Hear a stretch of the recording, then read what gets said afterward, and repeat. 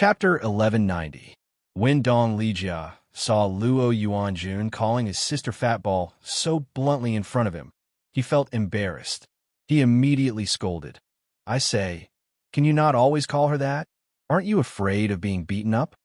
Luo Yuanjun glanced at Lin Wenwen, then turned back and said to Dong Lijia, "To be honest, I would be scared if she dared to knock me down with her size. But don't you know your Fatball? She won't beat you up." Dong Lijia shrugged at him and said, "You'd better restrain yourself. Otherwise, don't blame me for not reminding you if you really get beaten up." If it were in the past, he would definitely beat Luo Yuanjun up. But now there was a stranger in his sister's body whose gender he didn't even know. Dong Lijia didn't seem to care about it, and he even kindly reminded Luo Yuanjun. After all, the soul in his sister's body was a fighter, especially since he might have gotten used to this heavy body recently. If they were to fight, he had already tried it. Even though he only knew a little bit of kung fu before, he was still directly knocked down by his opponent. When it came to fighting, Deng Chenfei, who didn't talk much, was actually the best among them. That was because his family background was half gangster, and he had often fought with others when he was a child. If he hadn't been trained in fighting since he was a child, he would have died many times from fighting and being kidnapped by his family's enemies. Luo Yuanjun looked at Dong Lijia with a strange expression and said, "She can beat me? She wouldn't even dare to stand there and let her beat me. Hey, no, you weren't like this before. Dong Jiajia, have you changed? You have a new lover, and you don't even care about your sister anymore?" Dong Lijia glared at him and scolded angrily. "That's enough. Can you shut up? You've been making fun of my sister since we were kids. You're an adult now. Can you be a little better?" Luo Yuanjun was a mean person. He liked to play with Dong Lijia and tease Dong Xinxin. Dong Xinxin was often teased by him when he was a child, so he was very tired of him. And no matter how much he warned him, he would stick to Dong Xinxin and hit him as soon as he saw him. He often went overboard and got beaten up by Dong Lijia, but after a few days the scars healed and he forgot the pain. After growing up, Luo Yuanjun was finally unable to touch her. But at the same time, Luo Yuanjun's sharp-tongued skills had also improved. Dong Xinxin's personality was more introverted. Later on, he would often hide whenever he saw him. In fact, she really wanted to beat him up in her heart, but she was too weak to do such a thing. As for the relationship between the two of them, it was more complicated. They weren't exactly childhood friends, and they weren't exactly childhood friends either. Because it was Luo Yuanjun who provoked Dong Xinxin on his own initiative, and Dong Xinxin wanted to hide when he saw him. However, Luo Yuanjun felt awkward. He could tease her, but not others. Of course, Luo Yuanjun wouldn't care if it was Dong Lijia, his biological brother. However, he would not allow anyone other than himself, Dong Lijia, or Deng Chenfei, to bully Dong Xinxin. Lin Wenwen, however, rolled his eyes at Luo Yuanjun. He walked around him to Dong Lijia and said, "Are you going to Seaside? I'll go too." Actually, she was directly telling Dong Lijia that she wanted to go. As for the previous sentence, it was actually superfluous. Anyway, she didn't care whether they would go or not. If they didn't go, she would go by herself. Dong Lijia looked at her in surprise. "You want to go?" Lin Wenwen said lightly, "Yes, your sister wants to go. What's wrong? Can I?" Hearing that, Dong Lijia suddenly thought of something. Then he said thoughtfully, "Okay, then let's go." Seeing that, Lin Wenwen turned around and went upstairs. The others were left in the living room in silence. After a while, Luo Yuanjun came over and asked Dong Lijia, "I just want to know why she behaved like a different person from the night of my birthday to today. I suddenly feel that you just said that she would beat me. Is that true?" Dong Lijia glanced at him coldly and said, "I told you not to underestimate my sister now, or you will be beaten. Believe it or not, you can go and have a try." When he finished speaking, Qin Jiao, who was sitting next to him, was also a little surprised. Dong Lijia turned his head and looked at Wu Mingho, who was sitting quietly, and said with a smile, "Master Wu, you seem to be more relaxed recently. Are you used to the social circle in the city?" Wu Mingho was the only child, and he had just come back from abroad this year. He started to move around in the circle of young masters in the city. Hearing Dong Lijia mention him, Wu Mingho's handsome and elegant face warmly smiled and said, "Yes, I wasn't familiar with everyone before. Fortunately, second brother Luo is still very annoying." Then he glanced at Luo Yuanjun, who was walking over. He meant that he actually had a good relationship with Luo Yuanjun, so he followed him for his sake. And Luo Yuanjun was a playful person. After knowing that Wu Mingho was back, he had been looking for him many times. Everyone knew that the second young master of the Luo family was a particularly annoying person. If he targeted you and you ignored him, he would be more and more excited. Hearing that, Dong Lijia immediately nodded and said, "Yes, yes, yes. I was also unlucky to grow up with such a person." Hey. Is it really okay for you to say that in front of me? I don't care about my face." Luo Yuanjun walked over and kicked him angrily. Then he sat back in his seat. "Hurry up and get ready. We'll drive there in the afternoon." And that fat ball even took the initiative to tell you that she wanted to go. I don't know what's wrong with her. Luo Yuanjun sat down and said that with a puzzled look on his face. Dong Lijia also kicked him angrily and said, "Your face has already been eaten up by dogs in front of us. Why do you want it?"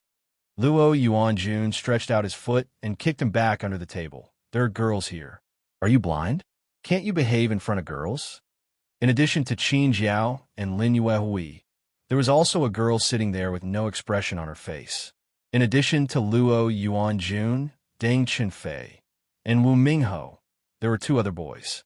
Their relationship with Dong Lijia was not as good as that of Deng Qinfei and Luo Yuanjun. Still, it could be said that they were acquaintances. Deng Qinfei was already used to their childish actions. He turned his head and looked upstairs. Then he looked at Dong Lijia, thinking about Dong Lijia's attitude just now. He always felt that there was something wrong with Dong Xinxin. Although he had noticed it a long time ago, he couldn't tell what the problem was. He was still the same person, but it felt wrong.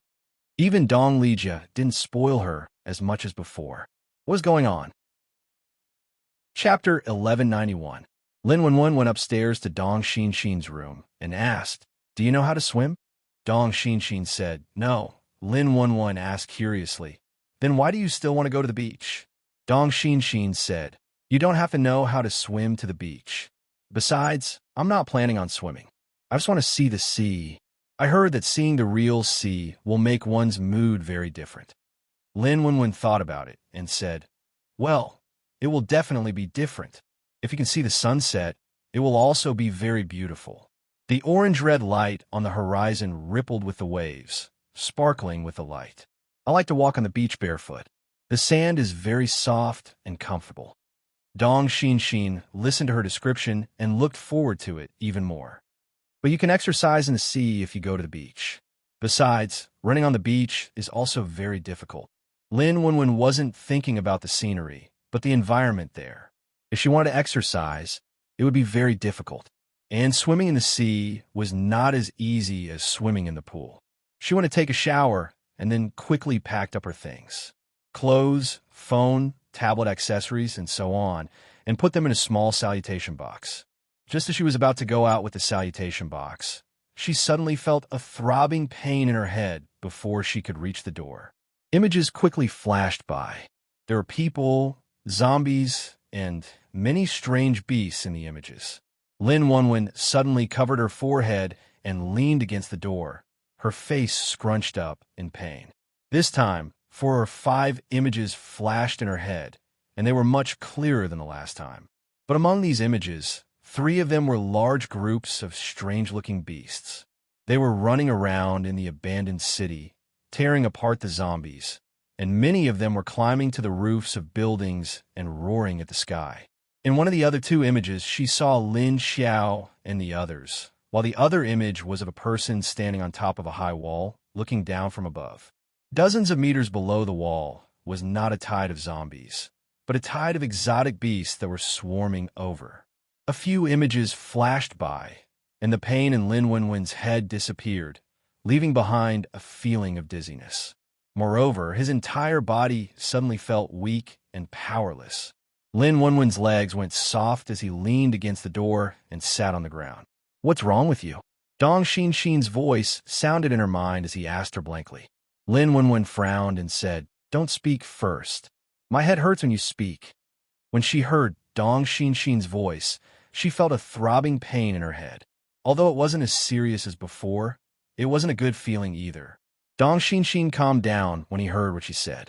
Lin Wenwen sat for a while, recalling the images he had just seen in his mind and the information he had received from the images. Those abandoned buildings, the dusky sky, and the sandstorm. Needless to say, that was the scene after the end of the world. Her sister was still wearing Lu Tianyu's face, but she was flying in the air and throwing down a large amount of black flames to the ground. In the other images, there were huge beasts of strange shapes and armored giant poisonous insects. There were too many of them. At a glance, they covered a large area of the streets, alleys, and even climbed up the walls of buildings. What were those? She had never seen those things before, and these things were attacking the base. That high wall was none other than the wall of the base of all beings. Moreover, her sister was fighting these things, and there was also the flames of war and smoke around her sister. Lin Wenwen knew that these images hadn't happened yet, and they were about to happen. But she didn't know where did those strange creatures come from? Why would they attack the base? What had happened in the 7 years that she had been away? There was a lot of information coming from the scenes in the images, but there was no beginning or end. However, she concluded that the end of the world was about to usher in a big crisis 7 years later. It was a disaster, and the formation of the disaster was those strange creatures. But she couldn't see the development and the ending. She didn't know what the end would be. Xinxin? Xinxin, are you inside? Just as Lin Wenwen was still sitting on the ground, immersed in the impact of the images just now, there was a knock on the door and Dong Lijia's voice. Wait a minute. Lin Wenwen hurriedly held the door and stood up. Then she took a deep breath and exhaled. After tidying up her mental state, she opened the door. Why are you so slow? What are you doing?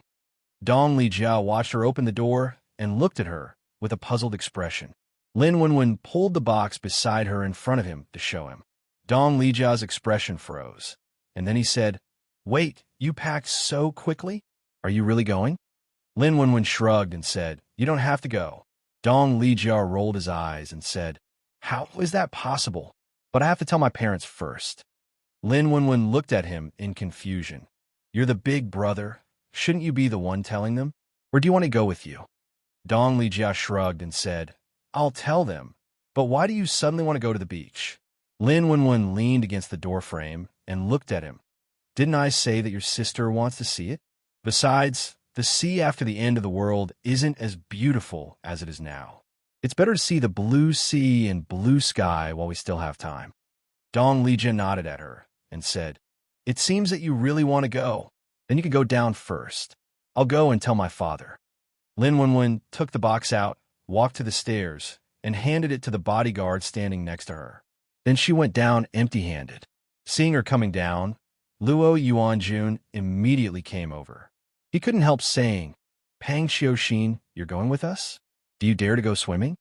As soon as he said that, he couldn't help but scold Lin Wenwen. Lin Wenwen calmly rolled her eyes at him and asked Dong Xinxin in her heart, Why does this guy talk to you like this every time? Dong Xinxin snorted and said, He's always like this, very annoying. Seeing that Lin Wenwen ignored him, Luo Yuanjun immediately became angry. Hey, why are you so cold now? Whenever he said something like this before, the girl would always stare at him angrily. Although no matter how angry she was, she wouldn't hit him, but she would be so angry that she looked like a pufferfish. In fact, she was quite cute like that, but now she was cold and indifferent, and he always felt that she was really going to hit him. To be honest, she was not cute at all now. Chapter 1192.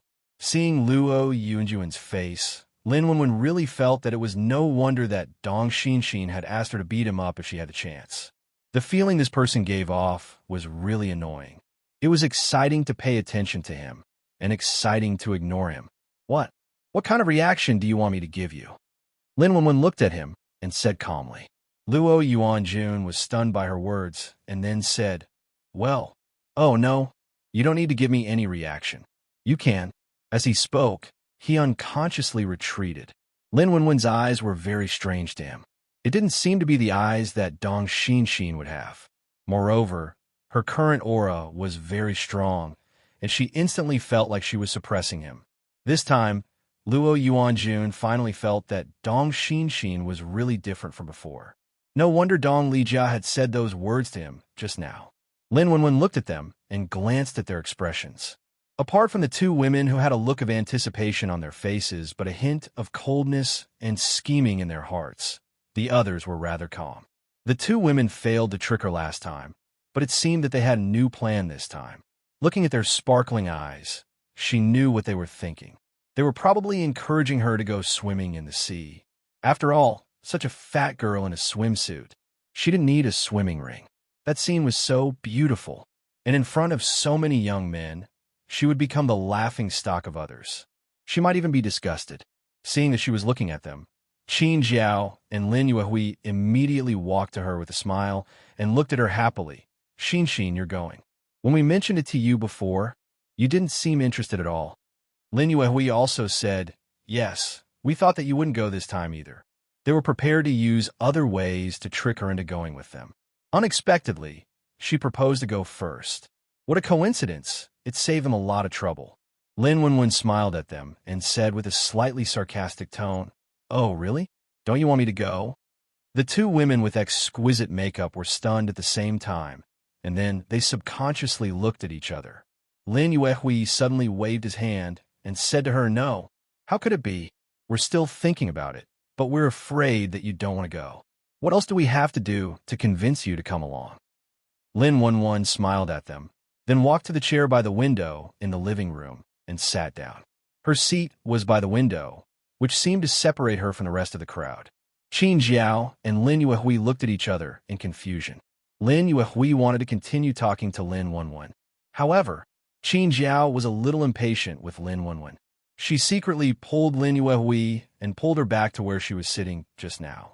Recently, for some reason, this fatty had suddenly become cold. Now, when he spoke, he actually gave off a feeling that he was looking down on others. It was as if the two of them were trying to curry favor with someone who was being ignored. Although Luo Yuanjun stepped back, he didn't stop talking. He looked upstairs and said, hey, Pang Xiu, why didn't your brother come down with you? Lin Wenwen sat on the chair, and his whole body seemed to cover the chair. However, she was almost used to this body. So what if she was fat? Being fat was her business. It had nothing to do with others. Anyway, even if she was fat, she would still be a flexible fatty. He'll come down in a moment. Lin Wenwen was playing with his phone and said, without looking at them, Deng Qinfei, who had been silent, suddenly turned to look at Lin Wenwen and asked her, Xinxin, have you been busy lately? Lin Wenwen looked up at him and shook her head. Oh no. When Deng Qinfei spoke, the others immediately turned to look at him. They all had the same feeling in their eyes. After hearing Lin Wenwen's answer, Luo Yuanjun didn't make fun of her like before. He just looked at her seriously and then looked back at Deng Qinfei with a thoughtful expression. Seeing that Deng Qinfei rarely spoke, Lin Yuehui opened her mouth. She immediately turned to Lin Wenwen and said, yes, I also feel that something has happened to you recently. I feel that you seem to have changed a little. Lin Wenwen still smiled at her indifferently and said, oh, so be it. So be it. Anyway, no one will remain the same forever. That was why she didn't continue to act according to Dong Xinxin's previous personality. Because Dong Xinxin was very cold to these people now. Apart from wanting to beat Luo Yuanjun up, he didn't say much to the others. Deng Qinfei looked at her with his long and narrow eyes on his expressionless handsome face.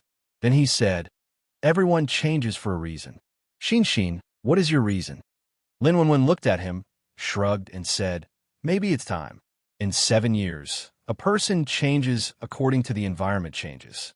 If the end of the world hadn't happened 7 years ago, it would have been difficult to survive in the past 7 years.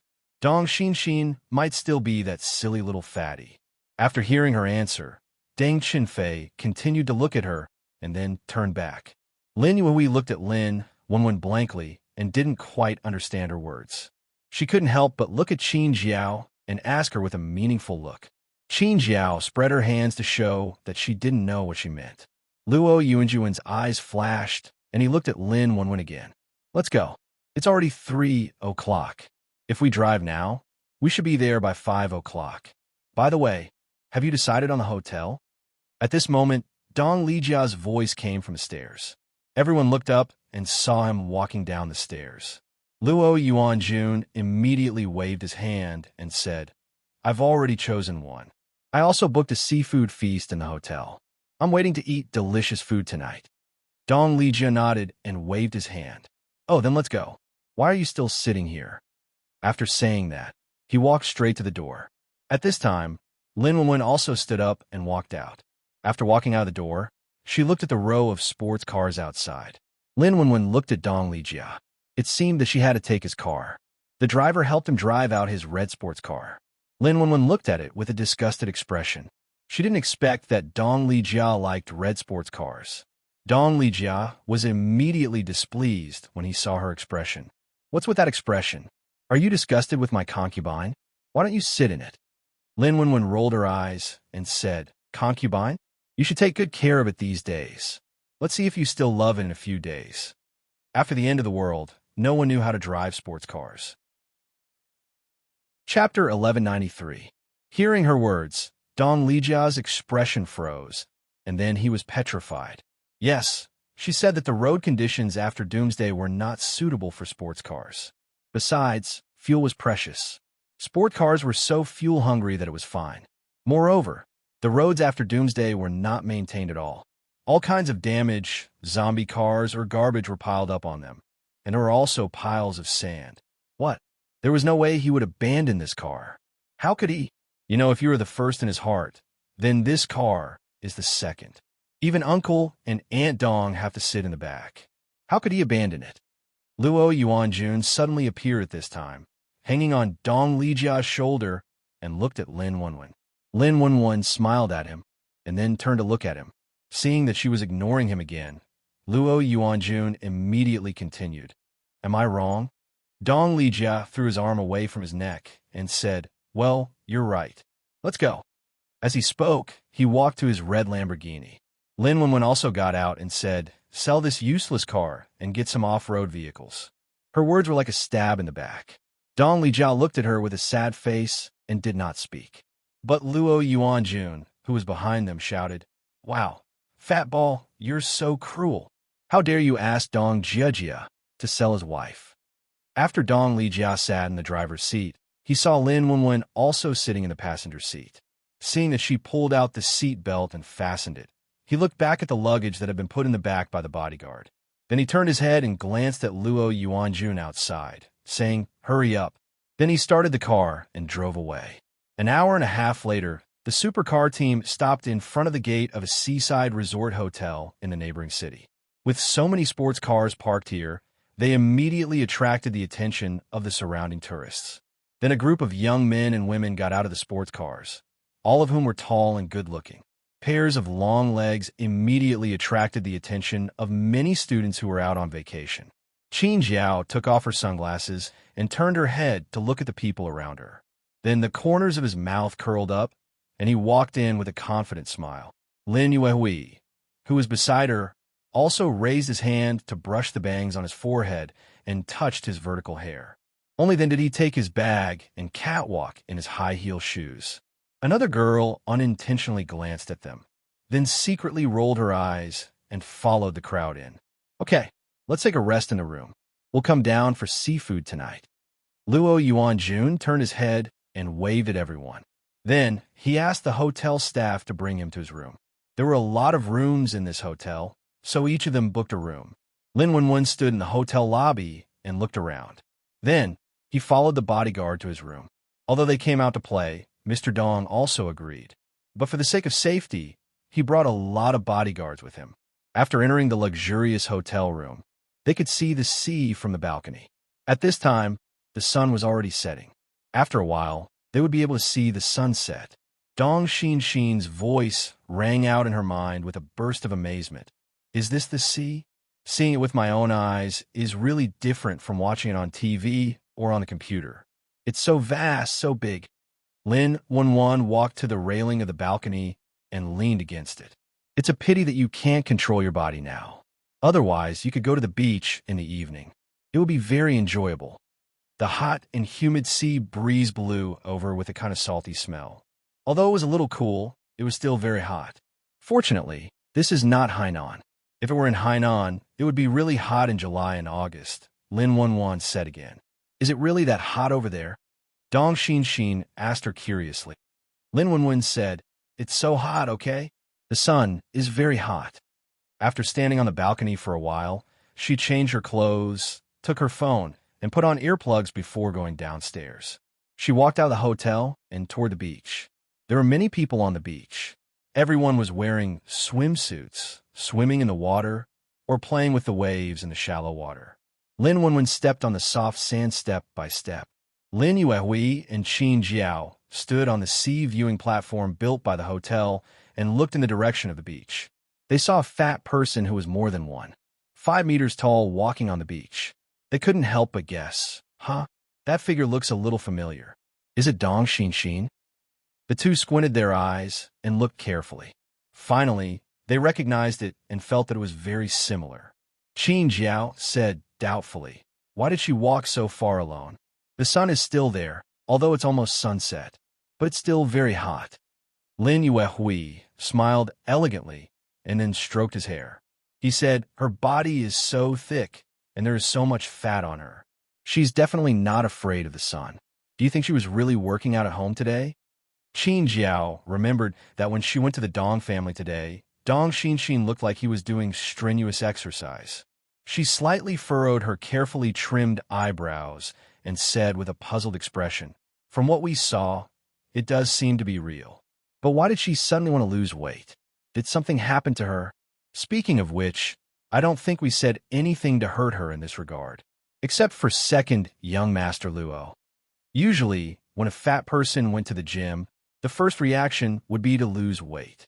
Lin Yuehui smiled disdainfully. How long will it take for her to lose weight? I think the gym coach won't want to see her if he sees her. Ha! Qin Jiao also laughed and said, But look at her. She is short and fat. She really grows horizontally like people say. Do you think she will dare to go swimming tomorrow? Lin Yuehui asked with a smile.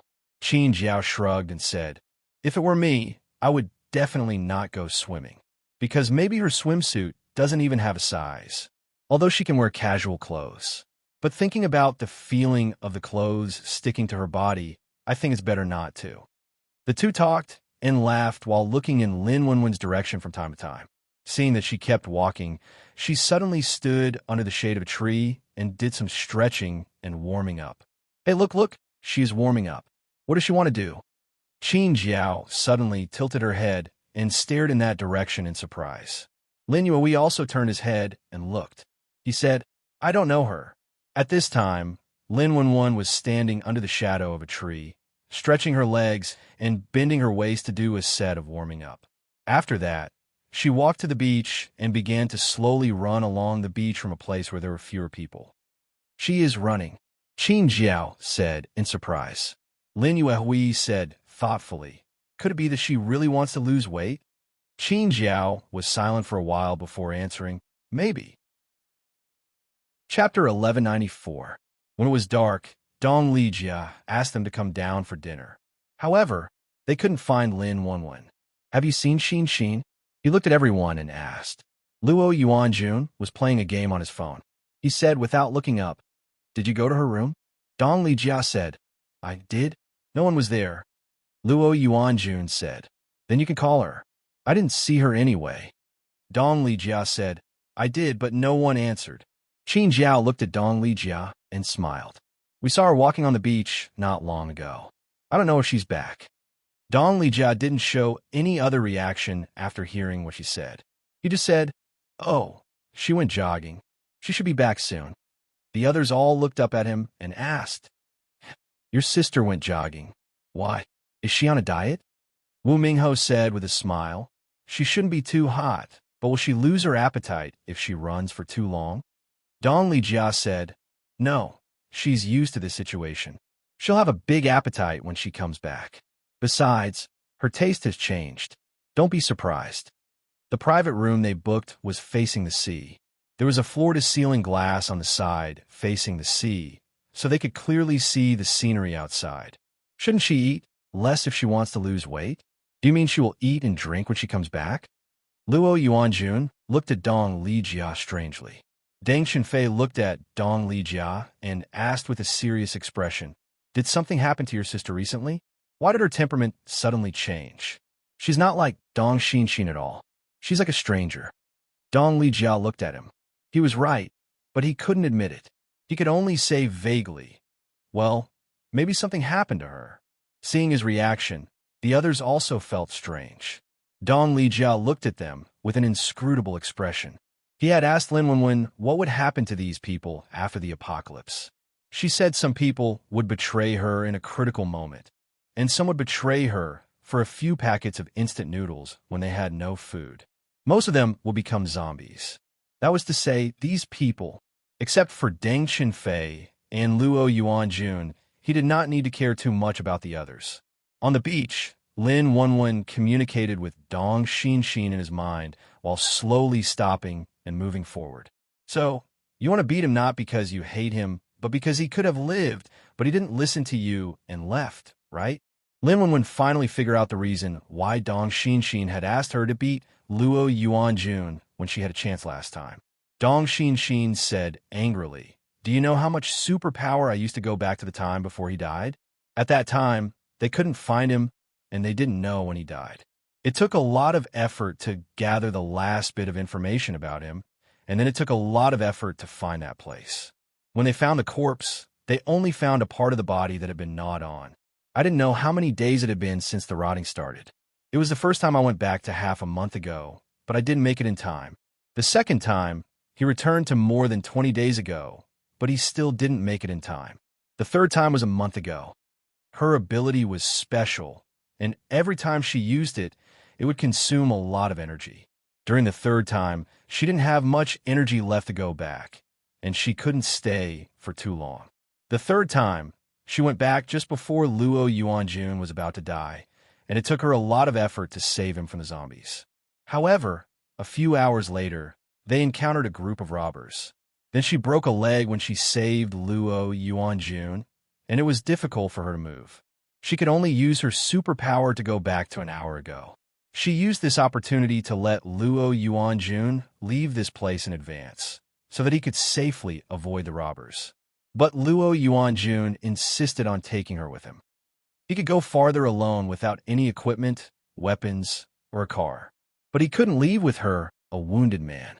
As a result, the man refused to leave her, and they both died. In order not to fall into the hands of the robbers, they would rather die in the hands of the zombies. Why did I go to so much trouble? Why did they both die? I used up all my superpower just to die with him? I'm so angry. Dong Xinxin was very angry. She was still angry when she thought about it. So she didn't want to see Luo Yuanjun or talk to him these days.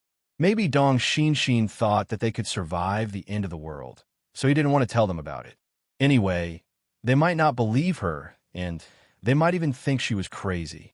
Since they could live until a few years after the end of the world, it didn't matter whether she told them or not. In that case, one less trouble is better than one less trouble. Lin Wenwen smiled and said, "It's not bad to die together. It's better to have a companion than to die alone." Hearing her words, Dong Xinxin thought for a moment and said, "That's true. Anyway, it has happened. I thought I would never have a chance again. I didn't expect that I would suddenly go back to 7 years ago. You can beat him when you can use this body. This is your grudge. It has nothing to do with me." Lin Wenwen complained again, then began to walk back to the hotel. Dong Xinxin sighed and said, "I don't know when that will happen. The more I see him, the angrier I get. I'm afraid I won't be able to control myself." Lin Wenwen said while walking, "You don't have to.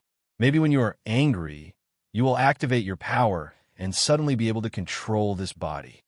On the way back, she took out her phone and looked at it. She found that there were several missed calls. It turned out that she didn't pay attention to it when she put it in her pocket, and she was not used to using ringtone, so she always used vibration. Thinking about it, She guessed that it was time to have dinner with her. He made a phone call to Dong Lijia. Have you started eating? Dong Lijia replied, Yeah, I'm already eating. Why didn't you answer the phone when you were running? Lin Wenwen said, I didn't pay attention to it. I put it in my pocket. Which private room are you in? I'll take a shower first and come over later. Dong Lijia told her the name of the private room and then hung up. Lin Wenwen dragged her sore legs back to her room. After washing off the sweat on her body, she changed her clothes and went down. When she found the number of their private room, all the dishes on the table had been served. All kinds of delicious seafood, such as abalone, sea cucumber, lobster, fish, and crab, made people drool. Chapter 1195. Seeing her come in, Luo Yuanjun was the first to speak. Come on, come on. We were waiting for you.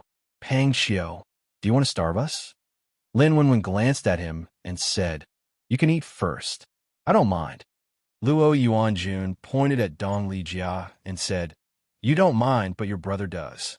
He won't eat if you don't come, and he won't allow us to eat if he doesn't eat. Lin Wenwen rolled his eyes at Dong Lijia, then picked up the bowl and began to drink the snail soup. She said while pouring the soup, If you don't want to eat, I'll eat first. The delicious conch soup was her favorite. She wanted to have some soup first before eating. Let's go for a walk on the beach after dinner. The sea breeze is cooler at night, Lin Yuehui said to everyone with a smile. Qin Jiao nodded and said, Yes, yes. I want to go too. Wu Mingho also nodded. That's a good idea. Brother Luo, let's go together. Luo Yuanjun picked up a big crab with his chopsticks and was about to eat. Hearing Wu Mingho's question, he answered casually, Well, let's eat first. What's the hurry? We can barbecue at the beach for supper. Isn't it great?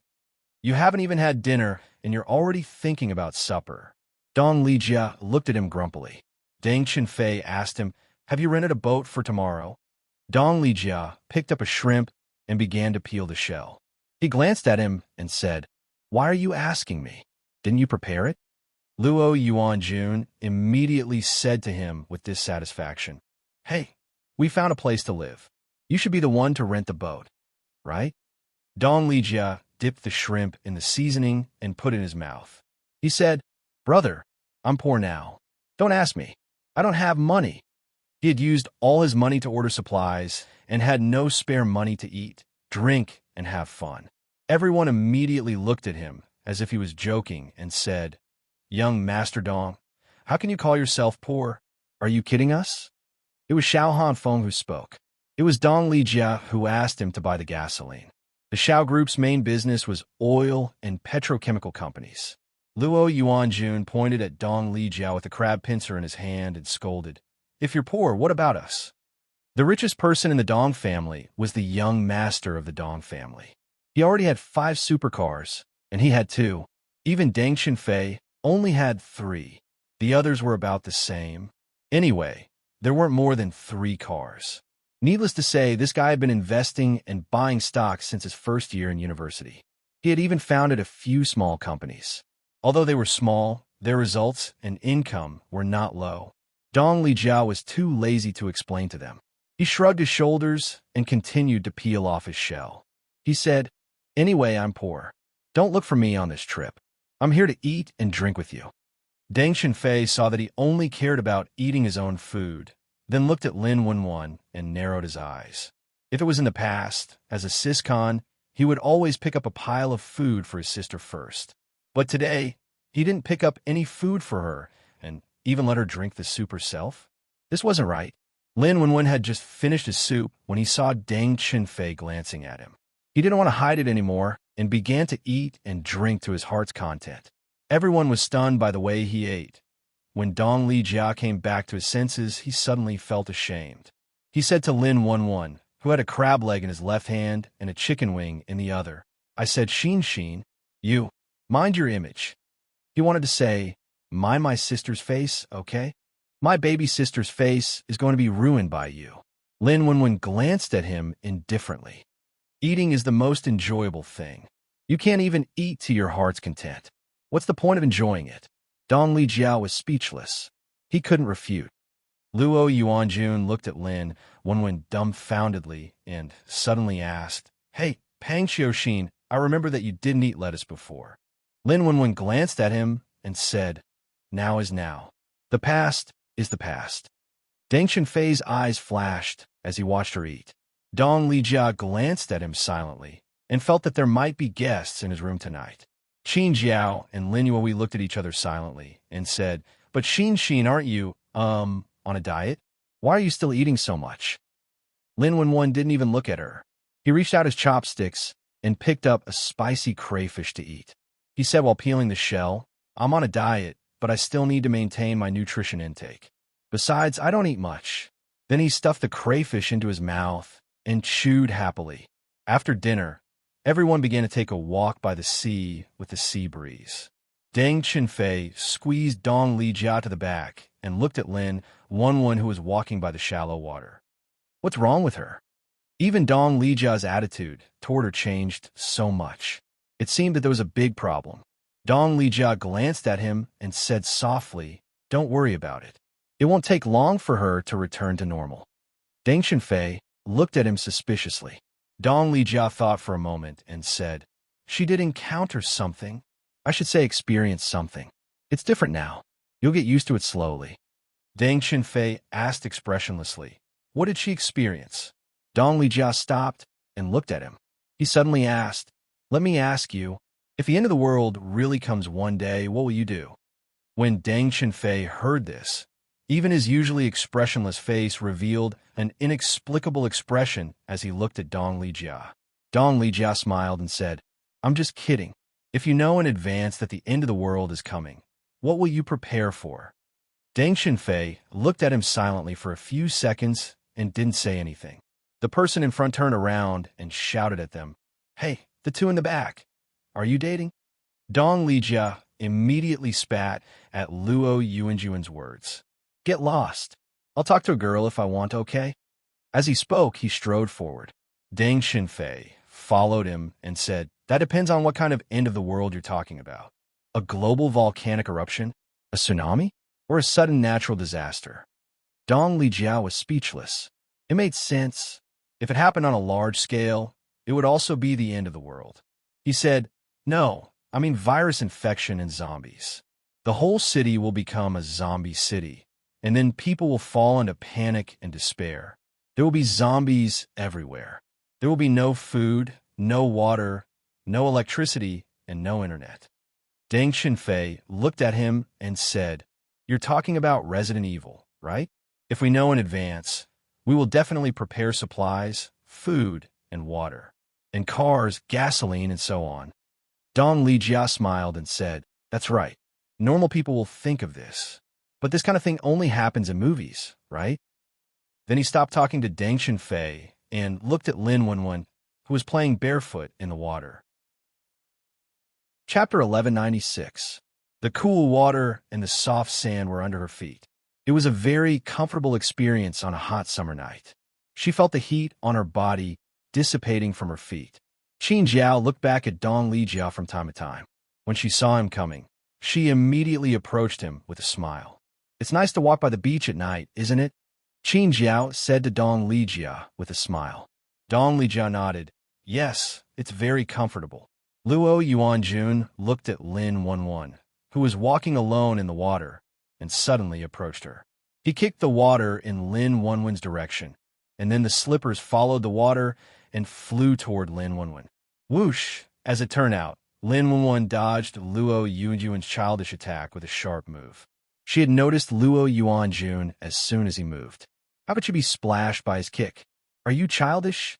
Lin Wenwen stood aside and rolled his eyes at Luo Yuanjun out of habit. Hey, you can dodge it.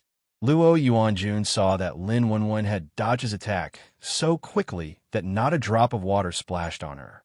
He looked at Lin Wenwen in surprise. The others all turned their heads to look at him after hearing his commotion.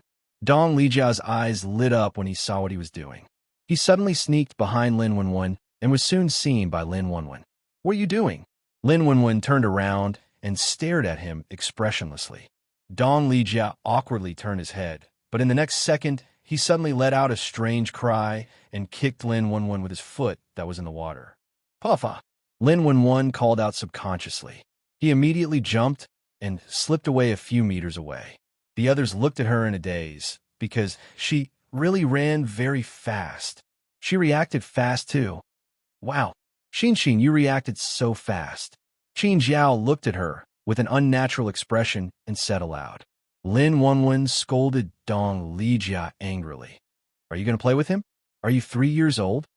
Luo Yuanjun had failed the first time, but when he saw Dong Lijia fail to splash the water on Lin Wenwen, he immediately got excited. Yeah, I didn't expect you to dodge twice. Quite agile. When did you become an agile fatty? Luo Yuanjun moved to the beach behind Lin Wenwen from the other side. If there was no water, they could use sand. When Lin Wenwen heard him calling her fat every few sentences, she also became angry. All of a sudden, he turned around and stuck his feet into the sand. Then, he swung his feet in the direction of Luo Yuanjun. Puff! The sand immediately scattered towards the Luo Yuan army a few meters away. Luo Yuanjun was caught off guard, and he dodged in a hurry. Hey, you guys, did you just eat? Don't run so fast. At this time, the girl who had been silent all this while couldn't help but say to Dong Lijia and Jiang Fei. After Lin Wenwen kicked the sand at the Luo Yuanjun army, he immediately distanced himself from them. He walked to the other side of the sand and said to the two unhappily, Are you idiots? Hey, who are you talking about? You big fat ball. How dare you call me an idiot? Luo Yuanjun was furious when she called him an idiot. He was about to chase Lin Wenwen. At this time, Deng Xinfei said coldly, All right, Yuanjun, be quiet. Do you want a stomachache after eating? Luo Yuanjun was reminded by him and immediately stopped. He pointed at Lin Wenwen and then looked at Dong Lijia with dissatisfaction. What's wrong with her? Since when did she become so mean? Dong Lijia complained. I told you she has changed. He is not my Xin at all. Who knows who he is? Lin Wenwen didn't want to talk to them anymore. She turned around and walked away. Walking along the beach, Lin Wenwen watched the waves hit the beach again and again. After walking slowly for an hour, the others all went back. But Lin Wenwen didn't go back. She continued to walk on the beach for a while and then began to run slowly. Qin Jiao and Lin Yuehui were standing on the viewing platform again. They looked at the direction of the sea and chatted. Dong Xin is really like a different person, and her reaction was really fast just now. She was able to dodge Luo Yuanjun's sneak attack. She really became a bit more agile. Lin Yuehui nodded. Yes, she was also very agile just now. But do you think she will wear a swimsuit tomorrow? They were going to wear swimsuits on the ship tomorrow, because they might go swimming or surfing in the shallow water. Definitely not, Qin Jiao said. Lin Yuehui smiled. Haha, not necessarily. We'll go to her room later and say that we all know how to wear swimsuits. It must be weird for her not to wear one. Have you forgotten that she is most afraid of being noticed? If she wears a weird dress, people will definitely notice her. Qin Jiao also smiled and said, Oh, right. When Lin Wenwen returned to her room, she had used up a lot of energy. She went back to her room and took a comfortable hot bath. When she was drying her hair in a bathrobe, someone suddenly knocked on the door. When she opened the door, Qin Jiao and Lin Yuehui appeared in front of her again. Lin Wenwen rolled his eyes in his heart, but he looked at the two of them without changing his expression. What's up? Qin Jiao looked at him with a bright smile and said, Can I come to see you? Xin, you've been very cold to us recently. Let's have a chat. Lin Yuehui also smiled and said, I heard that they will have a barbecue on the ship tomorrow. They didn't do it at the beach tonight. They didn't wait for Lin Wenwen to ask them to come in, and they squeezed in themselves.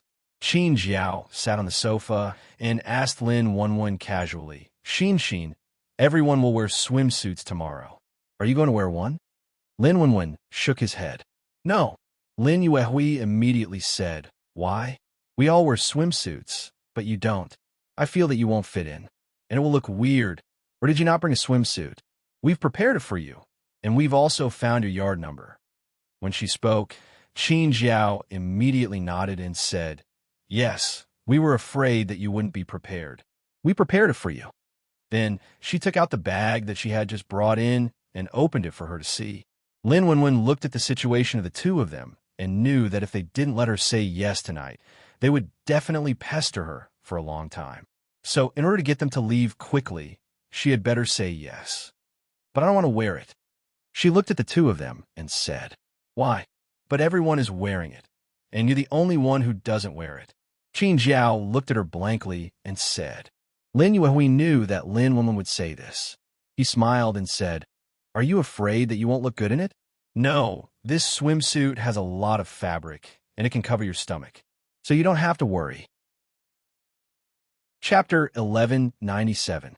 In order to match Lin Yuehui's words, Qin Jiao also took out the swimsuit and showed it to Lin Wenwen. The style was indeed very suitable for a fat girl. There was a loose gauze apron that covered from the chest to the thighs. Lin Wenwen narrowed her eyes when she saw it. Indeed, she didn't look too ugly in this. After all, the swimming ring on her stomach was already covered. But would they be so kind as to find such a suitable swimsuit for her? She wanted to reach out to see if there was anything special about it. Then, Qin Jiao slightly shrank back and avoided her hand.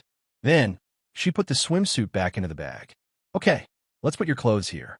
Take them out when you want to wear them tomorrow. They really suit you. Don't worry.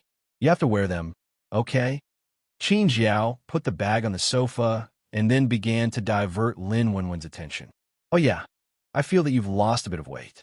Xin, you must have been working out recently, right? Lin Wenwen didn't look at the bag again. She just smiled at them and said, Really? Can you tell? Qin Jiao nodded repeatedly. Yes, I can tell. Although they couldn't tell, they had to say that they could now.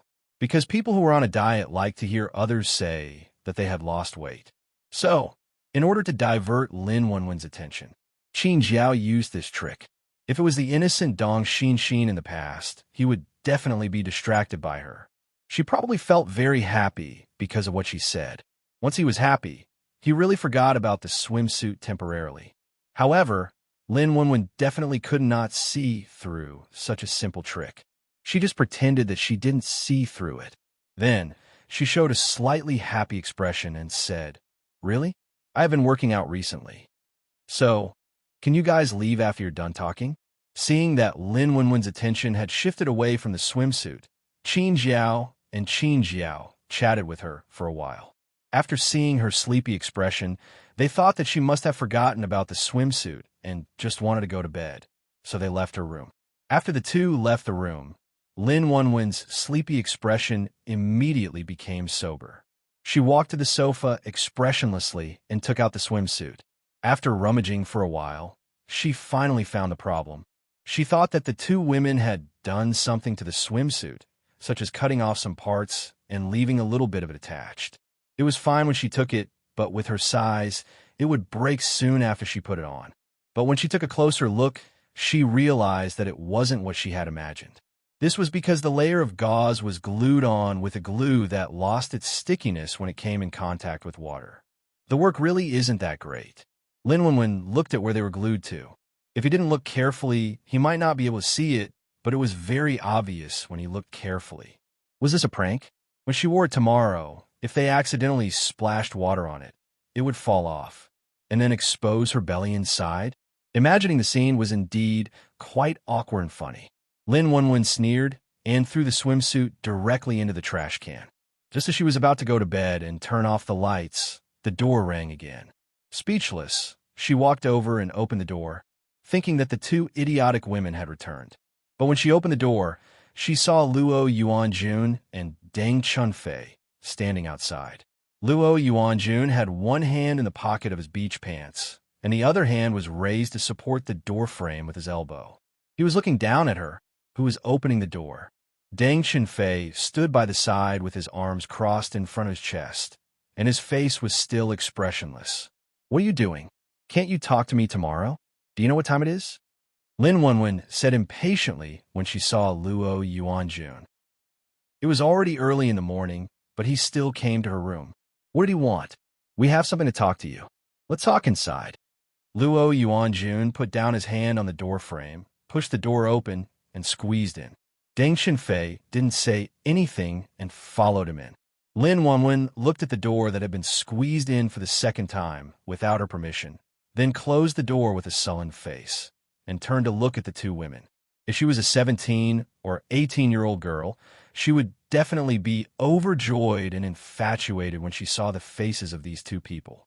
Although she didn't pay much attention to them before, now she saw that the two women looked about the same. They were both slightly better looking than Dong Lijia. Seeing her close the door, the two men's expressions immediately changed. They stared at her inquisitively and looked her up and down. Luo Yuanjun stared at her body, while Deng Qinfei stared at Lin Wenwen's eyes. Lin Wenwen and Deng Qinfei looked at each other for a few seconds and saw that the other was not going to speak first. She said aloud, "Aren't you afraid that Dong Lijia will know that you are in a girl's room in the middle of the night?" Generally speaking, when a brother saw another man entering his sister's room in the middle of the night, he would have wild thoughts. Deng Qinfei looked at her, narrowed his eyes, and suddenly asked, "Who are you?" Lin Wenwen was stunned. She looked up at his face and said calmly, "What are you talking about?" Deng Qinfei looked down at her, and his eyes were fixed on her sharply. He said with a straight face, "Except for your face and your body, you don't look like the Dong Xinshin we know at all.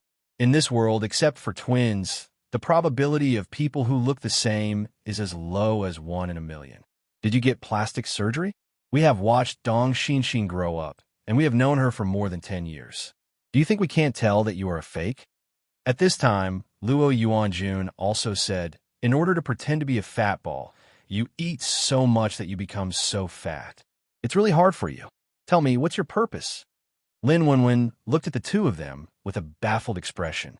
"What are you talking about? I don't understand." But she thought to herself, it seems that these two people care about Dong Xinshin very much. Is it because she is Dong Lijia's sister? Maybe, as Deng Qinfei said, they have been friends for more than 10 years. It's normal that they are so familiar with each other. Not only are you not Dong Xinshin, but even Dong Lijia has changed. He would never ignore Xinshin like this, unless you are not his Xinshin, Deng Qinfei said, narrowing his eyes. Lin Wenwen still pretended to be confused and looked at them. "Did you take the wrong medicine? What nonsense are you talking about?" At this time, Luo Yuanjun suddenly stood in front of Lin Wenwen, pointed at the position of Lin Wenwen's heart, stared into her eyes, and said, "Although you look the same and have the same body, your soul is different. Who the hell are you?" Deng Qinfei's breath instantly changed when he saw him poke his finger into the other person's chest. Well, this position, Luo Yuanjun really dared to poke it directly. Lin Wenwen looked down at the finger that had sunk into her flesh, and then looked up expressionlessly. The corner of her mouth twitched, and she gritted her teeth and said word by word, "Where are you touching? Where?" Luo Yuanjun was startled by her murderous eyes, and he looked down at her. Then he found that his finger was poking in an awkward position of hers. No wonder it felt soft. But the next second, he was instantly petrified. Chapter 1198. While Luo Yuanjun was petrified, Lin Wenwen glared at him and said through gritted teeth, "Have you seen enough?" It was not until then that Luo Yuanjun came to himself. He quickly withdrew his hand and looked up at Lin Wenwen guiltily. As a result, when he raised his head, a chubby fist came right at him. "Uff, ouch!" With a scream, Luo Yuanjun squatted to the side, covering half of his eye. When Deng Qinfei saw Luo Yuanjun's petrified reaction, he could not help twitching the corner of his mouth and wanting to laugh. The next second, Lin Wenwen threw a punch at Luo Yuanjun. Then, Luo Yuanjun immediately covered his eyes and squatted on the ground with his back to them. Deng Qinfei was stunned for a moment. Then he looked at Lin Wenwen and said with certainty, "You really aren't Dong Xinshin. You said that time would change people, but less than half a month ago, Dong Xinshin was still very normal. How are you going to prove that in less than half a month, her personality and habits have changed to become like a different person? Even if time could really change people, it still needed to be accumulated. For her to have such a change in such a short period of time, it would only happen if she received a very serious blow or some other stimulation. Fuck me, fuck me. How dare you hit my eyes? What if I become blind?" Only then did Luo Yuanjun come to himself. He jumped up immediately, covering his eyes with one hand and pointing at Lin Wenwen with the other. "Don't worry, I won't go blind. I didn't use much strength, so please don't point your fingers when you speak next time. Lin Wenwen said to him coldly, then turned to Deng Xinfei and said, if you're just here to talk nonsense, please get out. I don't have time to accompany you. I still need to sleep. I just didn't pay attention. Just poked it. Luo Yuanjun felt a little embarrassed and guilty about Lin Wenwen's previous words, so he said weakly, are you talking nonsense? If you want to pretend, you should at least make it look real. You don't even have an expression that Dong Xinxin would have on your face. When she asked Dong Lijia, he hesitated and didn't say anything. Who are you? What's wrong with your family? Where is Dong Xinxin? Deng Xinfei looked at her coldly and asked. Then he glanced at Luo Yuanjun and said, Xinxin would never hit anyone. Even if Yuanjun had offended her just now, she would only back away shyly or yell. Lin Wenwen carefully sized up Deng Xinfei. This person's observation skills were very sharp. Moreover, his personality seemed to be quite rigid. Once he had made up his mind, he would stubbornly hold on to it. Since the other party had already seen through her, he wouldn't believe her even if she kept acting dumb. As for Luo Yuanjun's character was a bit cheap and stupid. But if he really believed in something, he would be the same as Deng Xinfei. Otherwise, he wouldn't have appeared here with Deng Xinfei. She walked over to the bed and sat down. The mattress caved in because of her weight. She said, I'm Dong Xinxin. Believe it or not, it's up to you. Are you planning to stay here tonight? I'm going to bed. She looked as if she would not give them the answer they wanted no matter what they said. Deng Xinfei and the other two looked at each other and understood what she meant. However, they really couldn't stay here for too long. They could only leave first. Anyway, there would be time and opportunities to slowly figure it out in the future. The two turned and walked towards the door. Luo Yuanjun covered one eye and suddenly turned around, pointed at her, and said, Our fat ball is not so violent. You are definitely not her. After that, he immediately followed Deng Xinfei out of the door of her room. Lin Wenwen shrugged and said, Wait and see. She wants to hit you more. Then she stood up, walked to the door, and locked it. Then she went back to the bed and lay down. She had a dream that night. In the dream, not only her sister with Lu Tianyu's face appeared, but also Lin Hao, Lin Feng, and others. They were all fighting with a monster she had seen before, and they seemed to be having a hard time, because when those superpower attacks fell on those monsters, they didn't do any harm to them. They still didn't react and continued to attack and bite the human beings. Countless of them surrounded one person, but she didn't see Yuan Tianxing. She also didn't see the purple figure that she was very concerned about. What did you say? You want to find fresh catnip that hasn't been infected? Where can I find fresh catnip that hasn't been infected now?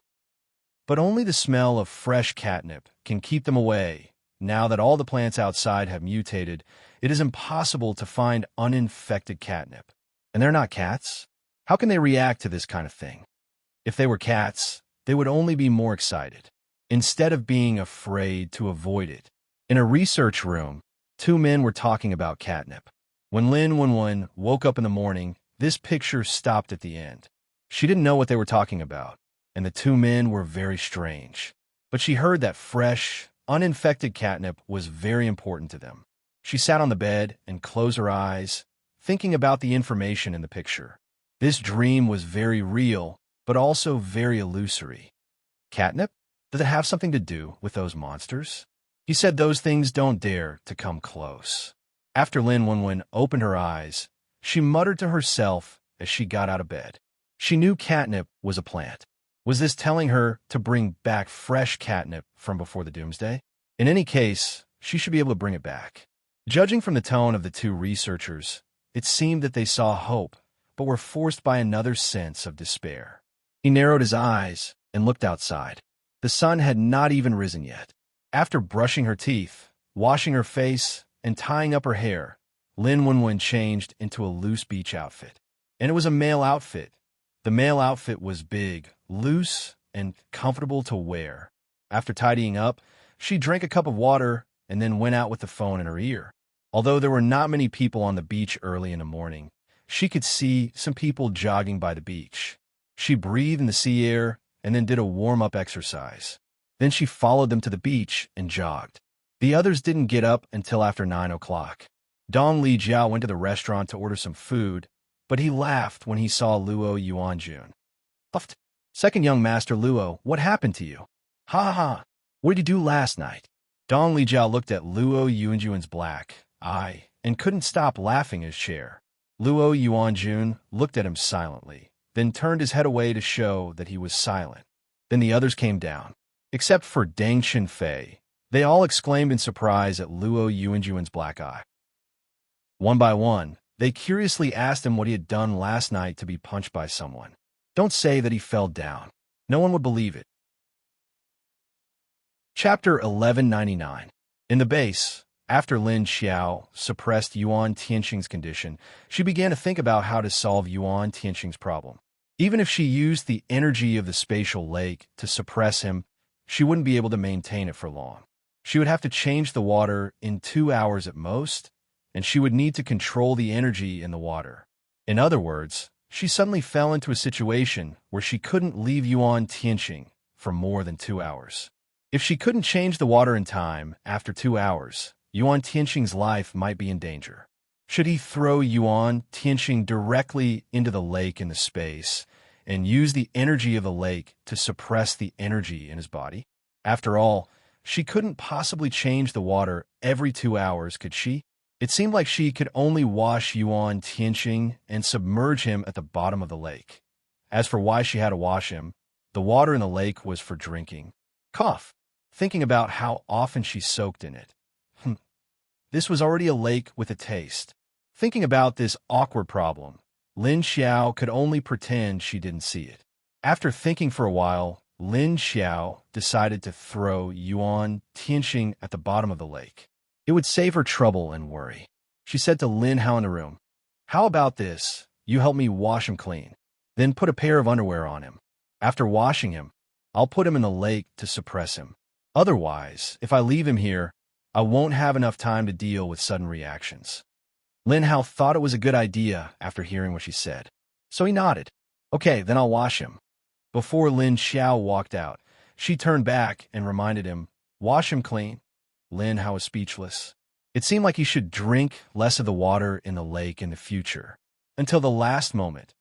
After waiting outside the room for half an hour, Lin Hao rolled up his sleeves and walked out with a face full of sweat and a depressed face. He said tiredly, "It's done." Lin Xiao turned around and entered the ward. Sure enough, Yuan Tianxing's pants in the bucket had been removed, and his hair was wet. He was wearing a pair of white underwear, and his whole body was purple and black. It looked very strange. She grabbed his arm and brought him into the space. They appeared in the middle of the lake and casually threw him into the lake. Plop! After Lin Xiao dropped Yuan Tianxing, he appeared on the shore in a flash.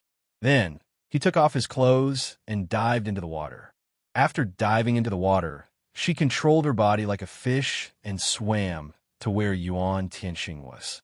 Right in front of him, facing him, she reached out a hand and placed it on his heart. His mind began to control the surrounding energy to gather here. The green energy shrank into a dark green color and piled up on Yuan Tianxing's body, wrapping him up into a human cocoon. His underwear was also squeezed and disintegrated by the energy, and he was completely naked from head to toe. After seeing that he was surrounded by green energy, Lin Xiao loosened his grip slightly and left the bottom of the lake to swim upstream. She returned to the shore and put on her clothes before she flashed out of the space. Duan Wan and Lin Hao waited outside the door. Seeing Lin Xiao disappear for a while and then reappear in the room, they knew that she had temporarily taken care of Yuan Tianxing. Lin Xiao walked out with her long hair dripping. She looked at Lin Hao and said, "Is there no progress in researching Yuan Tianxing's medicine?" Lin Hao Jun shook his head with a troubled expression. "No, I've even tried the root plant you brought back from the cave last time, but it's useless. I have no idea what the nemesis of this energy is. Also, I haven't studied the attribute of this energy in his body, so it's not that fast." Lin Xiao reached out and patted his shoulder. "Don't be too anxious. At least I can still suppress him on my side." But we can't let our guard down. Keep it up. Lin Hao sighed. He suddenly said, if only Wen was here now. At least she could do the bathing. She could also take advantage of brother Tianxing. Making me bathe him, it hurts my eyes. He thought of the scene of taking off Yuan Tianxing's clothes and bathing. Although Yuan Tianxing's body was very good, he was jealous. It was so good that he was jealous. However, he liked women and had no interest in men's bodies, especially Yuan Tianxing's dick. At first, he was curious about his size.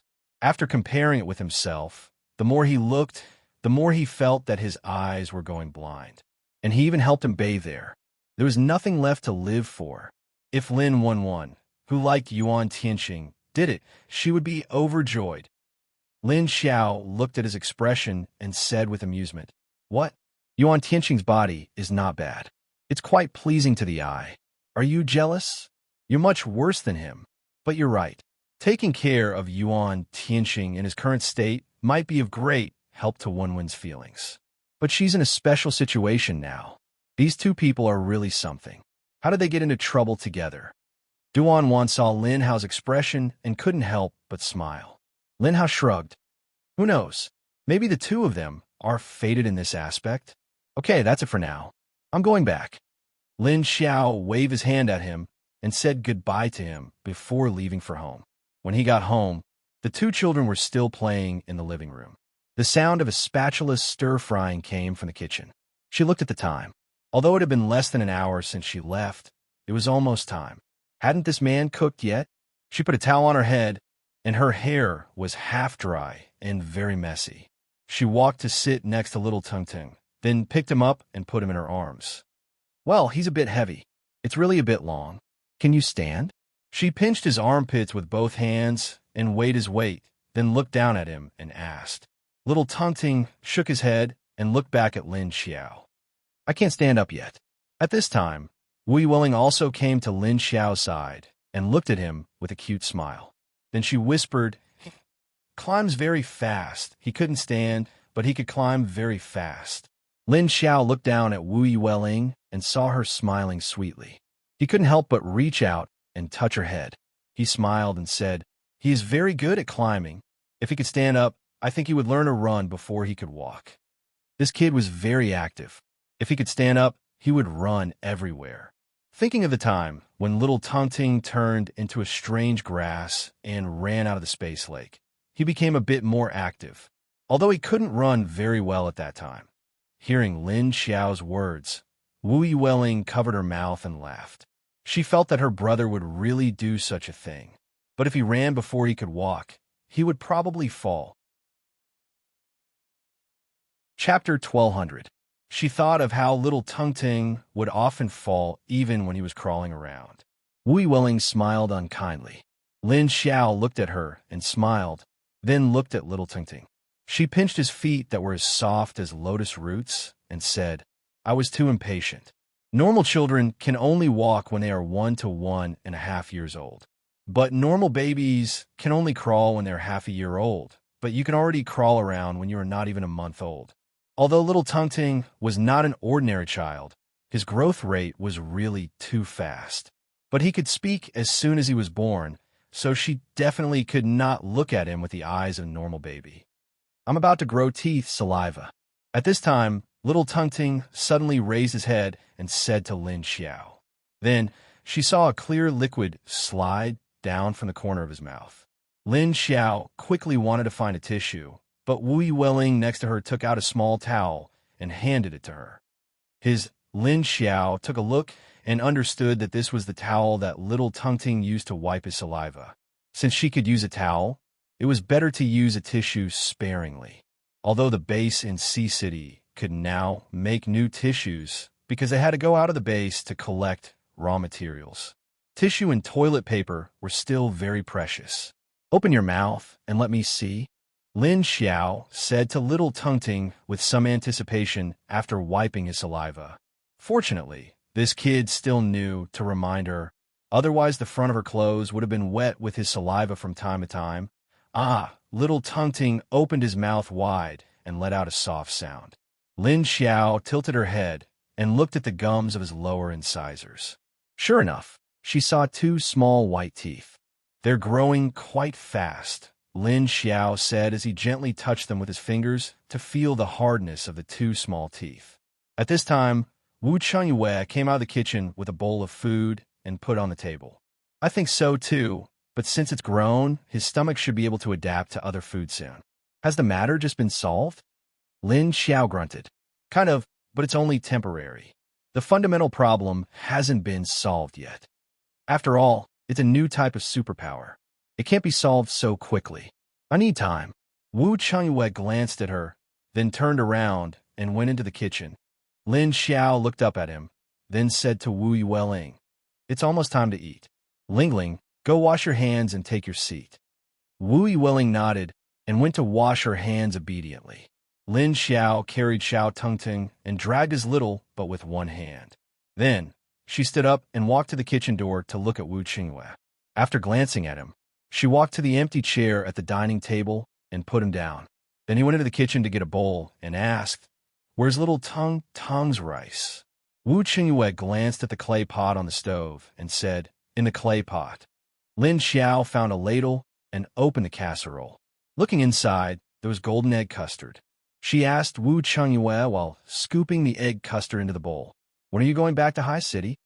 Wu Chengyue continued to scoop up the dishes and replied, "Are you trying to chase me away?" After Lin Xiao scooped up the egg custard, she put the lid back on the clay pot. She glanced at him and realized that he had switched to an expressionless face. His expression didn't change because he was talking to her. His gaze was focused on the movements of his hands as he put the dishes on the plate. His exquisite side profile had a serious expression.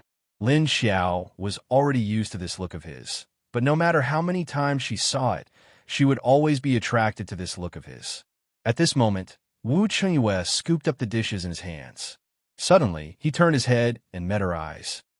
Then, he said with a smile, "I realize that you really like to watch me cook, and you're even fascinated by it. It seems like I'm more charming when I cook than usual." Seeing him smile, Lin Xiao's aura of a male god just now was broken. Moreover, when she heard what he said, she immediately rolled her eyes at him, turned around, and walked out with Xiao Tung's bowl. Wu Chengyue automatically accepted her eye roll and followed her out. As he walked, he said, "Why don't you admit it? Back then, when you turned transparent and stayed in my house, you would often watch me while I was cooking. Don't think I didn't notice." Lin Xiao said angrily, "That's your illusion." She walked to Xiao Tungting's side and sat down. Then, she picked up Xiao Tungting's ceramic spoon and began to stir the steaming egg custard in his bowl. "Why won't you admit it? Mama, you clearly saw it." At this time, little Tungting tugged at Lin Xiao's leg. Lin Xiao stopped what he was doing and stared at him silently. Tung immediately turned his head to look at Wu Chengyue guiltily. Then he muttered softly, "I didn't say anything wrong." Lin Xiao said coldly to the back of his head, "Do you still want to eat this meal?" Tung immediately turned around and obediently sat down. Like an obedient child, he said, "Yes."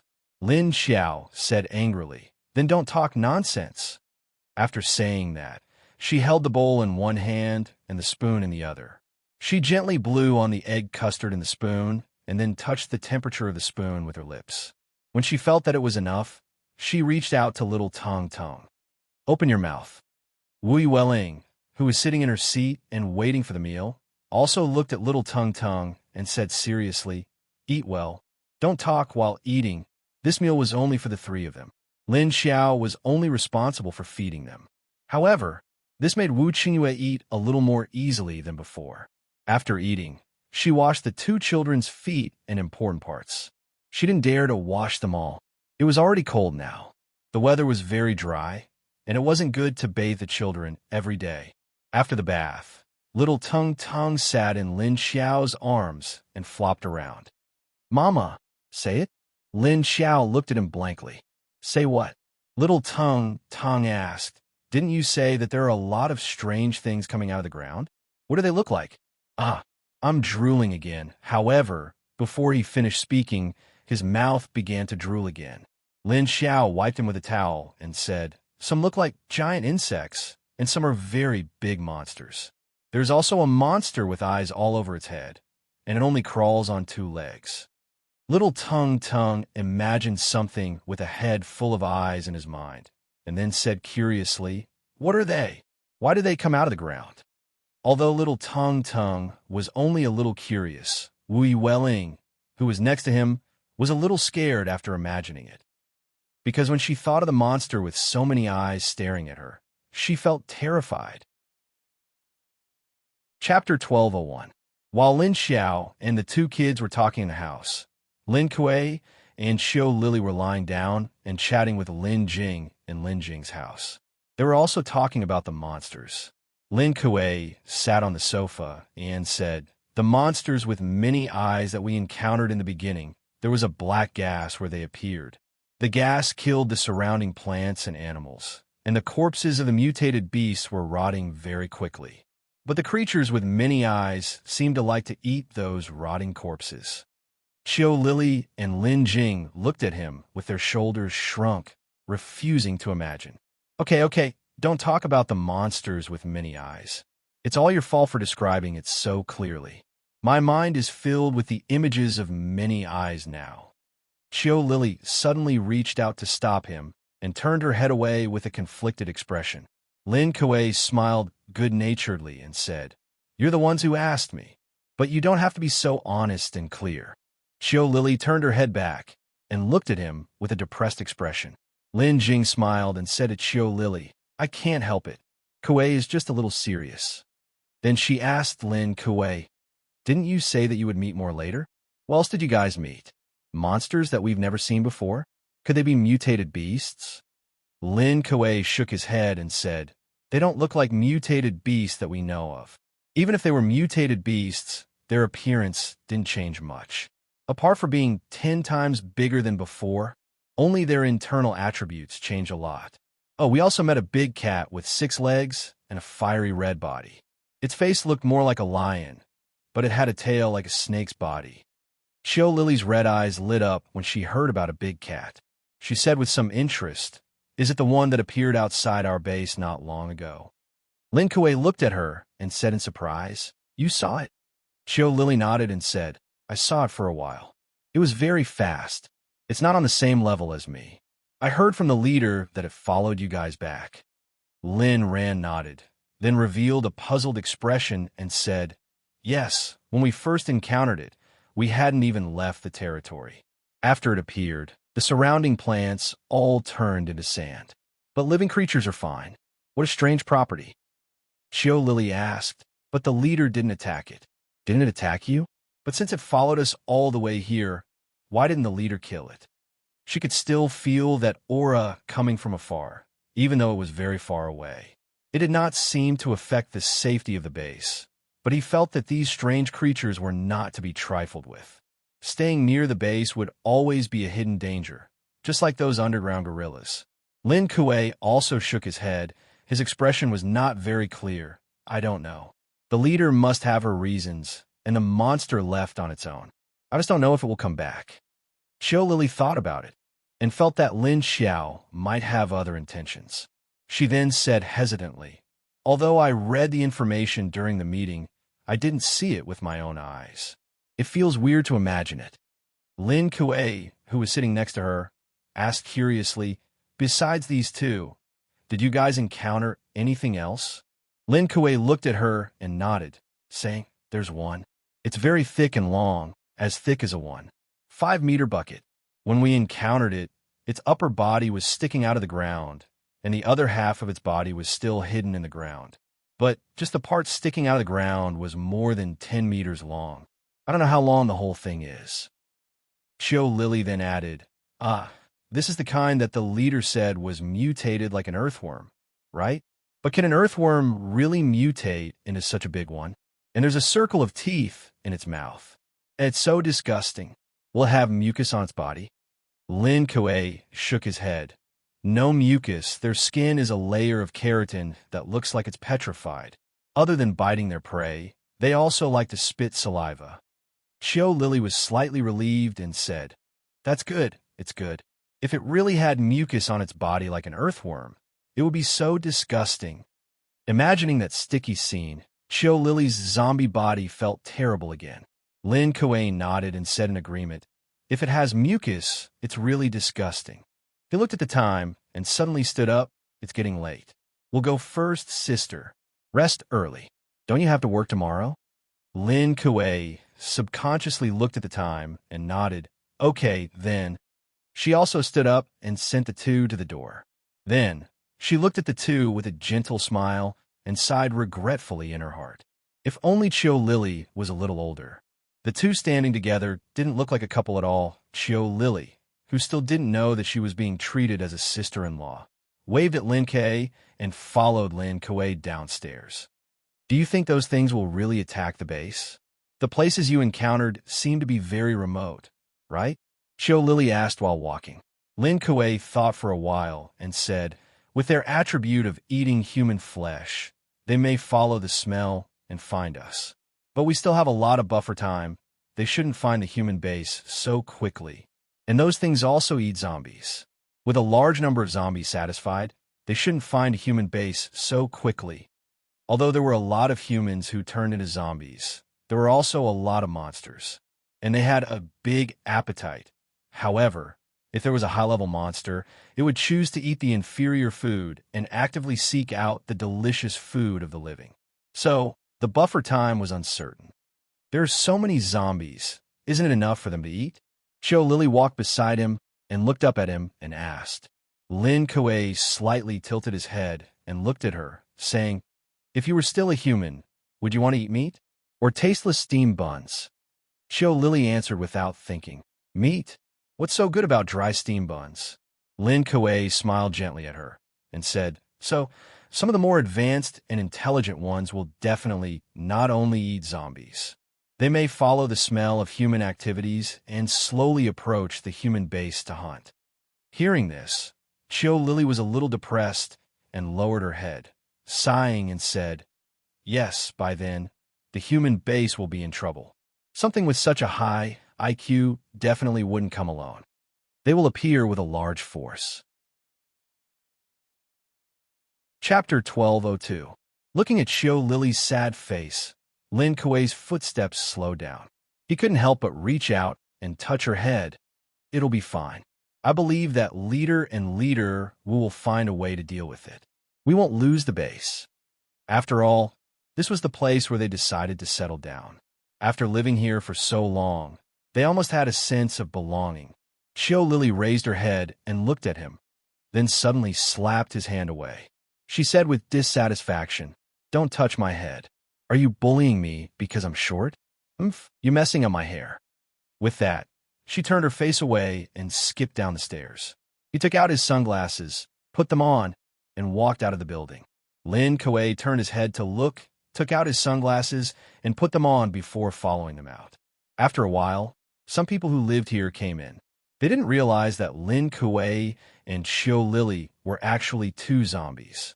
Chiyo Lily didn't walk far from the community before she jumped and disappeared.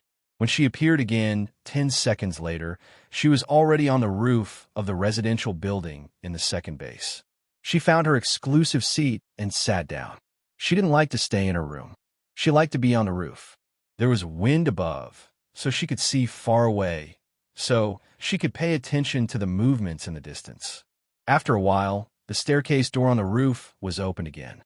A big black panther walked out with elegant steps. It turned its head to look at Chiyo Lily's position and swung its long black tail. Chiyo Lily turned her head and saw that he had turned into a black panther. Her eyes flashed, and the red in her eyes became brighter. She waved at Lin Kuei. "Come here." The black panther walked over slowly, then jumped lightly to her side and sat down. Its tail swung left and right. Chiyo Lily reached out and touched the fur on the black panther's chest. It was smooth and didn't get tired of touching it. The black panther suddenly swung its tail quickly, then turned its head and said to her with its leopard face, "In fact, I wanted to say this a long time ago. Even if I'm not in a human form, you're still molesting me, right? Are your chest muscles strong?" Every time, she would either touch his head or his chest, which made his heart itch and feel strange. Chiyo Lily was stunned when she heard that, and then she quickly retracted her hand. Then, in the next second, He felt that his reaction was a little too big.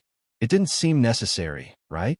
Soon, she looked up at Haybao, who was taller than her even when sitting down, and said unhappily, "What?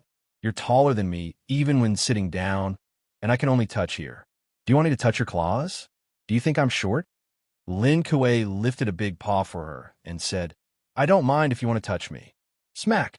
Chiu Lily slapped his black claw away, then turned her head and flung her ponytail at his face. She pouted and snorted. "I don't want to. Your paws are too dirty on the ground. Besides, if you really don't want me to touch you, then don't come near me. You were the one who leaned on me sometimes." Lin Kuei looked at the side of her face. The leopard smiled slightly, and its two round eyes narrowed. His tail gently hooked Chiu Lily's long hair from time to time. He said, "I heard that you were with the leader at the beginning. What was the situation like when you met? Did you guys have a fight? I heard that she was still very weak at that time." Chiu Lily thought of the first time she met Lin Xiao, and she smiled and said, "She was indeed very weak at that time. She was only level 3 or 4, but we didn't fight. Because she was just passing by, I sent low-level zombies to stop her in advance.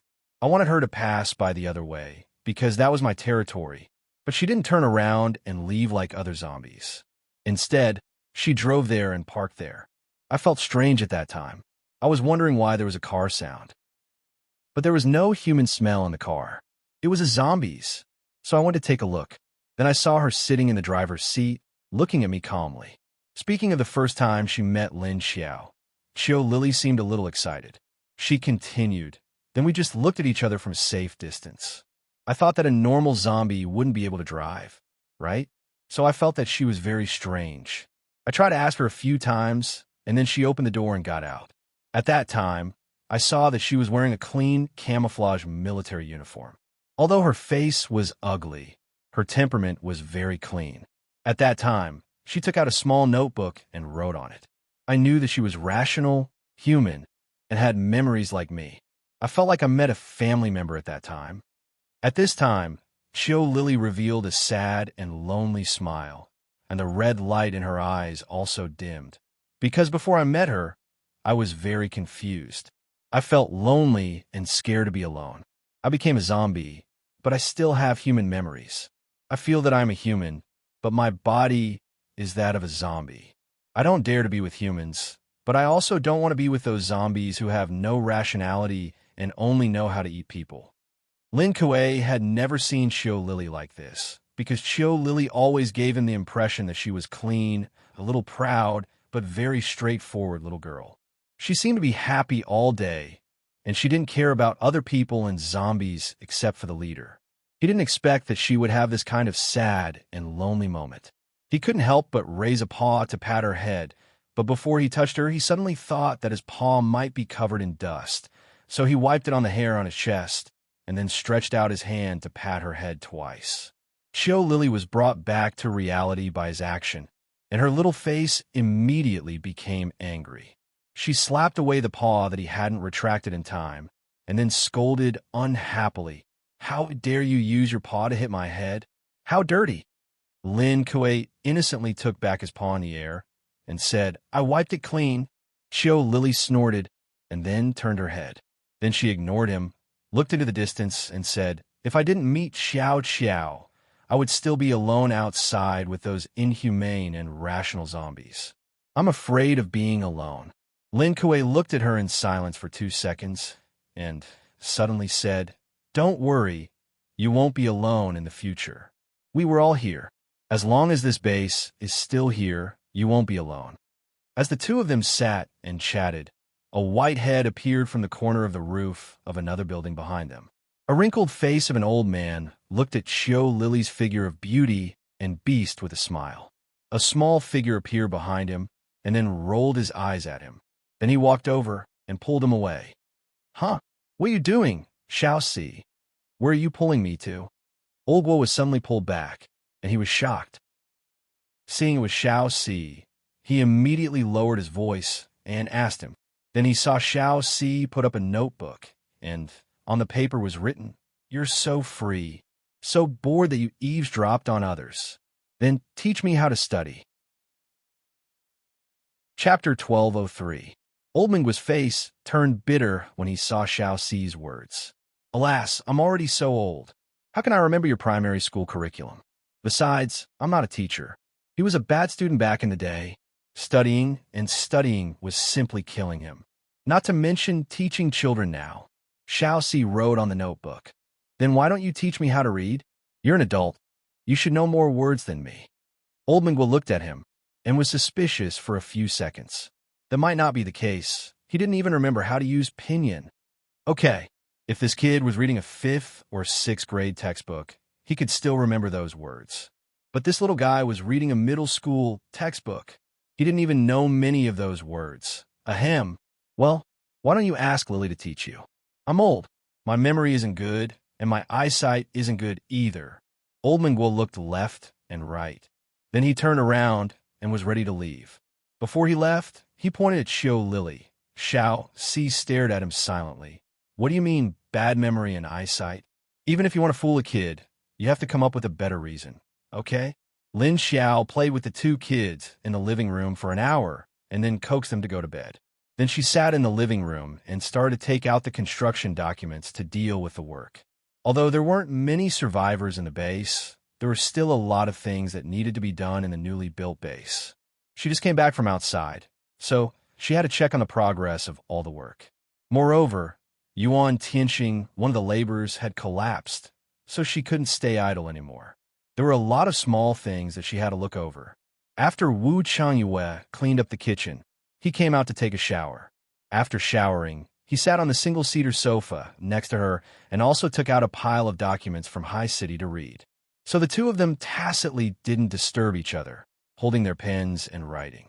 The living room was quiet except for the sound of them flipping papers and writing. After 2 or 3 hours, Wu Changyue let out a long sigh of relief.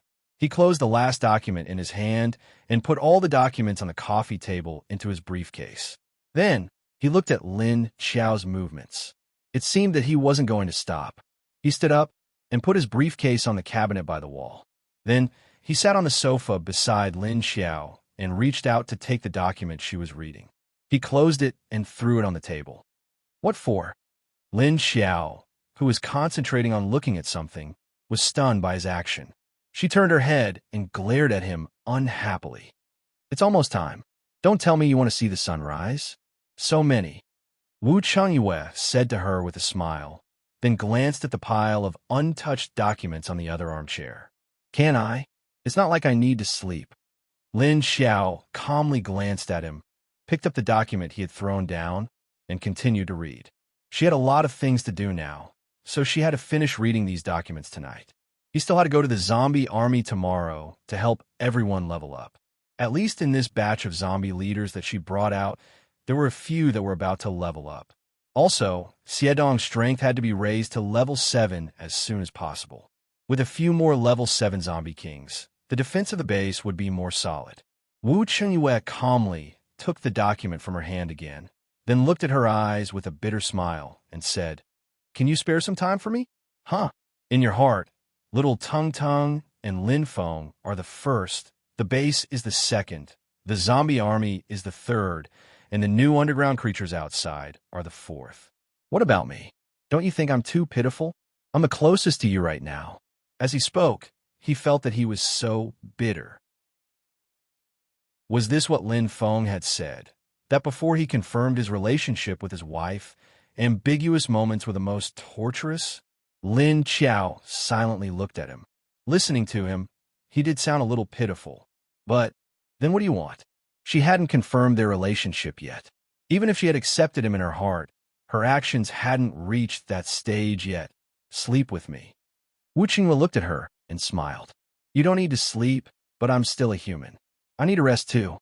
It couldn't be that both of them were at home, but he still wanted her to sleep on the same bed. Moreover, that bed was hers. Even if they didn't do anything they loved to do, just warming the bed was fine. Wait, this female zombie's body was cold. Thinking about it, it seemed that only when he was doing it with her did he feel her body temperature rise. So, if he really wanted to warm the bed, he still had to do something he loved to do. But he felt that if he did that now, he might be thrown out of the window. After all, not long ago, They were both tricked by little Tung Tung. That night, he tortured her a lot. Lin Xiao looked at him and narrowed her eyes, but didn't say anything. Wu Chengyue could only continue to say, "It's just sleeping. I won't do anything else. Can I?" Lin Xiao looked around and said, "If you want to sleep, then sleep. Why must I sleep with you? I'm a zombie. Even if I don't sleep or work, I still need to absorb energy to cultivate."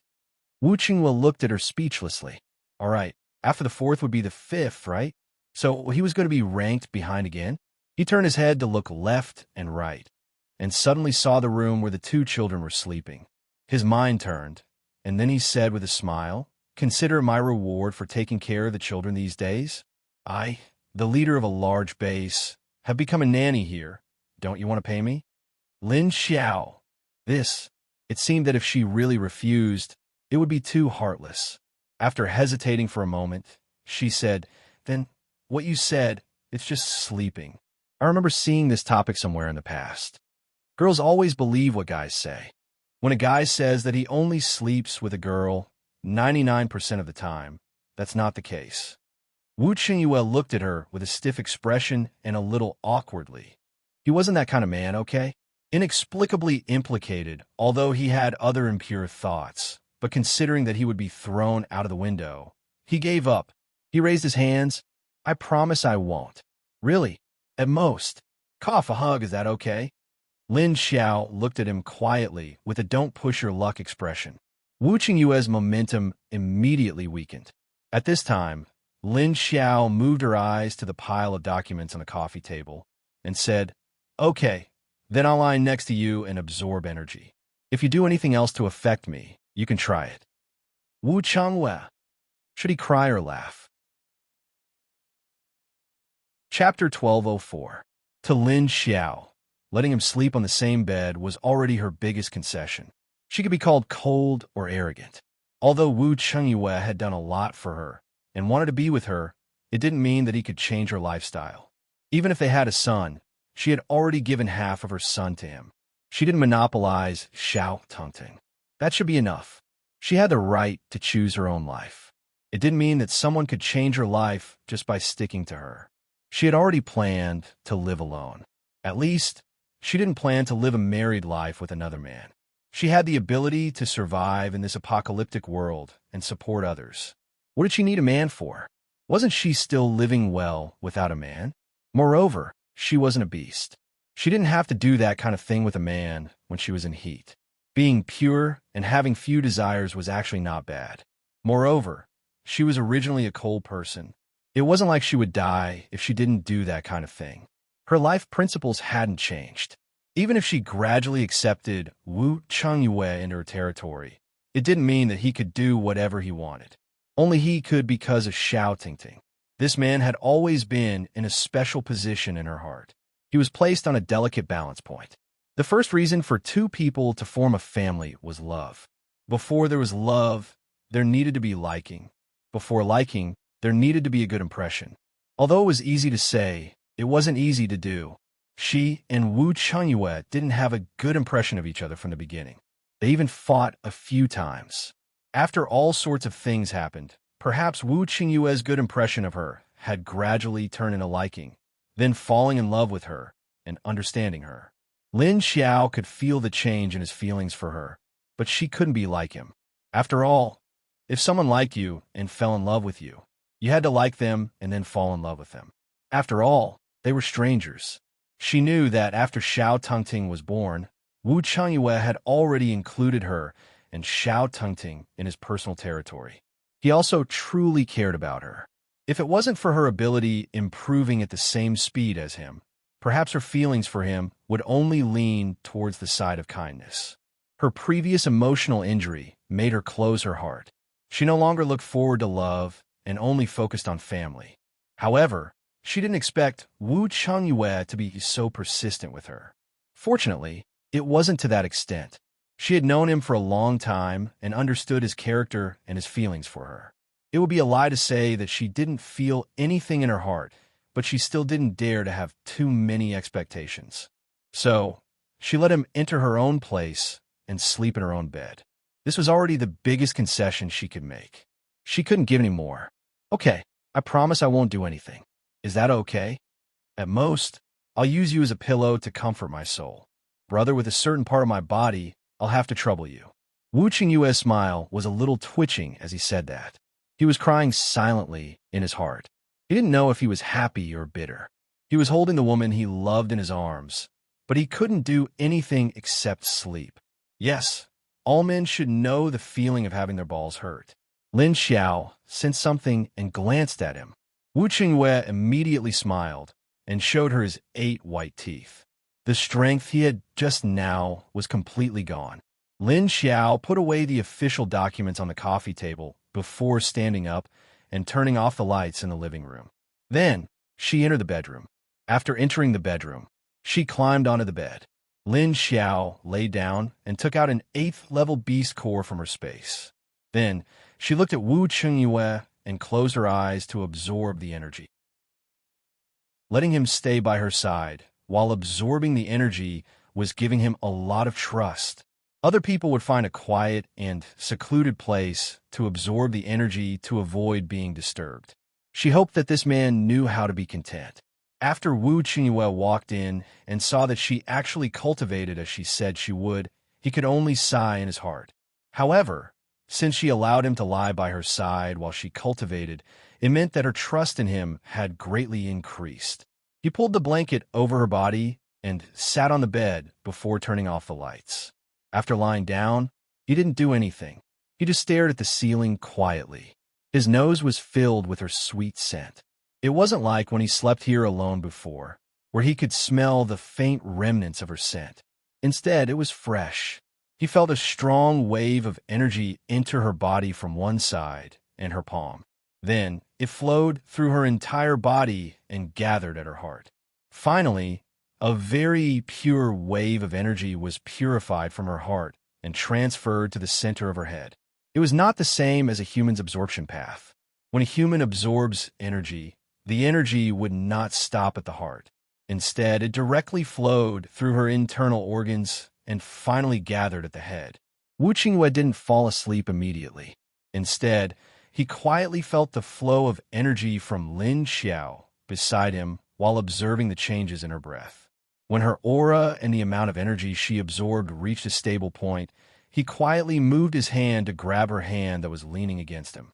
Because Lin Xiao was using her other hand to hold the energy core, Wu Qingyue successfully touched her empty hand and placed 4 fingers from her index finger to her little finger into her palm. Her hand was still cold, like a corpse's, but the temperature was a little higher than a corpse's. Because his movements were very light, his slow movements didn't cause the female zombie to have any other reactions.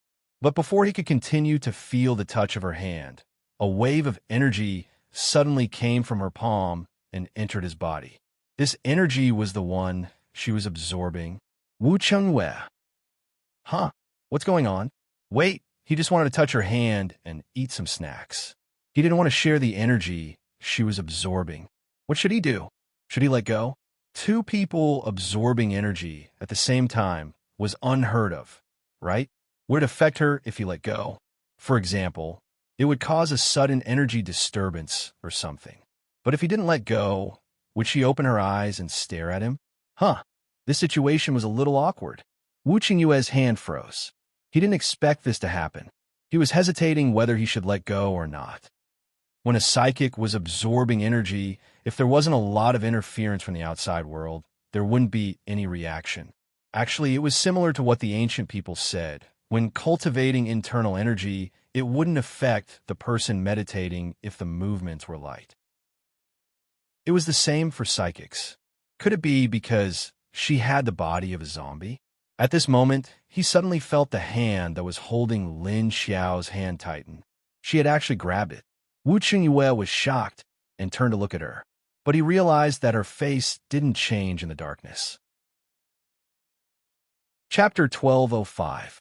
At this time, the energy from Wu Qingyue's hand began to disperse through his blood vessels, flowing through his tendons and finally to his neck. Lin Xiao continued to absorb the energy, but a part of it was absorbed by Wu Qingyue's side. Wu Qingyue muttered in his heart, "I didn't do it on purpose. Don't be angry." Now he couldn't pull his hand back even if he wanted to, because she was grabbing him. Didn't he know that Lin Xiao was grabbing him subconsciously? Or did she already realize that he was also absorbing her energy? She should have realized it. After all, she could also feel the direction and trajectory of the energy flow. Then was she grabbing him because she couldn't let go at this time? At this time, a voice suddenly sounded in his mind. Don't let go. Wu Chengyue was startled. This voice sounded like it was virtual in his mind. But he could tell that it was Lin Xiao's voice. But what was going on? Telepathy? At this time, Lin Xiao's voice sounded again and said in a slightly annoyed tone, I know what you're thinking right now. So don't think about random things. Wu Chengyue immediately threw away all the other thoughts in his mind and cleared it. Without any distracting thoughts, he asked in his heart, Then what should I do now? Continue to be like this? Lin Xiao said, You can't let go even if you want to. Can you feel for yourself if you can cut off this energy?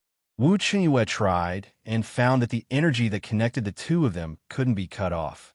So, even if they tried to pull their hands out, they couldn't separate. He asked in his heart, What's going on? Lin Xiao said indifferently, How would I know? I told you not to do unnecessary things. Who was the one who didn't listen? Wu Chengyue was embarrassed for a moment, then said, So now we can only wait for you to absorb all the energy from this core before we separate? Lin Xiao, maybe. Looking at the huge amount of energy contained in this level 8 core, with their current absorption speed, it would probably take a few days. The difference between level 8 and level 7 was not just one level, it was at least 10 times the energy of a level 7 core. If it wasn't for Lin Xiao's special zombie constitution, Wu Chengyue, a level 8 psychic, wouldn't be able to finish absorbing it in a few days. This was great. The two of them would need a few days to separate in this state. And he couldn't even wake up. He didn't even know if he could absorb 30% of the Beast Core's energy by daybreak. At the same time, both of them were thinking that the two children would probably have to wake up on their own tomorrow. Fortunately, Duan Wan and Xiao Liqing would come the next morning to take away some of the documents they had reviewed and bring some new ones. Therefore, the two of them should have noticed their leader's current predicament. Just as the two had expected, Tung Tung was the first to wake up the next morning. As soon as he woke up, he immediately felt an unusual energy fluctuation in the room next door. He stretched out his nose, and his two little nostrils twitched. Then, he revealed a blank expression. Huh? What's going on with Mama and Papa? Little Tung Ting sat on the bed, but because his body was still too small. In winter, when the blanket was thick, he was actually buried in it. Even if he sat down, he could only see the top of his head. He raised his hand and struggled for a while before he pulled the blanket down and revealed his head. Then, he thought about it suspiciously. He always felt that the current energy fluctuation of his papa and mama was a bit similar to the situation when he made love with them for the first time, but it was not quite the same, because there was not such a big movement at that time. Ling Ling, get up, get up. He turned his head and began to shake Wu Yueling, who was in the blanket next to him. Ugh! Wu Yueling let out a vague groan from under the blanket. She just moved slightly, and then there was no more movement. Little Tung immediately began to shake her vigorously, and then began to use his sharp baby voice to penetrate the ears. Get up, it's daybreak. Get up, la. Wu Yueling finally reached out a hand from the quilt reluctantly, but when she touched the cold morning air, she retracted her hand in the next second. Then, she curled up into a ball on the quilt and didn't move. Get up, don't stay in bed. Get up. Little Tung couldn't stand it anymore and began to torment her again. Ugh! Wu Yueling let out a weak protest, but she still struggled to sit up, but her eyes were not open yet. Her long hair was scattered down from her head, and there were many strands of hair floating in the air.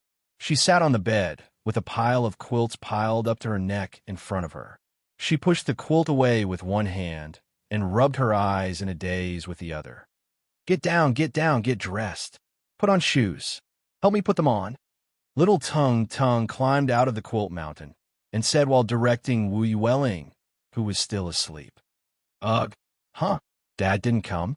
After rubbing her eyes, Wu Welling finally woke up a little, but when she looked around, she didn't see her father. Usually, he was the one who came to wake them up. Little Tung Tung climbed to the edge of the bed and sat down, saying, "Go down and get clothes to wear. Papa and Mama definitely can't come now. Let's get dressed and go to their room to have a look."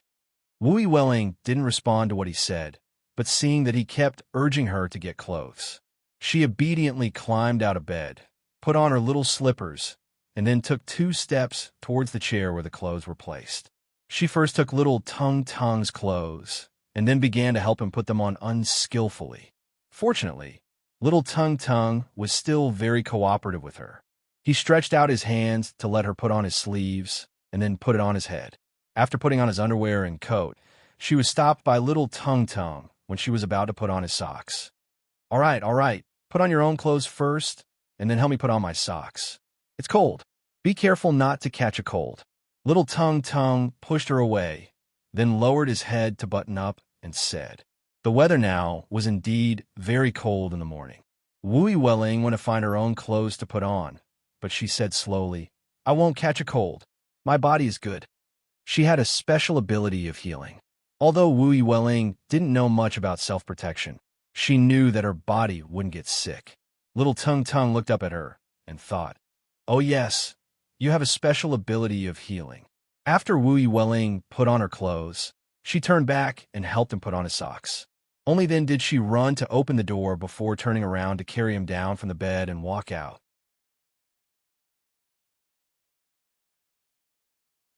Chapter 1206. After the 2 children left the room, they turned to the door of Lin Xiao's bedroom. Wu Welling pulled down the doorknob and slowly pushed the door open. Then both of them poked their heads in to take a look. They saw that the 2 adults were lying well, but there was an energy flowing in their bodies. Although they couldn't see it, both of them could feel it. Wu Welling had awakened her special ability, so she could more or less sense it. Little Tung Tung's physique was special. Even if he hadn't awakened it, he could still sense a lot of things. For example, the premonition and the energy that he could sense now. Dad! Wu Welling looked at the 2 adults on the bed with their eyes closed, then looked at little Tung Tung. She wanted to get close to wake them up, but she felt that the energy field on their bodies was unusual. She was a little scared, so she could only call softly at the door. Little Tung Tung said, "Okay, stop calling. They definitely won't wake up. Let's go a little closer, and I'll see how they are." Even he couldn't feel the telepathic connection between his mom and him, so they definitely couldn't hear his and Wu Welling's voices now. "What?" Wu Welling looked at him blankly and asked as she slowly walked to Lin Xiao's bed. "Because they can't hear." Little Tung Tung hugged Wu Welling's neck to prevent himself from falling. He turned his head and looked at Lin Xiao and little Tung Tung while answering Wu Welling. Wu Welling glanced at little Tung Tung with a half-understanding expression, then walked closer and closer to the bed. After she stood still, little Tung Tung stared at the 2 on the bed for a long time before he breathed a sigh of relief. He said aloud, "But they are fine now. It will probably take another 2 days for them to recover. Okay, let's go." As he said, he pointed outside the door. Wu Welling hesitantly looked at the 2 adults on the bed, then walked out with little Tung Tung in her arms. "But no one boiled water for us to wash our faces," little Tung Tung said carelessly. "What are you afraid of? Annie Duan and Uncle Xiao will be here soon. It's the same to ask them to help.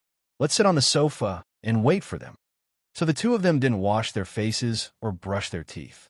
They just hugged the blankets and curled up on the sofa, waiting for the 2 people to report.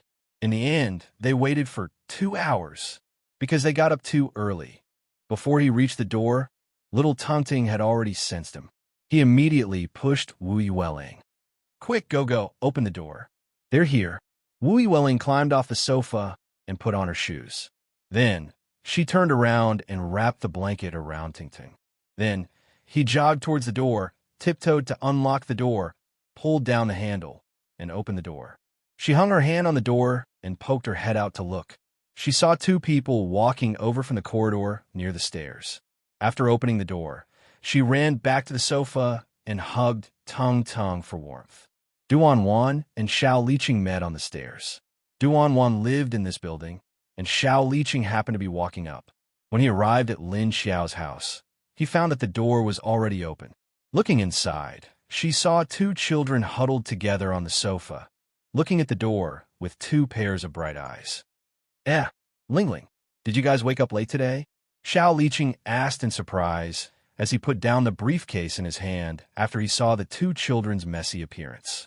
Then, as if he suddenly sensed something, he looked towards Lin Xiao's bedroom in confusion. Something seems to be going on in Chief's room, Duan said with a serious expression before she put down the things in her hands. Xiao Liqing nodded. He felt it too. The two of them walked to Lin Xiao's bedroom at the same time. After knocking on the door, they opened it and looked inside. However, they saw the two of them lying quietly on the bed without any reaction. Duan and Xiao Liqing looked at each other and walked toward the bed. Uncle! At this moment, Wu Yueling stood at the door and leaned against the door frame to come in. She looked at the two of them and called out. Xiao Liqing suddenly turned around and looked at Wu Yueling in surprise. Lingling, did you call me just now? Wu Yueling nodded slightly. Xiao Liqing immediately walked towards her happily and bent down to pick her up. That's great. Call me again? This child actually spoke. When did it start? Why didn't he know? Uncle, we haven't brushed our teeth and washed our faces. Wu Yueling said seriously as she let him carry her. Did you two get up by yourselves? Have they been like this all morning? Duan walked a few steps toward Xiao Liqing and asked Wu Yueling softly. Wu Yueling nodded again. Xiao Liqing was very happy to see that this child could speak again. He immediately put aside the matter of the two people on the bed. After all, this child did not dare to speak after old Wu scared her last time. It had been so long. Even Xiao Liqing himself thought that Lingling would not be able to recover so quickly. It's okay. Uncle will boil water for you later and make breakfast for you. Wait here for a while. He did not plan to ask the two children what was going on with the two people on the bed. After all, the children might not know. And although the two people on the bed were a little strange, no matter how he looked at it, they were absorbing energy. Moreover, they were doing it together. Since it was not a big deal, it was more important to take care of the two children first. How long do you think they'll last like this? They have level 8 energy beast cores in their hands, and from the looks of the remaining energy, they did not absorb much last night. Can't they stop on their own? Duan looked back at the two people on the bed in confusion and said, that was because her leader already had a long list of things to do today, so she definitely wouldn't be absorbing energy at this time. She had not woken up yet, which meant that something unexpected had happened. She would not be able to wake up on her own. Olbu was probably the same. Xiao Liqing had already walked out of the bedroom. He heard her words, but did not take it to heart.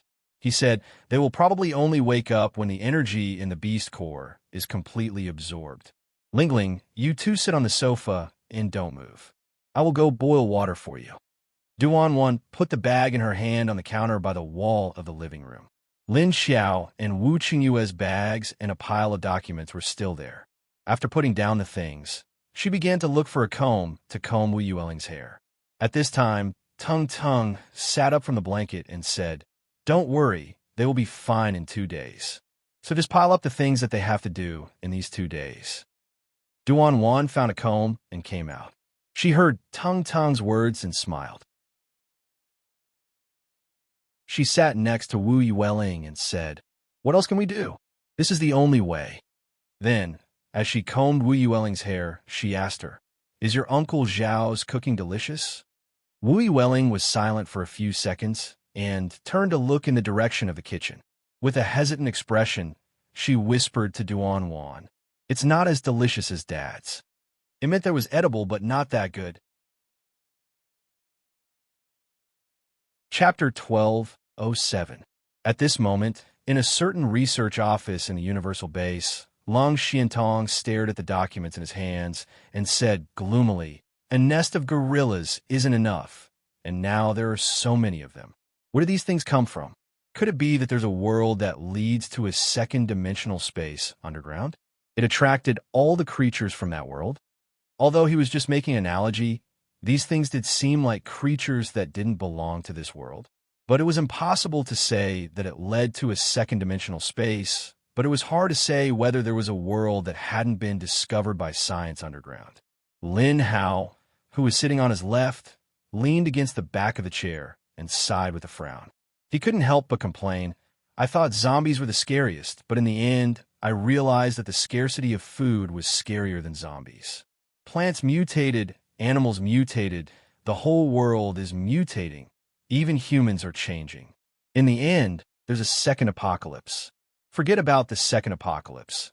Now there's a bunch of strange but powerful creatures.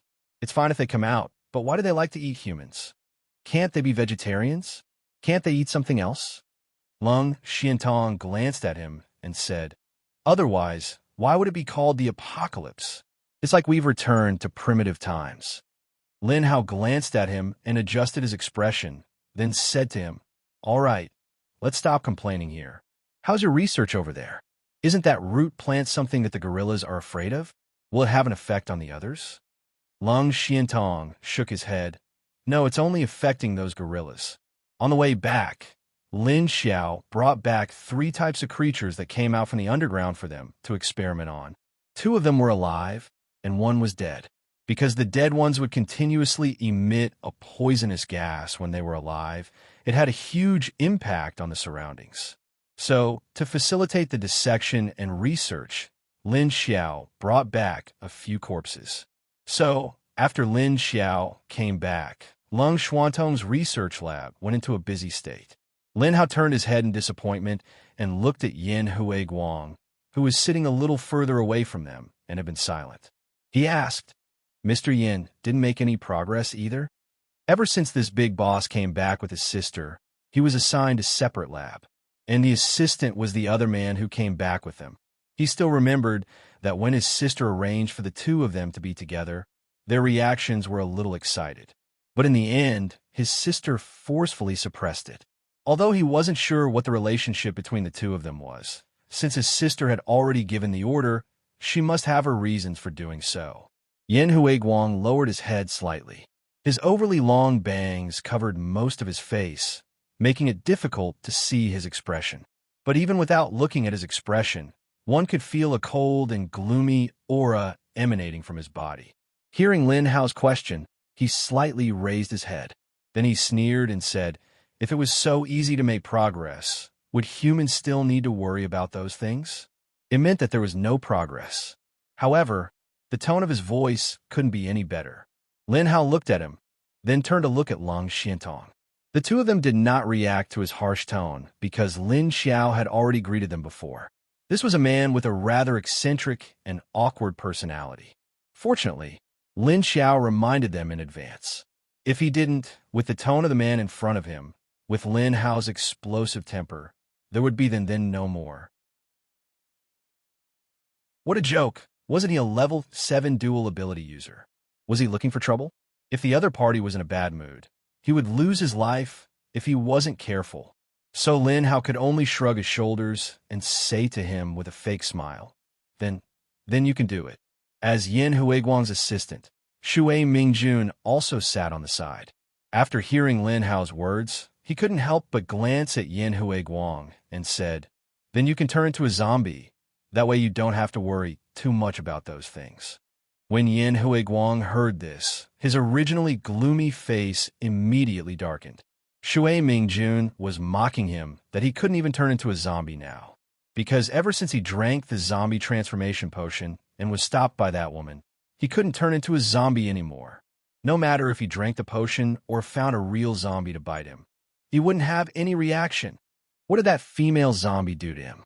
Yesterday, he was still studying his blood composition, and the results he obtained were very strange. As for the biological project that Lin Hao and Lung Xiantong were thinking of ways to study, he actually hadn't started on it yet. After hearing Shui Mingjun's words, he immediately replied with a snort. Humph. If it wasn't because of that female zombie, I would have long become a zombie. His voice was filled with strong resentment towards Lin Xiao. Lin Hao and Lung Xiantong looked at him strangely. It was the first time they saw a human so eager to become a zombie, because turning into a zombie means death, and humans have a sense of fear towards death. Lung Xiantong slightly lowered his eyes. He didn't want to become a zombie, but he was very grateful to Lin Xiao for bringing him this current situation. Because with her here, he could release his wife and son who had turned into zombies, instead of being frozen like before. They wouldn't be like those ordinary zombies outside, who tragically lost their humanity, rationality, soul, and personality. Because of Lin Xiao, his zombie wife and son were very obedient and could even get along with him peacefully. They could even help him and help him do things. This was a scene that he didn't even dare to dream of. He didn't expect that there would be someone who didn't want to be a human and would rather be a zombie.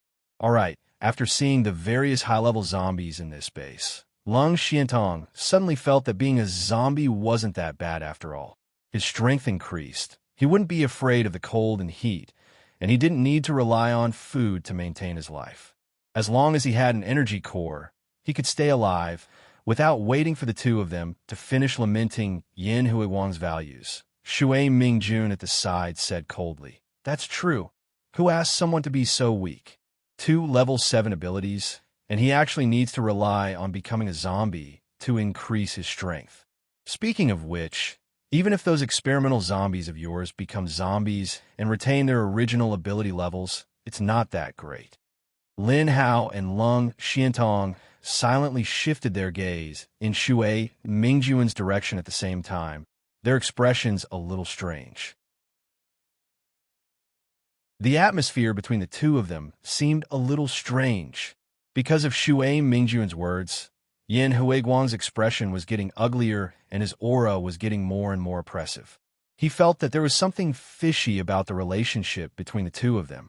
Speaking of which, what was their relationship before? Chapter 1208. Yin Huiguang didn't respond to Shui Mingjun's words this time. He snorted and shifted his gaze outside the window, then fell silent. Lung Xiantong and Lin Hao looked at each other. They didn't understand why the atmosphere was like this. Grudge? Grudge? Although the smell of gunpowder was a little strong, there didn't seem to be any killing intent. Speaking of which, the two of them were arranged by their leader to work in the same lab. Wouldn't that mean they would have to do research in a cold and hot environment all day?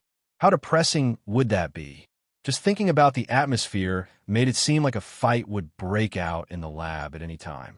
Would they blow up the lab in 2 days? At this time, Shui Mingjun turned his head and shrugged. He said to Lin Hao, "There's no point in asking him. He hasn't been studying those things for the past 2 days." Lin Hao, speaking of which, was it really safe for his sister to put this person in his hospital? Wouldn't she turn him into a zombie? In the end, the research meeting turned into a discussion between Lin Hao, Lung Xiantong, and Shui Mingjun. Yin Huiguang's face was cold and gloomy the whole time, and he didn't participate in their conversation. This rhizome was found in the cave of a creature that crawled out from the ground before we came here. It was brought back by our leader. This fruit that looks like a fruit will release a gas when it is pinched open. Those creatures will die after smelling it.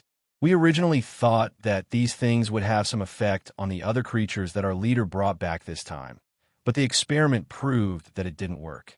Lung Xiantong took out the rhizome and handed it to Shui Mingjun. Although Shui Mingjun wasn't a researcher, his observation skills were very strong. As long as he was given enough information to understand the situation, his keen observation skills might be able to discover something else. At the same time, in the almost deserted Earth Dragon base, there is still a group of people struggling to stay behind, unwilling to go anywhere else. After Hidden Cloud City in the southwest was breached by Lin Xiao, the people of Hidden Cloud City gave up on the Earth Dragon base in order to protect themselves. A large number of survivors went to Skyfire Base and Huaxia Base, as well as Sea City and Universal Base. There were less than 100 people left in the Earth Dragon base, but these people were only left with broken limbs, leaving bloodstains on the ground and walls. Crunch, crunch, the sound of chewing could be heard from several places around it. A monster the size of an SUV slowly walked around the pool of blood. It lowered its head to look for some human arms or legs that had been bitten off. When it found its target, it stuck out its tongue and rolled the human limbs into its mouth full of jagged teeth. Then, with a tilt of his chin, he began to chew. However, This type of enormous creature with a black crown on its head that looked 30% like a pangolin wasn't the only one in this area. Instead, it was a group of them scattered around, searching for something. Aside from the Earth Dragon base, where all traces of human life had been wiped out, Skyfire Bay City was under siege by a swarm of giant beetles. Each of these large beetles was extremely large, like a giant moving safety helmet. There was a hard shell on its back. The bottom and front of the shell could not be seen, but there was a gap there. The gap looked like a chrysanthemum, and its tentacles were constantly trembling. Countless iron legs emerged from the bottom of the shell. Their movement speed was very slow, but there were a lot of them, and they were very strong. They could directly smash through a floor of a building and climb over it. At this time, the thick city wall that was specially built after the apocalypse had a few huge holes on it. Other than these hundreds of beetles that looked like hard hats covering the ground, they moved like bulldozers. There was also a smaller type of zerglings with long hind legs that jumped around on the back of these beetles. Zhaji. These zerglings could also let out a strange sound that was very loud and ear-piercing. It could also cause people's consciousness to become fuzzy. Bang, bang, bang, tut, tut, tut, boom, boom. Chaotic explosions and gunshots could be heard everywhere in the base. Ah, save me. A human was bitten by a human-sized zergling. Then he screamed in fear and despair. Bang, bang, bang. His companion immediately fired at the zergling that was biting him. However, the bullets only flew halfway before the zergling suddenly jumped and disappeared. What was left was the miserable scream of the human that it had bitten and disappeared with. Captain, we don't have many weapons. What do we do? Someone shouted in panic. We must hold on. We must wait for them to find a way out before we retreat. Otherwise, running around will only lead to death. A relatively calm voice came. Captain, what are these things? Why are our abilities completely useless against them? Someone cried out in despair. Who knows? You should be glad that these beetles are afraid of bullets and bombs. Save some ammunition and try to dodge. The captain said in a flustered and exasperated manner. Who knows where these beetles appeared from? They were clearly dozens of kilometers away from the base yesterday. Who would have thought that they would arrive here in just a few hours? The beetles' crawling speed was clearly not as fast as a human's walking speed. How could they crawl dozens of kilometers in just a few hours? The zerglings' jumping speed was also very fast. In the blink of an eye, they could jump from here to there. Moreover, they could jump 20 to 30 meters high. They could also jump tens of meters to 100 meters. They rarely left the back of the beetles. Even if they left, they would quickly jump back. Moreover, as long as they left, they would definitely attack the humans. The zerglings' attacks were also very simple. They would directly pounce on the humans, bite them, pick them up, and jump away. Therefore, the beetles that crawled into the base closest to the humans were already covered in blood. The zerglings began to gather on the beetles' backs to eat the humans. After eating, they would jump away, and the next batch would quickly jump back. Found it! We found a way out. Quickly follow me. A sudden shout immediately ignited everyone's hope. They all moved closer to that person. Finally, while fighting, they followed that person and quickly retreated. If we escape from here, where do we go? A survivor that escaped asked blankly. What nonsense are you saying? Of course we will go to China. That place is very close to us. Moreover, the defensive equipment is also very advanced. The captain with the strongest willpower immediately said. But China's requirements to enter the city are too high. Most of us might not be able to enter. Everyone was somewhat hesitant. I have a method. You guys don't need to worry about it. When we reach there, I will naturally let you in. In any case, it was not certain if you could survive to China. You guys just need to be my meat shields on the way. Therefore, everyone was in a daze and could only blindly follow the leader towards China's base.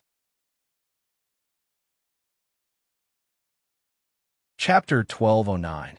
At this time, in the Huaxia base, Xikong Shun was sitting in his office looking at a report with a straight face. Xia Longyun sat on the sofa in his office, crossing her legs and leaning against the back of the sofa, trimming her nails.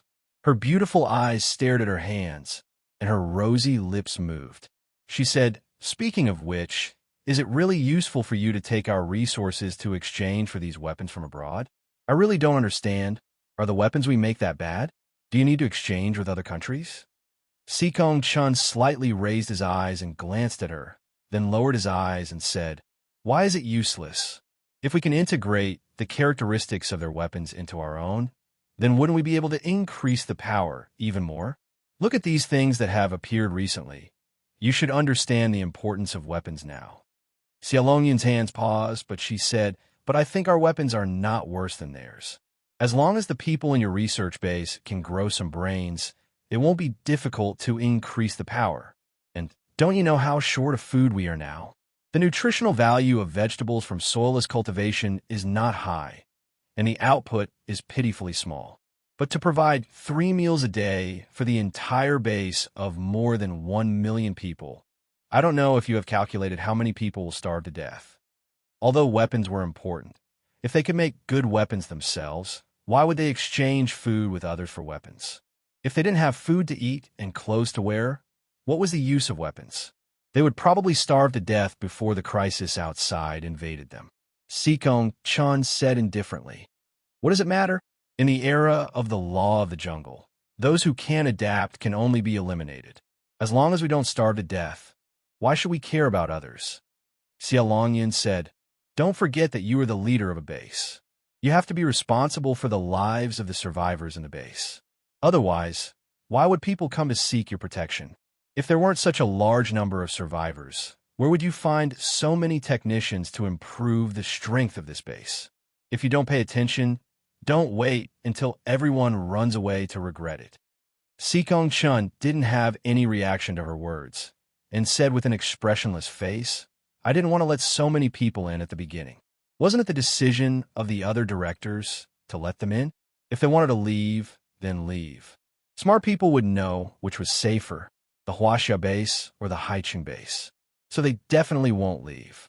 In their hearts, even if they starve to death here, it's better than being eaten by zombies or mutated beasts." Xiaolongyun knew he couldn't get through to him, so he could only change the topic. "Right? Didn't you say that the bandit would come looking for you? Why aren't they here?" Sikong Chun flipped through the information in his hand and said, "He won't be able to come. He was taken away by that woman in the universal base." Xiaolongyun's expression froze. Then she looked up at him. Surprised, he said, "She dares to do that? She actually allowed the bandits to join her base? What a joke. Are you stupid? None of the bases would allow the bandits from the apocalypse to join them, because 9 out of 10 of them were cannibals and had already lost their humanity. Letting this kind of person into the base would only be a hidden danger." Sikong Chun didn't say anything this time. Obviously, he didn't want to answer her. Xiaolongyun put away the nail file, then bent down to pick up the coffee cup on the coffee table in front of her. She elegantly took a sip, then put it back. "Isn't that good? Send this news to her small base. Let's see how she'll be able to protect a small base with only a few thousand people. Then she will definitely join Haiqing. That way, Haiqing will have 2 level 8 metahumans. What's in it for us?" Sikong Chun said coldly. Xiaolongyun sneered and said, "Even if she doesn't join, with her relationship with Wu Chengyue, and the distance between the 2 bases is only about 100 kilometers. What's the difference between that and Haiqing base? Also, I don't know what tricks that woman used to make Wu Chengyue agree to her building a base more than 100 kilometers away from Haiqing. Could it be that Wu Chengyue's personality has changed? Is he not going to continue being a monk?" Sikong Chun calmly said, "As long as she's still in her universal base, I will have a way to prevent her from rushing to Haiqing to help." At this moment, Wei Haichao knocked on the door and walked in with a document in his hand. He looked at Xiaolongyun and smiled. "Oh, Beauty Xie is here too. Are you not busy?" Xiaolongyun looked up and smiled coquettishly at him. "I'm very busy. It's just that great leader Sikong cares about me, so he asked me to take some time out for tea." Wei Haichao's heart softened from her coquettish look, but he maintained a graceful smile on his face. "Oh, then you should thank our leader. He cares about you so much." As he spoke, he walked over to Sikong Chun and handed him the document in his hand. Wu Chengyue has encountered a very interesting situation. Do you want to take a look? Sikong Chun looked up at him in confusion. He reached out to take the document and asked, "What's the situation?" "He has a son. He's only a month old, but we don't know who the mother of the child is," Wei Haichao said curiously. "What?" Before Sikong Chun could react, Xia Longyun had already exclaimed, "You said Wu Qingyue has a son? Where did he come from?" Wei Haichao turned to her and spread his hands. He frowned and said, "How would I know? I'm still investigating. But his recent behavior is a little strange. It seems that he often leaves Haicheng to stay in that base." Sikong Chun stared at the document in his hand as he listened to him. Although his expression was still stiff, his tone was a little surprised. "Where did he get a son? Is this true? Don't tell me you've gotten fake information." As far as he knew, this man had no interest in women. Last year, wasn't he tricked by that woman in the base? He heard that he got rid of that woman at that time. In the end, not only was she alive and well, but she also suddenly built a base. Even his arcana skyrocketed to level 8. Who was the one who said that the woman depended on a man to survive? If he didn't guess wrong, this woman must have been hiding her ability before.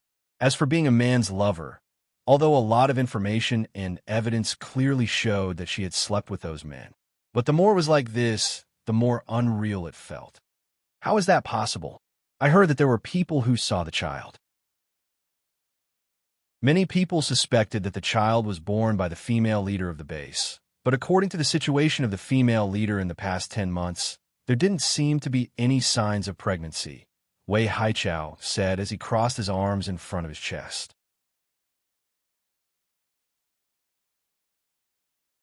Chapter 12:10. Sikong Chun put down the documents in his hand, then leaned against the back of the chair with his hands crossed in front of his chest. He said thoughtfully, "Hasn't he been chasing that woman before? Is it possible that another woman gave birth to a son for him? Or is it possible that he picked up another son? Because he had already picked up a daughter, it wasn't strange for him to pick up another son." Wei Haichao thought it was possible after hearing what he said. He nodded. "Although that's true, but I wonder if he found a surrogate mother in his base." "Impossible," Xia Longyun denied on the sofa. "He already has a daughter.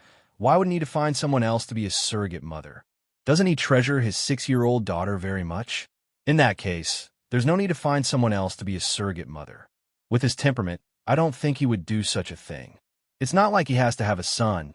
He doesn't need to do this at all." The two men looked at her, and Sikong Chun was silent. Wei Haichao replied, "Maybe he just wants a son to take over his position. After all, men still want to carry on the family line. It's not strange to let their bloodline be passed on to the next generation." Xia Longyun glanced at him with her silky eyes and said, "Your logic is a bit strange. Since Wu Chengyue already has a woman he likes, why doesn't he let the woman he likes give birth to a son for him, and let another woman give birth to a son? Isn't that strange? Or are you that kind of man? You don't let the woman you like give birth to a son for you, but find another woman to give birth to a son for you?" Then she stared at Wei Haichao up and down as if she was looking a scumbag. Wei Haichao was immediately embarrassed by her gaze. He subconsciously denied, "How is that possible? I'm not that kind of man." "Who knows? I'm not familiar with you." Xia Longyun withdrew her gaze, shrugged her shoulders, and raised her eyebrows. Then she picked up the cup on the coffee table and took a sip. Wei Haichao inexplicably felt wronged. "So, apart from Wu Qingyue's 1-month-old son, is there any other news?" Sikong Chun asked Wei Haichao. Wei Haichao shook his head and said, "Their material procurement work is very confidential. Our informants didn't have any useful information. Ever since we lost contact with those 2 diaries, there hasn't been any news from them." Sikong Chun frowned and said, "Haven't those 2 diaries already fallen into Wu Qingyue's hands? Do you want to snatch it from his hands?" Wei Haichao lowered his head in annoyance and said, "I didn't expect it to be all because of a woman. TSK. In the end, Wu Chengyue found out." Sikong Chen's gaze was calm as he said indifferently, "Since the item is already in Wu Qingyue's hands, it is impossible to take it back. Wu Qingyue isn't an idiot. How could he give you such an important thing?" Meanwhile, Lung Xiantong had taken the contents of the two diaries for research. However, he didn't manage to find any useful information at the moment. At this moment, someone came over and asked him to take a look at the two notebooks. I heard that the leader gave you two plant research diaries from Huaxia. Can I have a look? Are you done? Shui Mingjun stood outside Lung Xuantong's research room and raised his head to ask Lung Xiantong, who was called out. You can, but I can only lend you one for now. I'll lend you the next one after you're done. But can you understand it? Because it's all very academic stuff. Lung Xiantong nodded, but hesitated as he looked at him and asked. Shui Mingjun smiled and said, It's okay.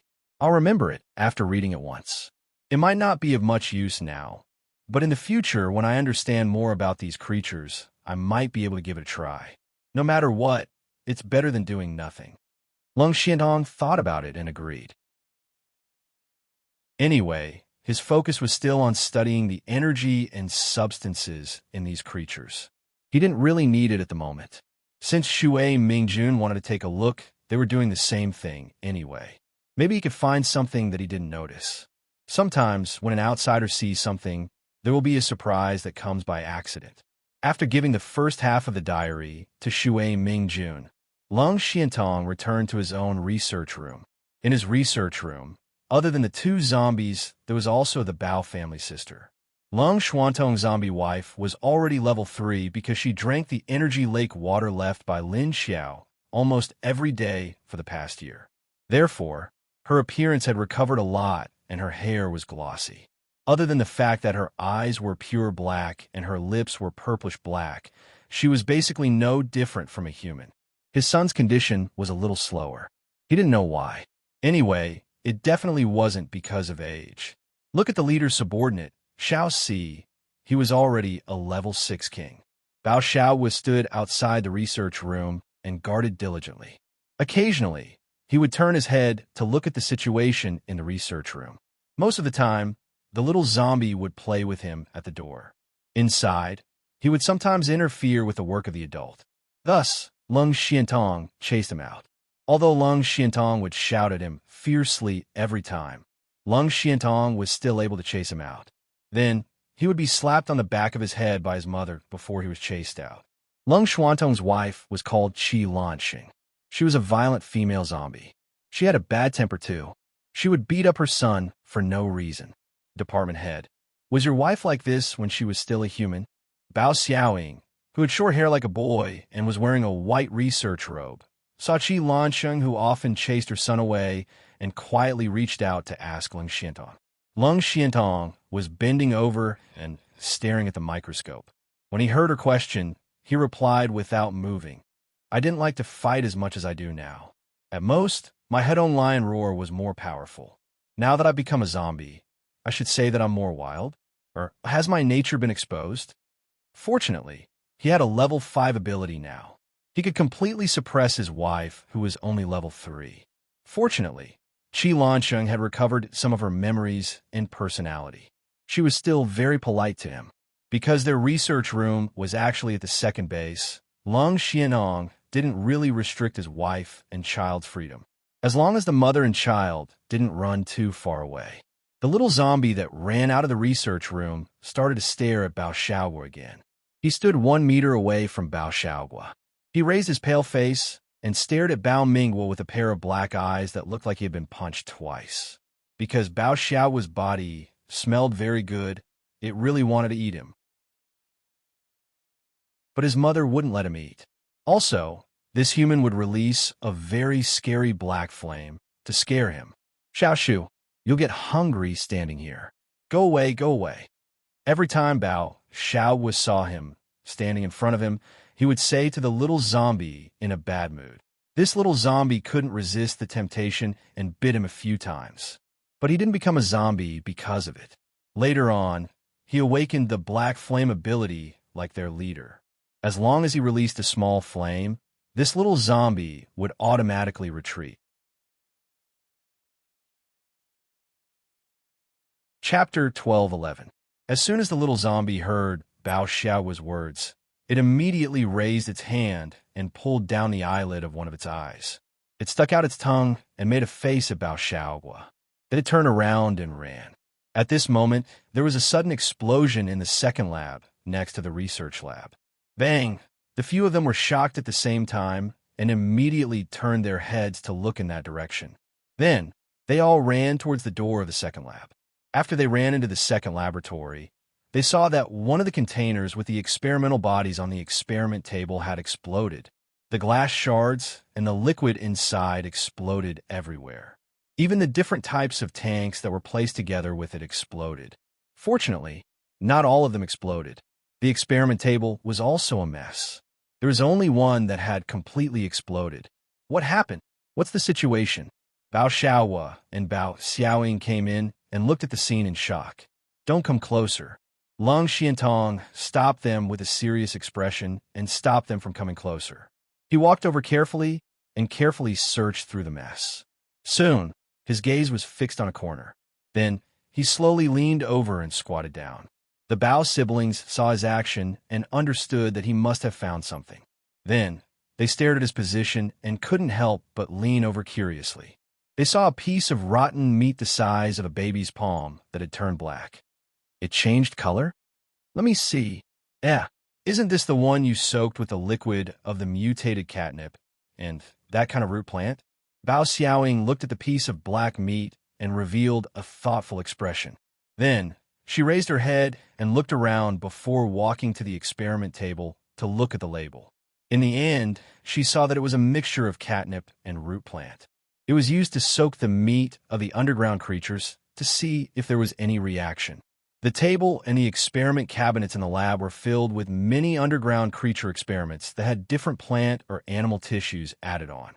Lung Xiantong stood up and found a utensil and tweezers to pick up the black meat and put it in the utensil.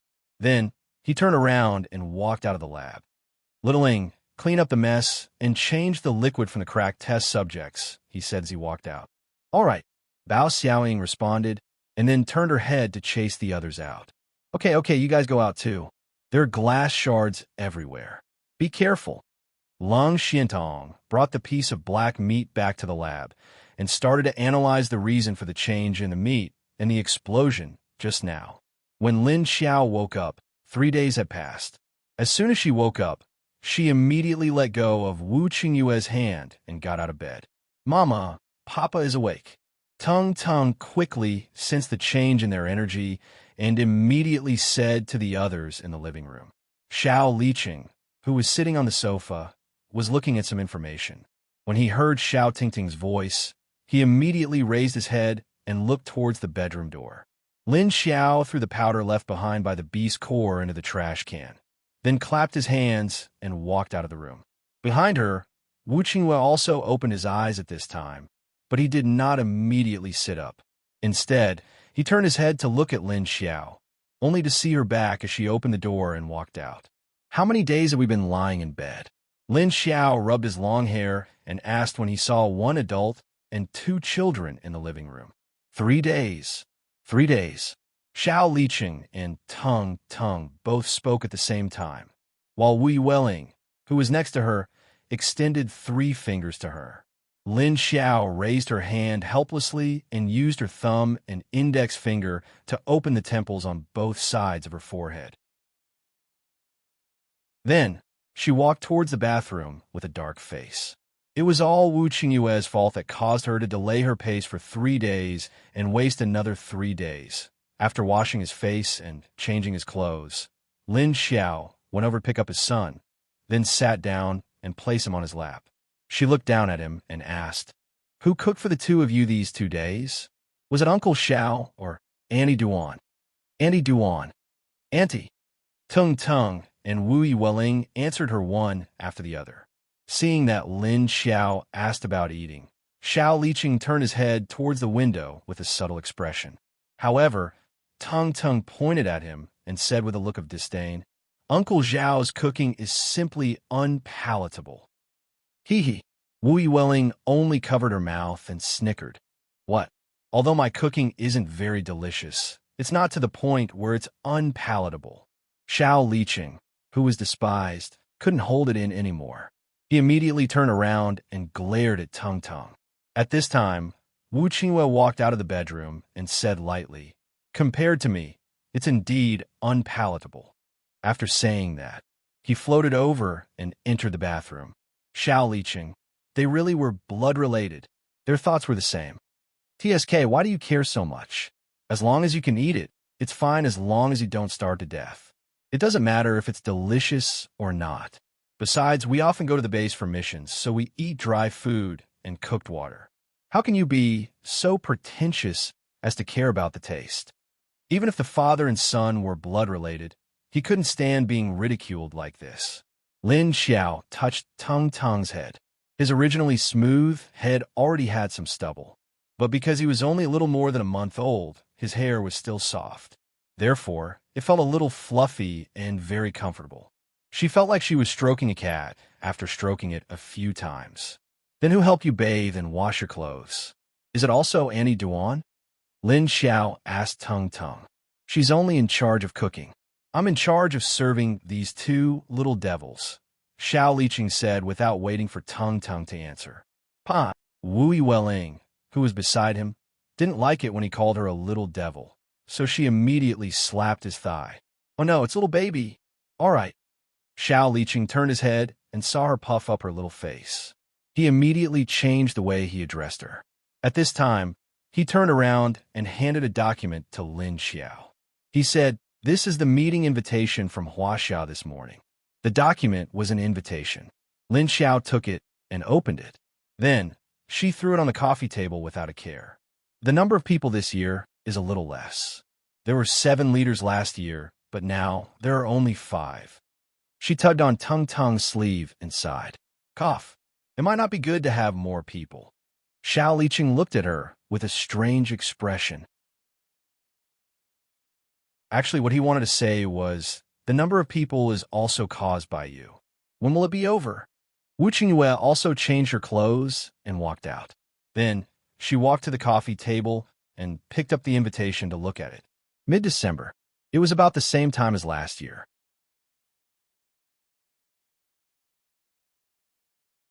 Chapter 12:12.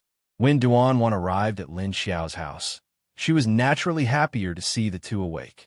But what made her happier wasn't this, but the information in her hands.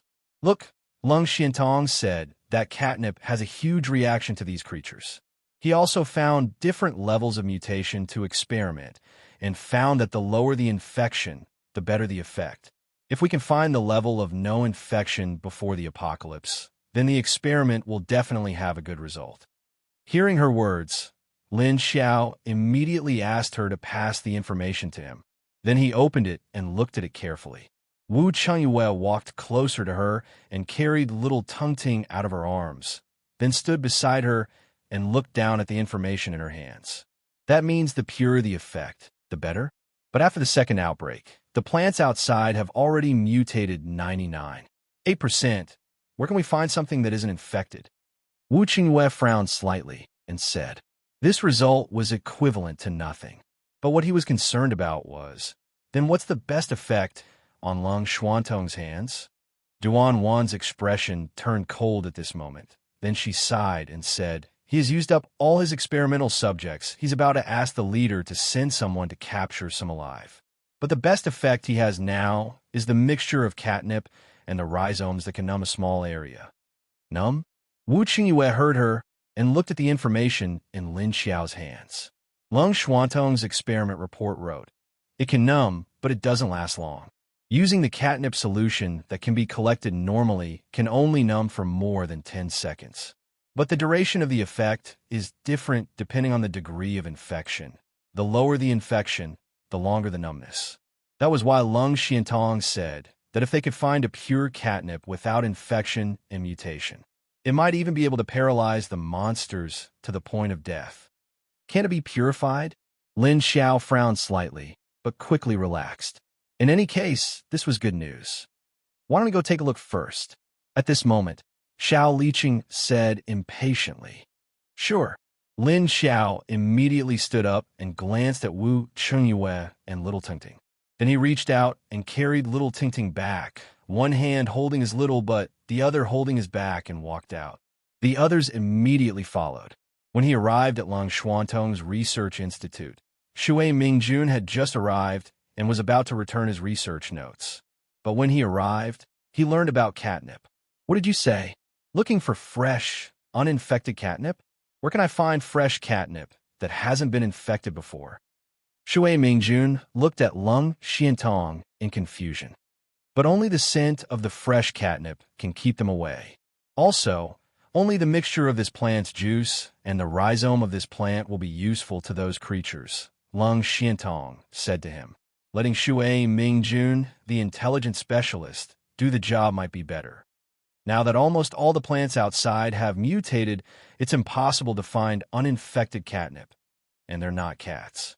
Why would he react to this kind of thing? Shui Mingjun's expression was still confused as he looked at him. If they were cats, they would only be more excited, not scared, and avoid them. And they wouldn't fall into a state of paralysis after being hit by this kind of thing. Lung Xiantong smiled. After hearing what he said, Shui Mingjun thought about it and felt that it seemed to be the case. That's true. But it's impossible to find a pure one. We can only look for one with a lower infection rate. Speaking of which, I remember that the place where this plant is grown is distributed in many places. Let me think, the closest place to us, the neighboring Minnan province, has it. At this moment, Qi Lansheng, who had been silent, suddenly turned around and roared at Lung Xiantong, then pointed outside the door. Lung Xiantong heard her voice and looked at her movements and realized something. He immediately walked towards the door. What's wrong? Shui Mingjun followed behind him in confusion. He didn't understand why the female zombie roared and pointed. Chief, they're here, Lung Xiantong said. As he spoke, he suddenly stopped and said to Bao Xiaoing, Little Ling, go to my desk and get the latest information. Okay. After Lung Xiantong and Shui Mingjun left the lab, they stood in the corridor of the Research Institute and waited for the door. Not long after, they saw a few people walk in. I still have a few living underground creatures here. Can you take them for an experiment and show me? Lin Xiao said to Lung Xiantong as soon as she saw him. Oh, there's more? That's great. I'm lacking some right now. Lung Xiantong's eyes lit up when he heard her say that. Lin Xiao and the others brought the two kids here. The people in the Research Institute all stared at the baby Tungting curiously. Lung Xiantong's zombie son hid behind his mother's thigh. Then he tilted his head and looked at Wu Yueling curiously. It wasn't because of the aroma coming from Wu Yueling that made him hungry, but because he finally saw someone shorter than him. Maybe it was the nature of a child. There was always a strange attraction when they were around the same age. Wu Yueling became very quiet when she saw the strangers, and she stuck close to Lin Xiao. She didn't even want her father anymore. When Lin Xiao heard Lung Xiantong's response, she passed her son to Wu Changyue. She didn't say anything, but Tungting understood what she meant. Then bring me to your special detention room. I'll release him, Lin Xiao said to Lung Xiantong, then walked towards the corridor. Although she asked him to bring her there, she had been here before, so she knew where it was. When they arrived at the detention room, the walls, floor, and ceiling were all smeared with the liquid from the rhizome that Lin Xiao brought back from the underground gorilla cave, and it was even diluted. There was a huge cage in the middle of the room, and the metal cage was also smeared with this liquid. Therefore, when these creatures were released, although they would roar violently, they didn't dare to get too close to the edge of the cage. If they roared for a long time, they would force themselves to be quiet. Lin Xiao walked to the side of the cage, stood by the side, and entered the forest in the space. Then, she brought out an underground gorilla that had fainted from hunger and threw it into the cage. Roar! The underground gorilla that was the size of a normal wild boar immediately roared weakly when Lin Xiao brought it out. But very quickly, it was agitated by the smell of the surrounding rhizome plants. Roar, roar, roar. Although it was agitated, its forelegs were a little unstable. It swayed left and right for a while before stabilizing itself. Chapter 12:13. The underground gorilla that was released by Lin Xiao was injected with a mixture of catnip and rhizome plant by Lung Xiantong with a needle. The originally restless and roaring gorilla instantly fell to the ground and stopped moving. I don't know if the catnip will help Yuan Tianqing's condition. Give me some, I'll try. Lin Xiao stood in front of the window outside the cell and thought of this problem. So she asked Lung Xiantong for a tube of the catnip solution. Lung Xiantong nodded and asked Bao Xiaoying to bring a tube of catnip solution to Lin Xiao. Do you guys still want to follow me? Shouldn't you be going back to Haicheng? Lin Xiao took the solution and walked out of Lung Xuantong's lab. She immediately turned around and asked Wu Chengyue and Xiao Liqing. She still had a lot of things to do, so she obviously wouldn't bring Wu Chengyue. So it was time for him to leave. He had been in her base for so long. Did he think this was his home? Well, I really should go back. Wu Chengyue saw that she had blatantly driven him away, so he could only obediently return his son to her. Then he asked Xiao Liqing to prepare a car to go back to Haicheng.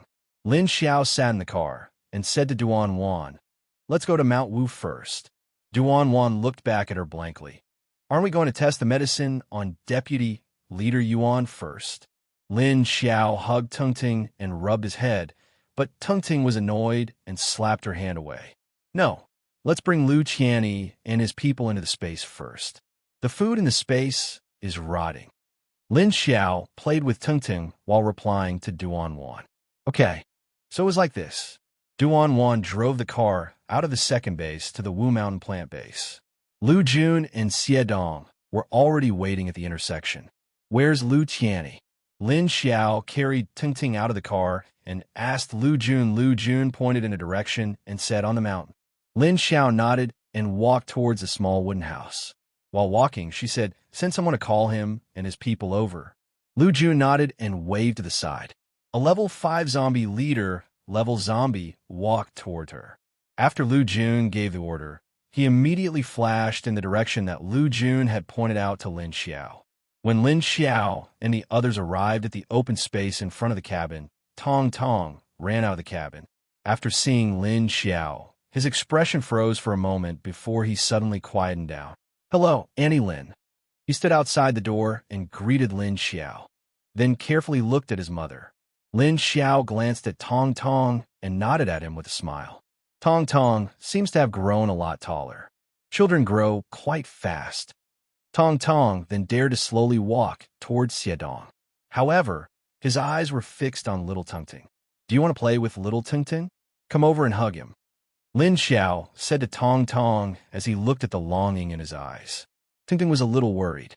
He put his arms around his mother's neck and said, "Brother Tong Tong can't carry me. Can he?" He didn't want to fall to the ground. Lin Xiao looked at him. "How do you know if you don't try?" Hearing Lin Xiao's call, Tong Tong walked over to her with some eagerness. After hearing Tungting's words, he stopped in his tracks at a loss. Then, he revealed a conflicted expression. He had never hugged Tungting before. Previously, it was Lin Xiaolu and Wu Yueling who carried him. It was because they were older than him and had more strength. However, looking at Tungting's short body, Tong Tong felt that he should be able to carry him. Maybe. However, seeing that Tungting seemed to dislike him, Tong Tong was a little timid. Lin Xiao didn't give him time to hesitate. She directly carried Tungting in front of him. She said encouragingly, "It's okay. This kid is very light. If you can carry him, you can ask an adult to carry him when you can't." As she spoke, she handed Tungting over to Tong Tong. Although Tong Tong did grow faster than the average child, he wasn't too heavy. Although this kid was a little fat when he was born, he was only about 8 kilograms. Now he was only about 5 kilograms. Tong Tong could carry him. Seeing that Lin Xiao suddenly brought Tungting over, Tong Tong instinctively reached out to hold him. Change like this. You have to hold his back so that he won't fall. After Lin Xiao taught him how to carry him, she threw her son to Tong Tong. At this time, Lu Qianni also came over with a group of zombies. Because a few days ago, Long Qingying chased Kong Qingming back to Haicheng. Lu Qianni left his work behind and came back. However, he still had to continue to help him to let him pick up girls. Come. Hurry up and prepare things. The strawberries in my space are rotten. And vegetables. Lin Xiao saw him and immediately called out. Lu Jun and Xie Dong began to help her prepare a bunch of empty baskets. Lin Xiao put them all into her space. Then, she sent Lu Tianyi and the row of level 4 zombies behind him in her space and let them harvest vegetables and strawberries. I need to solve one of Yuan Tianqing's problems first. After that, Xiedong, gather all the level 5 chieftains and level 6 kings who are ready to level up at the encampment. The rest can wait until next time. I will take them into the space to help them level up. Tell them to prepare their energy cores. Lin Xiao said to Xiedong before entering the space. Yes. Xiedong immediately turned around and left. Lin Xiao turned her head and looked at Tongting, who was still in Tong Tong's arms. She said to him, "You play with your brother outside. I will come out to pick you up after I finish." "Oh, got it." Tongting looked up at her and nodded. In order to make it easier for Tong Tong to hold Tongting, Duan Wan found a small stool for him to sit on. That way, Tongting wouldn't fall easily on his lap. However, Duan Wan and Lu Jun were watching him from the side, afraid that something might happen to him. After Lin Xiao entered the space, she saw that Lu Tianyi and his level 4 subordinates were busy in the vegetable field. Some were picking beans, some were picking melons, some were picking strawberries, and some were picking vegetables. Speaking of the first strawberry field that Lin Xiao had planted, it had already spread to a large area. After not picking for more than 10 days, those big and plump strawberries were already ripe. Because there was no season in Lin Xiao's space, there was the energy in the air and the special soil. These plants kept growing and growing, the kind that wouldn't stop. When she appeared, the zombies only turned their heads to look at her and then continued with their work. Lin Xiao waved a cloud of black mist to cover herself. Then, she took off her clothes and threw them on the chair by the lake. Then, she jumped into the water with the black mist and dragged Yuan Tianqing out after a while. After putting on her clothes, she took a piece of clothing and covered Yuan Tianqing's important parts. Then, she took out the tube of medicine that Lung Xiantong gave her.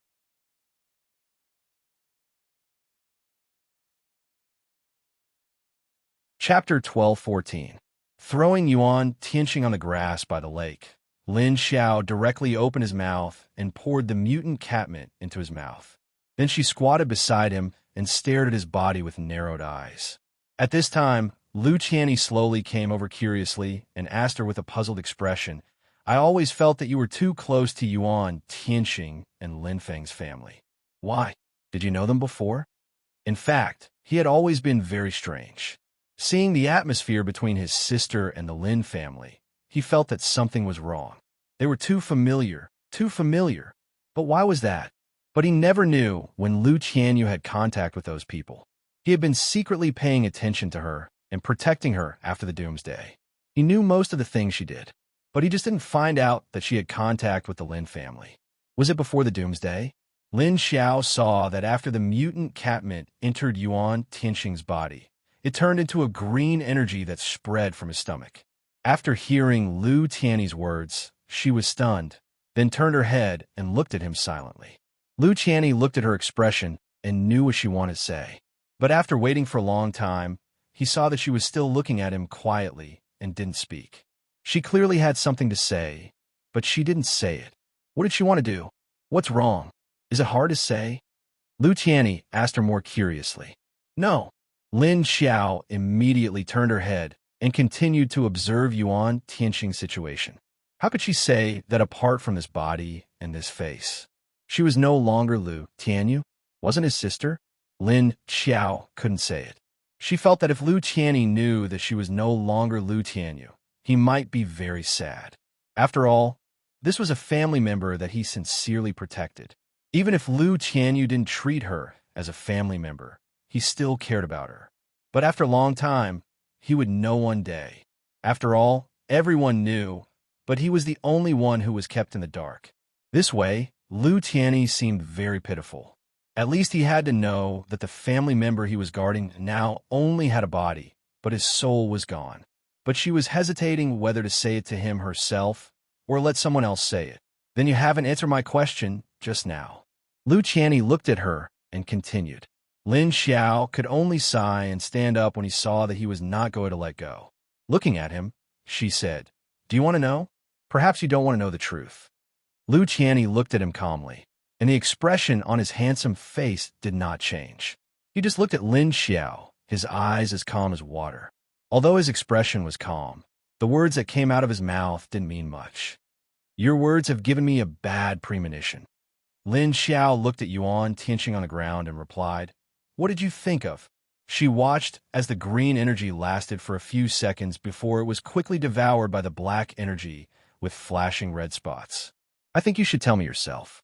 After all, the real Lu Tianyu would never want to take care of others, especially unrelated people, Lu Tianyi said and glanced at Yuan Tianqing on the ground. Then he turned around and left calmly. His last sentence meant that if it was the real Lu Tianyu, even if he could build his own base. But he wouldn't do this for the survivors in the base. At least, she wouldn't care about Yuan Tianqing's current situation. Lin Xiao, this guy had already noticed something was wrong. He was only asking her now so that she could give him an answer personally. It seemed that she had to expose him. She didn't know how he would react. But since he already had some doubts, probably it would be easier for him to accept the truth, right? Lin Xiao looked at his back as he walked towards the vegetable field and sighed again. Then, she turned her head and continued to stare at Yuan Tianqing's body. Although the green energy was quickly devoured by the black energy, if she didn't see it wrong. Before the green energy of a mutated catmint was completely devoured, it had a tendency to melt the black energy. It was just that the green energy was too little, so it was completely devoured by the black energy that was thousands of times more. This was the source fluid with the lowest degree of mutation that Lung Xiantong gave her. In other words, she could only find a purer catmint to save Yuan Tianqing and deal with the underground creatures outside. But where could she find a plant that was so clean that there was no trace of infection in this apocalypse?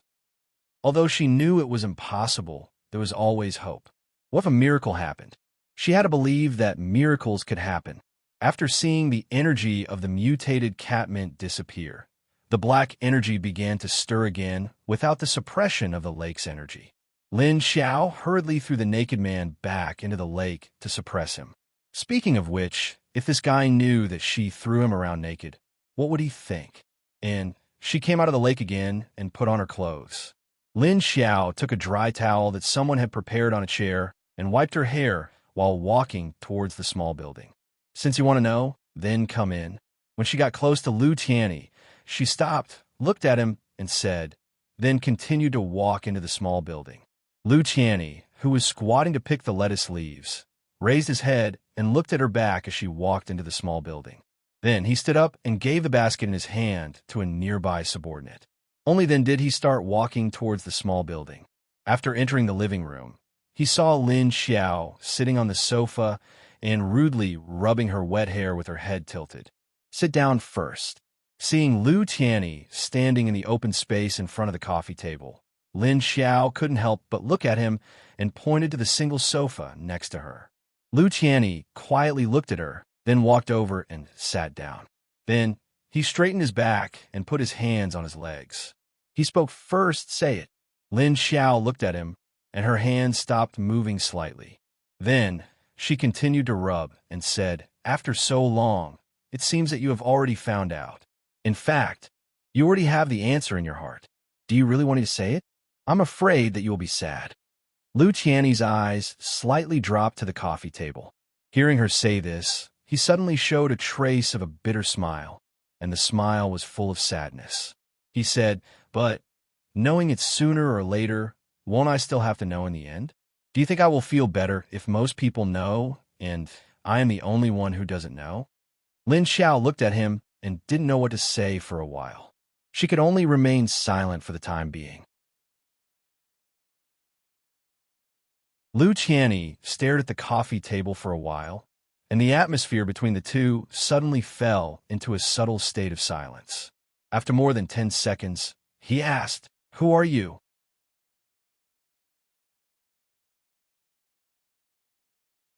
Chapter 12:15. I'm still your sister, whether it's in the past or now. Lin Xiao looked at him and answered his question. But then she said, of course, if you don't want to accept it, then there's nothing I can do. Lu Tianyi looked up at her, His eyes were a little sad but fierce. I want to know your identity. Since you're not Lu Qianyu, then what's your name? He had long suspected that this female zombie was no longer his sister, although at first he thought that her personality had changed because she suddenly became enlightened after dying once. But the longer he got along with her, the more he found that there was something wrong with her. Gradually, he couldn't reconcile her with the previous Lu Tianyu, and he began to find that the two of them were completely different people. It wasn't until he died that he had a dream. In the dream, he dreamed of the scene of Lu Tianyu's death, just like the news he had received. She died under the bite of a group of zombies. Her screams, her cries of despair, and with her personality, she would definitely curse a few times before she died. Then he woke up at the start, then sat on the bed with a face full of sweat, shouting and hurriedly thinking about Dawn. Finally, he understood one thing. Why did Lu Tianyu's behavior, style, personality, and temperament become different after she became a zombie?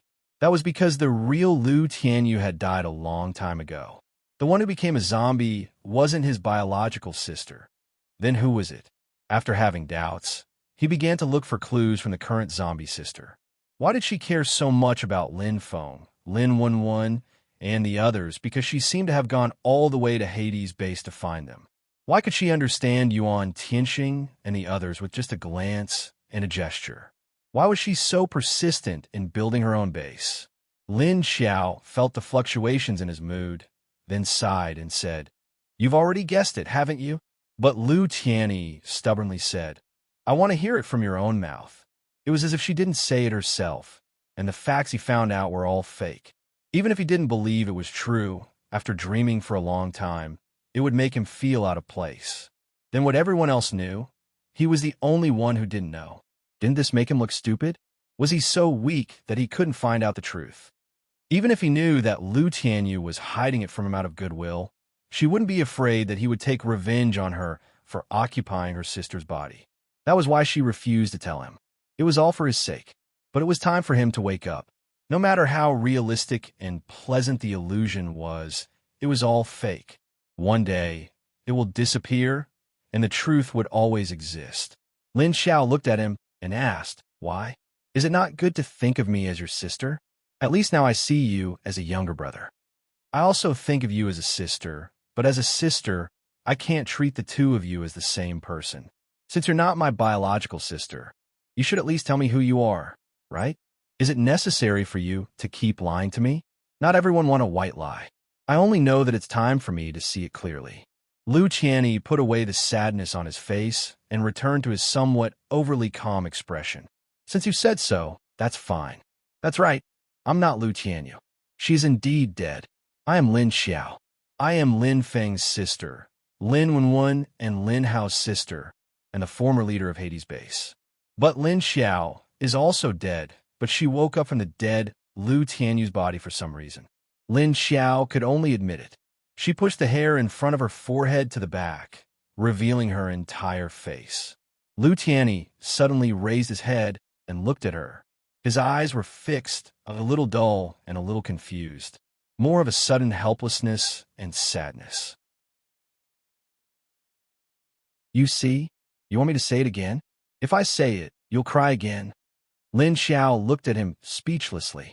Lu Qianyi subconsciously lowered his head to wipe his eyes, but he couldn't wipe anything. He said angrily, "I'm not crying. Do zombies have tears?" Lin Xiao rolled her eyes at him, then pointed a finger at his heart and said, "Who said that you have to shed tears when you cry? Do you know that your heart is crying?" Lu Qianyi looked down at his heart, then pressed his right hand there. However, he said stubbornly, "I'm not." Lin Xiao stood up, then walked to his side and patted his shoulder. "You're the one who made me say it. I've said what I need to say, and you know what you want to know. I'm still going to say the same thing. I'm still your sister, and I'm still going to treat you as my second brother. Anyway, one more won't make a difference. As for whether you can treat me as your sister, it's up to you. After all, this body is your sister's. We have the same bloodline. Well, we are zombies with the same bloodline." After saying that, she withdrew her hand, turned around, and walked to the empty space in the living room, then disappeared. Lu Tianyi was left alone, sitting there quietly. After Lin Xiao came out, she finally felt relieved, then looked at Xie Dong and the others in front of the small wooden house. Behind him stood a row of Tier 1 kings, and there was only one Tier 1 king, Mo. There were 4 Level 5 leaders, Jing Yin, Yin Xiao, Lu Mingsong, and number 5 female zombie, Azure. Are these the only 5 who are going to level up? Lin Xiao looked at Xie Dong and asked, "These are the only 5 who are going to go out with us. There's still some left in the base and the 2nd division outside the base." Xie Dong replied. Lin Xiao nodded. "Well, then let's go with these few. Right now, it's already 4 in the afternoon. There's still an hour before Xiao Tong starts eating again. Let's help Mo level up first. Wait for me." After saying that, she suddenly thought of something and disappeared. After a few minutes, she reappeared with a small bucket of milk in her hand. "Xiao Tong should be hungry at 5. Help me heat up this goat milk to feed him," because she didn't know how long it would take for her to go in and help Mo level up. "Oh, okay, got it. It won't make him hungry." Lu Jun smiled and took the small bucket from her hand. In any case, she had a son to take care of. Since Xiao Tong was here, she should feed both of them together. After hearing her nod, Lin Xiao walked to Mo and the others. "Have you prepared your energy cores?" All the zombies nodded. Then Lin Xiao turned around and said to Xie Dong, "You go first." Oh, right, cough. Did you bring underwear? Other than preparing the energy cores, it's better to prepare underwear first, because my lake is a bit dark. After saying that, she looked at the other zombies with a smile. All the zombies, Xie Dong. Lu Jun couldn't help but cover his mouth and laugh.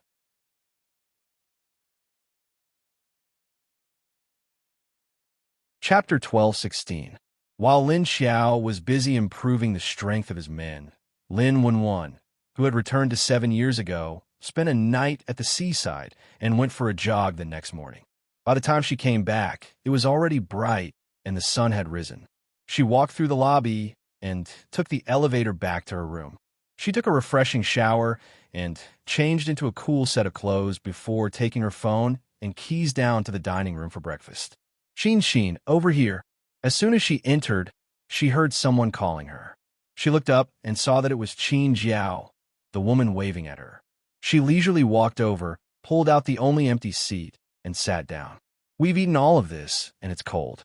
You can order more of what you want." Dong Lijiao waited for her to sit down and said to her. Then, he turned his head and waved his hand to call the waiter over. Lin Wenwen followed his order and ordered her favorite food. Then, she began to eat. Looking at the leftover plates on the table and their lazy looks, she knew that these people were full. Xin, you didn't bring your bag down?" Lin Yuhui looked at her left and right and suddenly asked curiously. Lin Wenwen replied concisely, "I didn't bring it." "Then, you didn't bring clothes on the boat? We're going out after eating, or are you going to go to the room to get something after breakfast?" Lin Yuhui asked her in confusion. "No, I didn't bring clothes." Lin Wenwen took a sip of the delicious shrimp porridge and said faintly, "Bring what clothes? You can wear what you're wearing?" Dong Lijia saw that Lin Yuhui kept asking Lin Wenwen, so he couldn't help but ask curiously, "Oh, nothing. I just wanted to ask if Xin wants to wear a swimsuit, because all of us girls have brought our own. Didn't you also bring swimming trunks?" Qin Jiao answered for Lin Yuhui at this time. "If you like it, then wear it. If you don't like it, then don't wear it. Anyway, we don't need to swim on the boat. We're just barbecuing, fishing, and enjoying the sea breeze." "What's the matter?" When Dong Lijia heard her say so, he waved his hand carelessly. Qin Jiao and Lin Yuhui looked at each other and knew that they couldn't say too much at this time. They didn't want to attract other people's attention and find out that something was wrong. However, the two of them glanced at Lin Wenwen with a fake smile. Displeasure flashed in his eyes. Last night, he had spent so much saliva to center that set of fatty swimsuit, but he didn't expect her to not bring it out today. When did Dong Xin become so opinionated? Didn't she always do whatever they said in the past? Did she discover the problem with the swimsuit? But that was impossible, right? Most people wouldn't be able to tell. What's more, Dong Xin, who had a low IQ, was even less likely to see through it. Yeah, I didn't plan to wear a swimsuit today. The weather is so hot. The sun is so big. Why are you wearing a swimsuit? Lin Wenwen said as he picked up a steamed bun with his chopsticks and stuffed it into his mouth. Her words successfully made Qin Jiao and Lin Yuehui's expression stiffen, but they quickly hid their true expressions. Qin Jiao smiled awkwardly and said, But didn't you promise us last night that you would wear it? Lin Wenwen turned his head and looked at her with a puzzled expression. What did I agree? It was you who forced that swimsuit on me, wasn't it? Although the style is very suitable for me, I don't like to wear defective clothes. It should at least be sturdy, right? And I don't understand. Why do I have to listen to you and wear a swimsuit? Can't I wear it if I don't like it? Her words made the two women's expressions more and more ugly, and the others shifted their gazes to them. It was because Lin Wenwen's words clearly indicated that the two women seemed to have some ulterior motives against her. But she didn't take it seriously, and she directly tore the swimsuit they gave her. Lin Wenwen's words, at least be sturdy, explained this point. But this also explained another point, that was, the swimsuit was tampered with, so she tore it. Those who understood this instantly had a good impression of Qin Jiao and Lin Yuehui.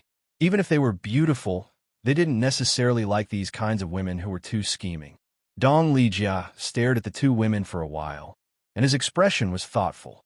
He knew that these two women liked to give suggestions to Dong Xinxin, but he never thought about what these two women were thinking when they gave suggestions to Dong Xinxin. He thought that these two women really treated Dong Xinxin as a friend, or at least as an ordinary friend. Now, it didn't seem like it. No wonder they always instilled some strange, aesthetic views in Dong Xinxin. It made his Xinxin wear a tight skirt and want to wear high heels. He hadn't noticed that something was amiss before. After noticing everyone's gaze, Qin Jiao and Lin Yuehui immediately panicked, and with a guilty expression, they explained, No, we were just afraid that you would want to wear it, but feel embarrassed. And we were afraid that you wouldn't choose a good one, so we specially picked a suitable one for you. Hee, did you accidentally tear the swimsuit we gave you? It's okay, you can buy a new one. Do you guys not understand human language? I said I don't want to wear it. Don't you understand? You still want to buy a new one. Hee, I don't want to wear it. Why would I buy a new one? To admire it? Lin Wenwen looked at her with disdain, as if she was looking at a retard.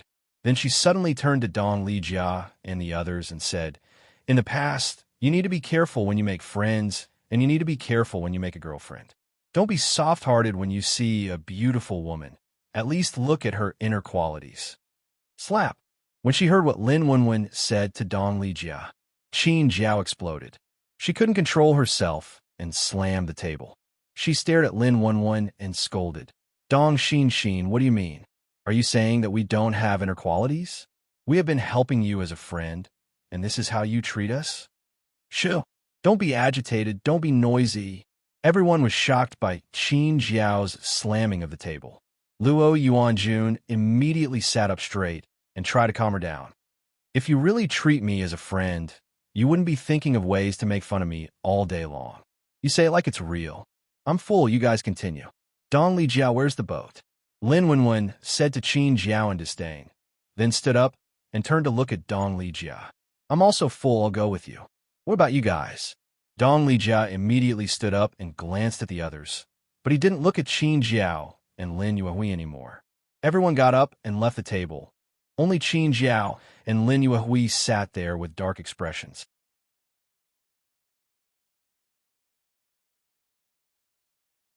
Chapter 12:17. After Lin Wenwen and Dong Lijia walked out of the restaurant, Lin Wenwen approached Dong Lijia and asked him softly, These two women are pretending to be nice to Dong Xinxin. Can't you see it? Dong Lijia glanced at her, his gaze a little surprised. Then, he suddenly understood and said, I didn't know before, but I see that Xinxin is really happy with them, and she seems to be more cheerful. That's why he accepted the two women hanging out with Dong Xinxin. In fact, every time he saw these two women, it was because of Xinxin. But he really couldn't tell that these two women didn't treat Xinxin as a friend. It was as if they had an ulterior motive to get close to her. But why are they doing this? This one is pretending to be close to Xinxin, but she doesn't have good intentions. Did Xin offend them before? Dong Lijia asked in confusion. What else? They just want to get close to you and me. Xin is just being used. Who told her to be your sister? At this time, Deng Xinfei's faint voice came from behind. Dong Lijia turned around and looked at Deng Xinfei, who was already beside him. Then, he looked back and saw that the others had come out. Get close to us? Hearing this, Dong Lijia's eyes flashed. Thinking about it, it seemed to be the case. Qin Jiao seemed to like talking to him. Thinking about it again, Lin Yuehui also liked to appear by Deng Xinfei's side. They had seen this kind of woman many times. If they came for them from the beginning, they would have found out long ago. But these two women were very scheming. They didn't get to know them first, but went to get to know his sister first. Not long ago, when he first met Qin Jiao, she had a surprised expression on her face. She asked him if he had a sister named Dong Xin or something. He felt strange and surprised, so he chatted with her for a while. They didn't come out. Luo Yuanjun looked back and saw that the group of people had already walked some distance away, but the two women hadn't come out yet. TSK, they still have the face to come out? Didn't you see their expressions just now? I saw it. It's the resentful expression when someone sees through your scheme. Dong Lijia rolled his eyes at him. Luo Yuanjun shrugged and couldn't help but say, women's thoughts are really strange. Your thoughts aren't normal either. Lin Wenwen rolled her eyes at him and couldn't help but retort. Sai, what did I do to you? Why are you scolding me? Luo Yuanjun was a little unhappy when he saw her scolding him. Lin Wenwen glanced at him coldly. Luo Yuanjun immediately felt a slight pain in his eyes, so he shrank them back. Fine, do whatever you want. I don't fight with women, Luo Yuanjun said as he turned his face away. They won't be so thick-skinned this time, right? But speaking of which, what's with the swimsuit you were talking about just now? Dong Lijia glanced at the back again before turning back to look at Lin Wenwen. Last night, they brought a swimsuit into my room and said a lot of things. They just wanted me to wear it on the boat today. But the outer gauze of the swimsuit is not waterproof. It's fine when it doesn't come into contact with water, but if it comes into contact with water, it may fall off.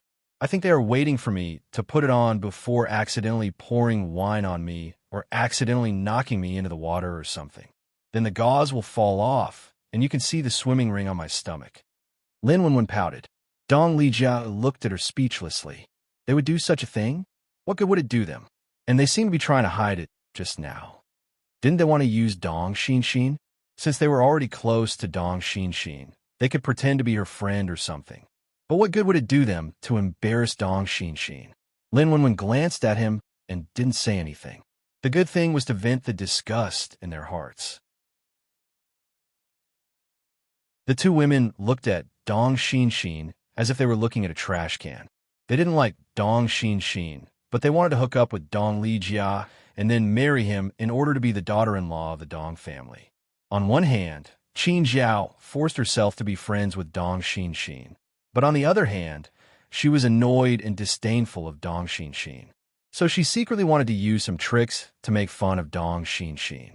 After all, seeing her embarrass herself would make them feel happy. And at the same time, they could also vent their anger, right? At this time, another girl on the team who didn't have much presence appeared next to Lin Wenwen and asked her, who didn't notice their pranks before, why are you suddenly awake now? Although this girl came with them yesterday, she didn't talk much to Qin Jiao and Lin Yuehui. She didn't seem to be very familiar with them, but she was more familiar with the oil prince, Xiao Hanfeng, because she was brought here by Xiao Hanfeng. Hearing her question, Dong Lijia, Deng Xinfei, and Luo Yuanjun immediately looked at Lin Wenwen with a subtle look and then looked away at the same time.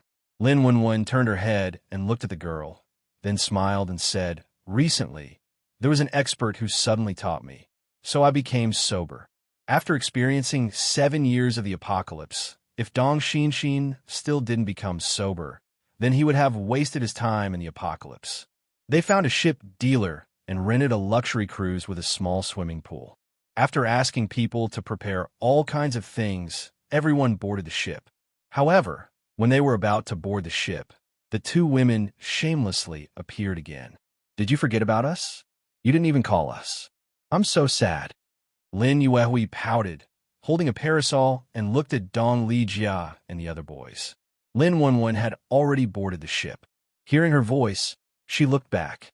She couldn't help but roll her eyes. These two women were really shameless. They actually dared to come. The atmosphere was so awkward just now. Wouldn't it be even more awkward now? Lin Wenwen ignored them and found a corner in the cabin to sit down. She took out her phone and began to search for information about catnip.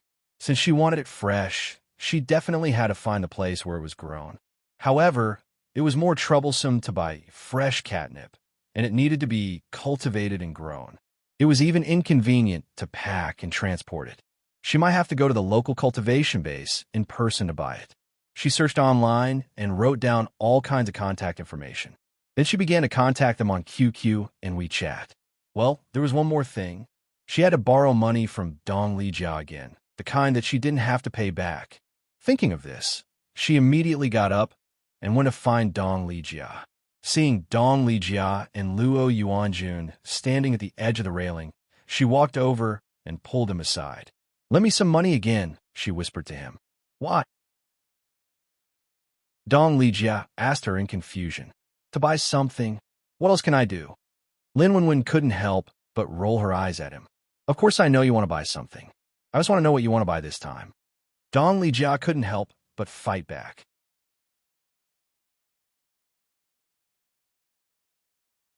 Chapter 12:18. Lin Wenwen straightforwardly refused and replied, "You don't need to know. Just transfer the money to me. Quick, I need it urgently." Dong Lijia reluctantly looked down at her and said, "How much?" "Transfer me 1 million first. I'll pay you back if it's more," Lin Wenwen said. Anyway, this kid was rich. 1 million was nothing to him. Moreover, they had recently sold off some of their shares and properties at a low price. They would slowly sell them out in 1 or 2 months as soon as possible. Then, they would use the money they received to buy supplies, food, cars, steel, iron, guns, and bullets. Well, they had a lot to buy anyway. Moreover, Lin Wenwen asked them to seal the food layer by layer and then put on the 5th or 6th floor. They couldn't put on the ground floor, and they couldn't hide it in the basement. Dong Lijia took out his mobile phone and transferred the money to 2 different banks. Then, he asked curiously, "What do you want?" "Thank you. Don't worry about it," Lin Wenwen said to him and slipped back into the cabin. Then, she began to contact people. She contacted many plantation owners. Excluding those that had already been ordered, there wasn't much left for her, and she wanted fresh ones. Therefore, Lin Wenwen could only gather the quantity from one shop to another.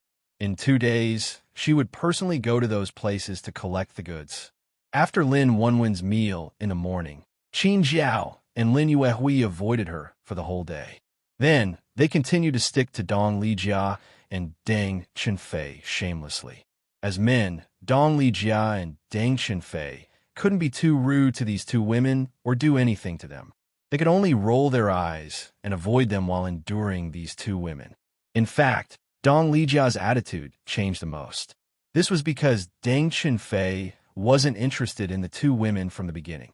In addition to his indifferent personality, there wasn't much change from before. The others either played by themselves or watched them.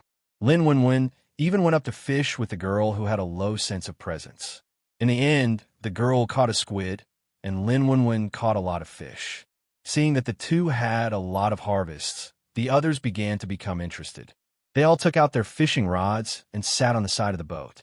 The boat quietly floated in the deep sea a few hundred meters away from the shore. While fishing, he barbecued on the boat. The fish that they caught just happened to be roasted on the barbecue rack. After playing for an entire afternoon and basking in the sun, although they had all applied sunscreen, everyone still became a little darker. He had caught the fish and eaten the barbecue. In the afternoon, they returned to the shore and had another meal of seafood in the restaurant. On the 3rd day, they flew back to their respective homes. However, Lin Wenwen did not go back with them. Instead, he went to another province. "Where's she going?" Seeing Lin Wenwen get on the plane first, Luo Yuanjun approached Dong Lijia and asked. "I don't know." Dong Lijia was browsing on the computer and replied without raising his head. Come. You look like you already know. Tell me what happened to her." Luo Yuanjun pressed his eyes and suddenly thought of what he and Deng Xinfei had asked her that night. So he started to ask Dong Lijia again, unwilling to give up. Dong Lijia's fingers that were sliding on the screen paused. He looked at Luo Yuanjun and Deng Xinfei, who was sitting opposite him. After some thought, he said, "I'm afraid that you won't believe me if I tell you." "Forget it." Deng Xinfei looked at him thoughtfully. He then exchanged a glance with Luo Yuanjun, who turned around and looked at him. The siblings had been really weird lately. Lin Wenwen boarded another flight. After the plane landed, she hailed a taxi and rushed to her destination. The taxi drove for more than an hour before they reached the town. A middle-aged man came out to pick her up. When he saw her, he was slightly stunned. He was a little surprised that the customer was so young. "Are you Miss Dong?" The middle-aged man stood at the entrance of his shop and looked at Dong Xinxin, who got off the car. He hesitantly walked up to her and asked. Lin Wenwen nodded. "Yes, I am. You must be Boss Wang." The middle-aged Boss Wang nodded. "Oh, I am." When Lin Wenwen called him by his name, Boss Wang confirmed that it was really her. He politely extended his hand to shake Lin Wenwen's hand. "Can you take me to have a look at your herb garden? Have you prepared the goods that I want?" Lin Wenwen asked him directly if he had prepared his own goods. Boss Wang didn't expect that a girl who looked like she was only 17 or 18 years old could speak so maturely. He nodded repeatedly and said with a smile, "All right, please follow me. I'll drive you there. It's not far from here. It's only a few kilometers away." Lin Wenwen got into the back seat of his SUV. After driving for more than 10 minutes, they arrived at a large nursery garden in the suburbs. There were many ornamental plants and flowers planted there. Boss Wang's nursery garden had expanded quite a lot, and the business was quite good. The customers were all relatively stable and regular customers. Lin Wenwen hugged her bag and followed Boss Wang into the nursery garden. After walking for a few minutes, they saw a row of bungalows. Boss Wang pointed to one of the bungalows and smilingly said, "We originally planned to give this batch to a pharmaceutical factory, but the factory was suddenly closed down some time ago. It's possible that they produce some illegal drugs, so we plan to provide these catnip to another manufacturer. I didn't expect that you would snatch it first. Thank you. I'm really in a hurry, so I'll be buying more for a while. If you can get more in the next batch, please leave some for me. I want more." Lin Wenwen heard him make a small joke, so he said to him with a smile. After arriving at the room, Boss Wang opened the door and saw more than a dozen bags of catnip inside. He went up and opened the bags for Lin Wenwen to check before asking someone to seal it back. After paying the remaining payment to Boss Wang, Lin Wenwen loaded the dozen bags of catnip into Boss Wang's car and sent it to the town. Then, she asked him to help send the catnip and herself to a remote intersection near the provincial capital. After that, she drove the driver who was worried that it would be unsafe for a little girl like her to stay here. Then, she took the opportunity to put all the catnip into her space. Dong Xinxin in her mind finally couldn't help but ask her, "Why did you buy so many catnip?" Lin Wenwen walked to the provincial capital a few kilometers away. While walking, she told Dong Xinxin, "I'm going to bring them back to the apocalypse."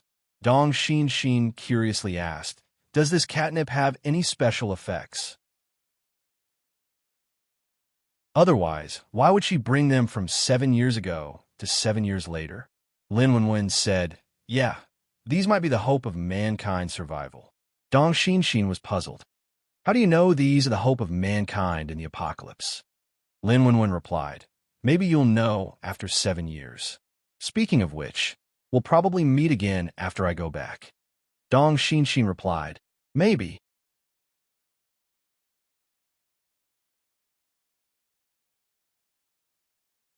Chapter 12:19. She went to several places and bought thousands of kilograms of fresh catnip. Then she asked someone to deliver them to the roadside and put them into her space when there were no cars passing by. She also bought a bunch of seeds, thinking that she could plant them in her sister's space. Because her space could only store things, there was no land and water, so she couldn't plant them. Because of her request, Dong Lijia didn't let the bodyguards follow her, because it would be inconvenient for her to move around if someone followed her, so she had to send them back. When Lin Wenwen returned to the Dong family, several days had passed. There were less than 70 days before the apocalypse. After returning, she continued to help Dong Xin lose weight. After more than 20 days, Lin Wenwen could clearly feel that Dong Xin's body was much firmer, and it was no longer as soft as it was in the first few days. Recently, she always had dreams when she slept at night, and most of the dreams were scenes after the apocalypse. The sky was filled with sand, and the sky of the abandoned city was covered with dark clouds. The streets were dilapidated and messy, and the zombies with rotten clothes and twisted faces slowly paced back and forth. There were also mutated trees and mutated beasts that flew past from time to time on the side of the road. Familiar but unfamiliar scenes intertwined in her mind until she woke up in the morning. As a result, every morning when she woke up, she exuded a depressed atmosphere, and her face would only improve after a whole morning. "What's wrong with you recently? You look more and more dispirited after coming back." Dong Lijiao looked at her strangely while eating and couldn't help but ask, "Yes, I see that you don't look well these days. Or is there something wrong with Xin's body?" Mrs. Dong put down her chopsticks and asked her after hearing Dong Lijiao's words. Since Mr. and Mrs. Dong knew that there was another person living in Dong Xin's body, after so many days of digestion, they had gradually accepted this strange situation. Although it was their daughter's body, the soul was an outsider that they didn't know. Mr. and Mrs. Dong were always very awkward, but they still paid attention to what they should pay attention to. After all, this body was still their daughter's. They always felt that she was like a split personality of their daughter, strange but couldn't be ignored. "Well, it's nothing. I just haven't been sleeping well recently. Xin's body is fine. It's good. Oh, by the way, she asked me to tell you that her condition is much better now. I reckon that after a while, she will be able to switch control of this body with me. At that time, your daughter will slowly come back." Lin Wenwen was eating in a daze. After hearing their question, it took him 2 or 3 seconds to realize that they were talking to him. Then are you going to leave soon?" Father Dong looked at her hesitantly and asked. Lin Wenwen shook his head and said, "I'm not sure. I don't know what's going on with my situation. It'll take some time." The 3 members of the Dong family looked at each other. They all agreed and continued to eat their own food. After lunch, Lin Wenwen took a leisurely stroll in the pavilion in the backyard. As she walked, she suddenly felt her vision darken. She lost control of her body and the world spun around her. The 2 bodyguards behind her rushed over when she suddenly fell to the ground. "Second miss." In the end, their second miss's eyes were tightly shut and she had already fainted. Lin Wenwen felt her vision blur, and she suddenly saw a scene in front of her. It was an indoor room, a room with no windows, only 4 walls and a sealed ceiling. The materials of the walls, ceiling, and floor were very strange. They were not normal materials. The room was not big, about a few dozen square meters. There were no furnishings in the room, but a woman was lying in the middle of the floor. The moment she saw this woman, Lin Wenwen suddenly felt a pulling force from the woman's body, pulling her in. This was her own body. The first thing she felt was that this was her own body. But after entering her body, she could not wake up because she felt a surge of energy in her head. Then, she felt a sense of being overpowered, as if she had to break through this overpowered feeling to be able to recover. Was she going to advance? Lin Wenwen was not unfamiliar with this feeling. This was the premonition that her ability was going to advance. But to break through this shackle, she still needed a lot of external energy to attack. So Lin Wenwen immediately took out a level 3 beast core from her space, held it in her hand, and began to absorb it. When Dong Xin woke up, she found that the feeling she had when looking at the ceiling was different. It was not the illusory feeling, but the real feeling. Previously, when she saw things, it was like watching a 3D movie. The feeling of not wearing glasses was not real, and it was a little illusory and floaty. But now, she felt that the images she saw were no longer illusory, but real. What did this mean? Dong Xin's eyes suddenly lit up, and in the next second, she felt control of her body and limbs. She turned her head to look at her parents, and her older brother. Then, she sat up abruptly. The three people in the room were looking at her nervously. When they saw her wake up, they looked at her with concern and asked, "How are you? Are you okay?" But before they could finish, Dong Xin sat up suddenly. Then she hugged Dong Lijia, who was standing by the bed, and shouted, "Wah, brother, I'm back." Woo! Dong Lijia was startled by her hugging and cursing, but when he heard her tone of voice and the meaning behind her words, he suddenly froze. Then his expression changed, and he looked down at Dong Xin in surprise. "Xin, Xin." Dong Xin looked up at him with tears in her eyes, bit her lips, and nodded at him. Dong Lijia looked at her familiar expression, and his heart warmed, and his nose became a little sour. Mr. and Mrs. Dong both turned their heads in surprise and looked at each other. Only then did they realize what was going on. After hugging Dong Lijia, Dong Xin pushed him away again. Then she threw the quilt away and rushed out of bed to hug her mother. "Mom, it's me. I'm back. Woo-woo. That's great. I can finally hug you in the flesh. Woo-woo." Mrs. Dong subconsciously hugged her. Maybe she was infected by Dong Xin's emotions. She patted her daughter's back and comforted her. Okay, don't cry. What us? Haven't we always been fine?" Dong Xin calmed down a little and finally realized that she was a little too excited.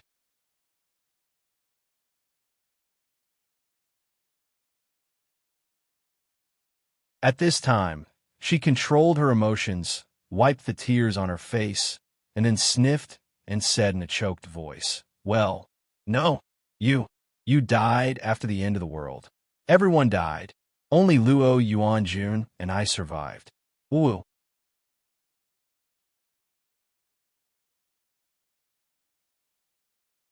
Chapter 1220.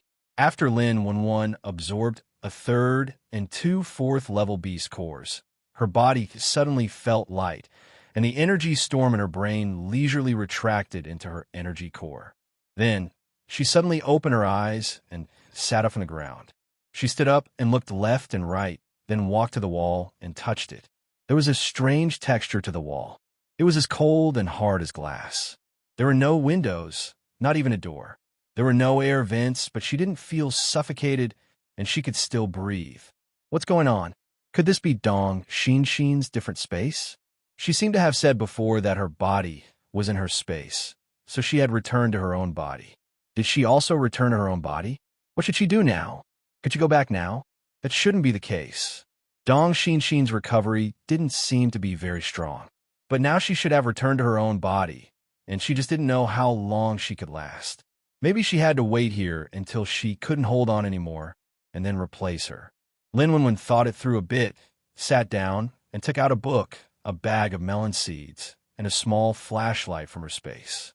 In any case, she had nothing to do, so she might as well read first. Because the space was very dark, she could only use the light from the flashlight to read.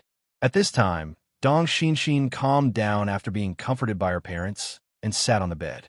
Maybe she was too excited just now and used a lot of her energy. So now she seemed a little dispirited. Dong Xin calmly sat on the bed and said to them, "Previously, there was another girl in my body. She also came back from 7 years in the future. Maybe our abilities are a little special, so we were linked together, and I brought her back. When I fully recover, I have to send her back 7 years in the future." The other 3 Dong family members looked at her with a strange expression, and Dong Lijia looked as if he was looking at an alien, and said, "You can still send someone 7 years in the future? Are you a shuttle?" "You're a shuttle." Dong Xin unhappily grabbed the pillow in her arms and threw it at him. Then she lowered her shoulders and said, "There are 67 days left. That day will come. Brother, help me get a pen and paper. I'll write you a list of names. You need to find these people from now on. It doesn't matter if you want to trick them or kidnap them. Bring them to our house, and don't worry about the others. And our family members, some of them, can't be allowed to stay either." At the last sentence, Dong Xin's expression suddenly became a little gloomy and sad. Those who couldn't stay were those who would turn into zombies, so they couldn't stay. Her grandfather butler was one of them. Upon hearing her words, the 3 members of the Dong clan also realized something. Then, They turned to look at each other, and their expressions became heavy. They understood that the people on the list that Dong Xinshin mentioned were trustworthy. Moreover, they would not mutate and would be able to survive the day safely. Dong Lijiao went to her desk and found her notebook and pen, then asked her to write. Mr. Dong and Mrs. Dong looked at each other and wanted to ask Dong Xinshin what would happen in the future. But thinking of what Dong Xinshin had just said and her collapsed mood, they felt that it was better not to ask. In any case, since their daughter really came back from 7 years later, then she would know what had happened in the past 7 years. In that case, she would know what had happened in the past 7 years. In the future, she would just have to listen to her and do as she said. Dong Xinshin wrote and said, "There are some people. I will take you to avoid them in the future. But if one day you suddenly meet them, you should also pay attention to avoid them as much as possible, for the safety of your lives." At this time, Dong Lijia finally opened his mouth and asked her, "Didn't you say there are still 2 months? Isn't it too early for us to find people now?" Dong Xinshin said, "In the last half a month, we have to leave here and go to High City first because there will be a survivor base in High City. We need to go there and settle down first. Also, we have to hide the materials we have collected in batches. We can't take them all together."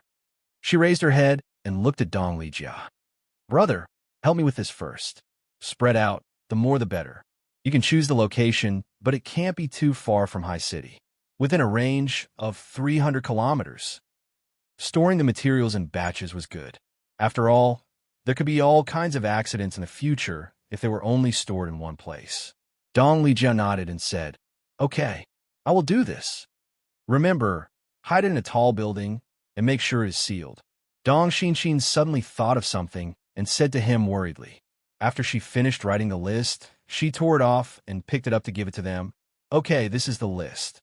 The ones at the top are farther from us. We can first find them first."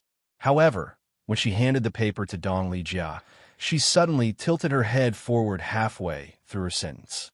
There was no more movement, and the list in her hand also floated to the bed. "Xinshin." The three were startled and quickly came over. But when they helped her up, they found that she had fallen into that unconscious state again. At this time, Lin Wenwen, who was eating melon seeds and reading a book with a flashlight, also froze. Then, she fell flat on the ground. The flashlight in her hand rolled to the side, and the book also fell into her arms.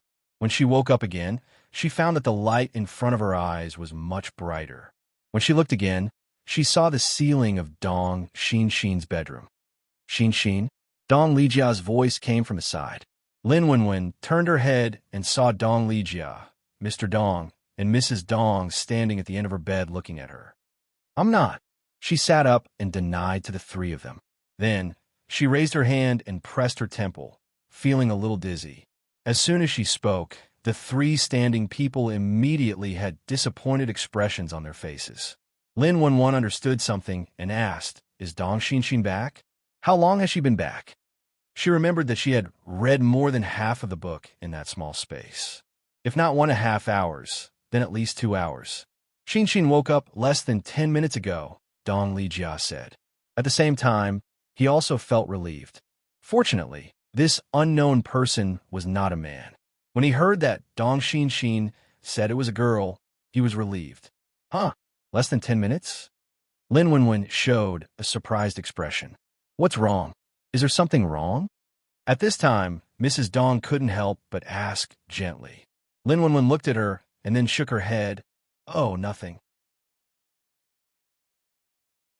Maybe our situation is special, so it's different."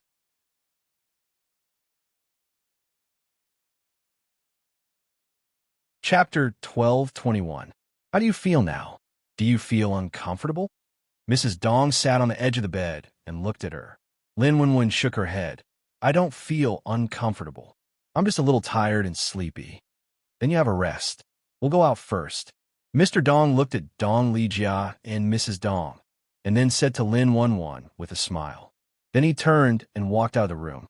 Mrs. Dong also stood up and walked out with Dong Lijia, closing the door of the room. Lin Wenwen sighed, lay down again, and closed her eyes to rest. This time, she didn't have any dreams. She slept quietly for a few hours and woke up in the evening. Then she got out of bed in high spirits to find dinner. Although Dong Xinshin hadn't written down the people who told him to avoid, she could ask the person in Dong Xinshin's body to see if he could help to ask, and then write it down. That, by the way, we still don't know how to call you. After all, you are Xinshin. During this time, the atmosphere between them was a little awkward, so they tried to avoid meeting and talking. Even if they ate at the same table, they didn't talk much, and they didn't call each other.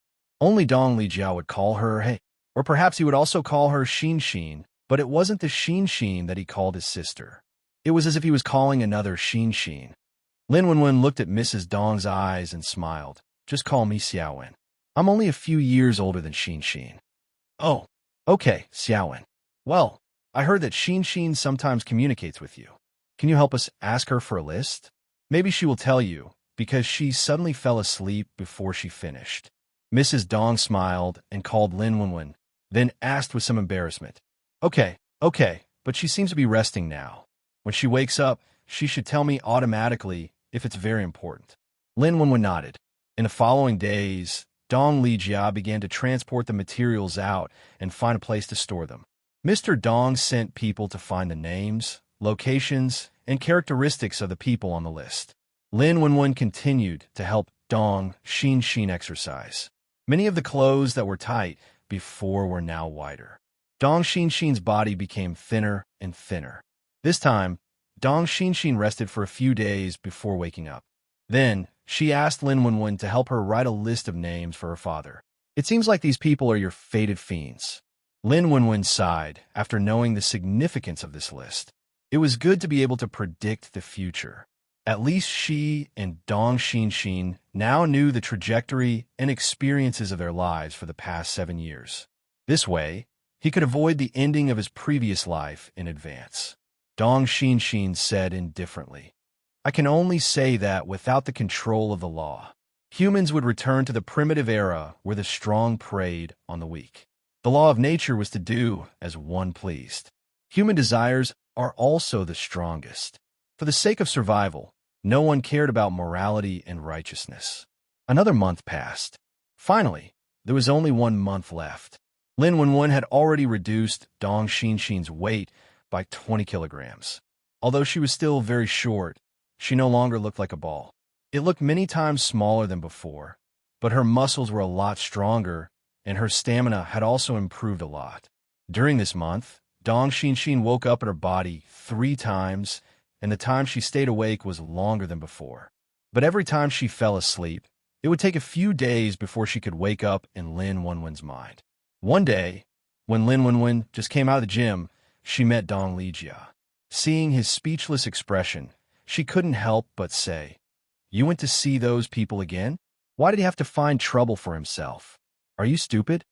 The people she was talking about were the people that Dong Lijia's father sent people to forcibly bring back. He didn't explain anything to them before he kidnapped them.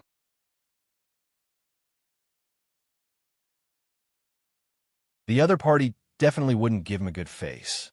Anyway, when the end of the world came, they would understand. At that time, they would definitely be glad that he was captured by the Dong family.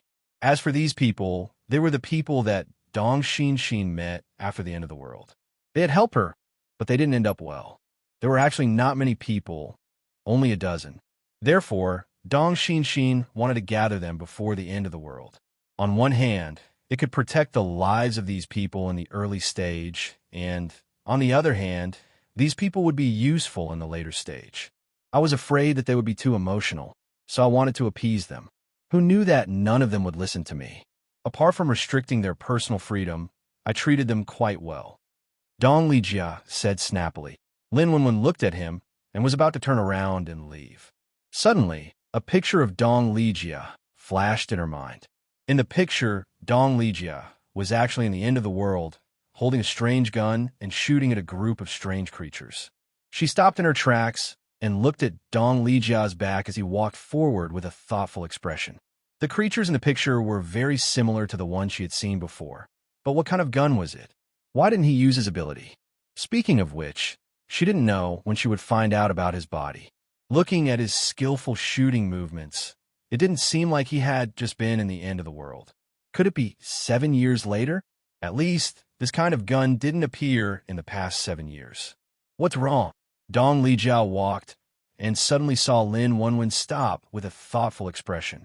She was still staring at the back of her head. Little one, hey, stop looking. Do you still want to go eat? Seeing that she didn't respond, Dong Lijia called out again. Only then did Lin Wenwen come to his senses. He curled his lips at him and said, Was Xiaowen call for you? Do you know that you are 3 years younger than me? Who cares about you? Do you want to go or not? However, Dong Lijia didn't seem to care. He waved his hand at her, turned around, and walked away. Lin Wenwen choked on his breath again. So irritated. She really wanted to hit someone, while she was waiting for the end of the world to come. And then Dong Xinxin would completely recover and send her back. On the other side of the base, Lin Xiao chased Xie Dong and the others into the lake, and then helped them level up one by one. Xie Dong successfully entered the level 2 king stage of level 7, while Yin Xiao, Jing Yin, Azure, and the others successfully entered the level 6 stage of level 1 king stage. During the day, Lin Xiao was busy increasing the strength of these high-level zombies, and, at the same time, he was busy dealing with the affairs of the base. This was because Lin Feng had already gone to Haiqing.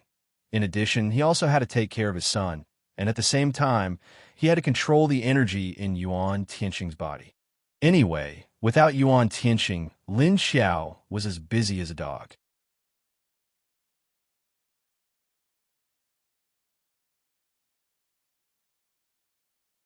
Chapter 1222. When Wu Chengyue returned to Haicheng, he paid close attention to the underground monsters that had appeared around the city. He constantly sent people to collect information and analyze the characteristics and weaknesses of these monsters. At the same time, he was preparing to find out what was going on in the shadows in China. This time it was said that the leaders of the major bases were going to a meeting to discuss the underground creatures, but who knew what he would do behind the scenes? Although humanity needed unity to have hope of victory, with Xikong Chen's personality, it was possible that he would take advantage of the situation where everyone was dealing with the underground creatures outside to stab Haicheng in the back and destroy the base. After all, Xikong Chen's real goal was to protect the base in China. He wouldn't think of helping others. But this meeting was to discuss the sudden emergence of these dangerous monsters. He only wanted to find out if there was anything in common or if there was a breakthrough point for others. At this time, Wu Chengyue, Xiao Yunlong, Zhou Shihui, and several of the vice leaders were in a meeting. Xikong Chen's meeting this time was to let the major bases discuss and see if there is any way to deal with these underground creatures. But he didn't give a definite time for the meeting to end. Sure enough, there must be something fishy going on. Xiao Yunlong looked at the copied invitation and couldn't help but frown. Zhou Shihui nodded in agreement. I think so too. Why don't we not go this time? I'm afraid that something will happen to the wrong people. That means the base will be in trouble. In any case, if we don't go now, Xikong Chen won't do anything to us. But if we don't go, wouldn't it be too unconventional? All the other bases will go, right? On the surface, Xikong Chen said it was to discuss how to deal with these monsters. There's nothing strange about his starting point. If we don't go, wouldn't that be bad? Xiao Yunlong wanted to agree with Zhou Shihui, but after thinking about it, he didn't think it was appropriate. He looked at him and said, Wu Qingyue spoke up at this time. I just received news today. The last group of survivors left in Zilong Base were attacked by some unknown creatures. None survived. Also, Skyfire Base has been invaded by 2 types of giant insects that we've never seen before. Now, a large number of people are fleeing to China. This proved that the threat that these monsters posed to mankind was one step closer. Which human base would be the next to be destroyed? I didn't disagree with old Zhou's point. Perhaps we would run into danger if we went to Sea City. But if he went, there was still a chance of survival. After all, the discussion conference that Xikong Chen mentioned is really going on. There was strength in numbers. If they only researched in their own base, it could only be said that their progress was too limited. If they exchanged information with the other bases, perhaps they would be able to find what they were looking for in the information of the major regions, and there was a high chance that they would be able to find what they wanted. Therefore, if they didn't go, they would miss out on some important information. In this post-apocalyptic era, one more piece of information meant one more chance of survival. Therefore, even if he knew that Chen wasn't a good person, he still had to go. So fast. Didn't Skyfire have more than half of the survivors? There are at least 200,000 humans. Hearing Wu Qingyue's news, the others were stunned. Zhou Shui looked at Wu Qingyue in surprise. Wu Qingyue nodded. That's right. I believe that in a few days, there will be a small number of survivors from the West entering our base, or the Universal Base. Most of them are now heading towards China, but the conditions for entering China haven't changed because of the change in environment. Therefore, only a small number of people who could enter China had the conditions. Most ordinary people didn't have the conditions to enter China. After all, they couldn't get energy cores or take out extra supplies to give to China. When he said this, the others also thought of it. After all, this situation had happened many times before. Xiao Yunlong asked him, "So we're still going to China this time? Who's going?" Since they knew that it would be dangerous to go, they couldn't let those who were too weak go. So Wu Qingyue said, "Of course I'm going. Who else is more suitable than me?" Just as everyone thought it was a matter of course, he turned to Xiao Liqing in the next second. "That woman at the Universal Base will be going, right?" Everyone's expression immediately changed. Did it mean that he wanted to go mainly because his wife was going as well? Xiao Liqing looked at him with a twitch of the corner of his eye. "She said she's going, and she's going to take your son with her." Wu Qingyue calmly said with a smile, "Look, if she goes, we don't have to worry about Chen's conspiracy." In addition to Xiao Yunlong and Kong Qingming, the other single dog were stuffed with a mouthful of dog food by his happy smile. Okay, I got it. Go. Zhou Shui waved his hand at him and said, "Remember to bring your son and wife back safely." But now we haven't found any monsters at close range outside the base. The situation is much better than the other bases. In addition to those that came out of Lake Tai, there are also the strange fire beasts that appeared in Minnan Province. They're some distance away from us, but we still have to keep an eye on the situation along the coast. I don't think the sea will be calm. Wu Qingyue picked up another report and said, "Fortunately, the blind underground people near the Universal Base have run to the West Lake. Otherwise, we would have to worry about one more crisis. But the situation in the cave is still a bit unclear, and there are still hidden dangers." Xiao Yunlong looked at the report and felt a little lucky, but soon he showed a worried expression. "But I don't know when Old Yuan's situation will be better." Wu Qingyue nodded and said, "Although the information from the Universal Base says that there are some water creatures in the Dark Lake under the cave, we don't know if those things will come ashore. Although Yuan Tianxing has sealed that position, he didn't go to investigate other directions. I hope those things can stay in the underground lake.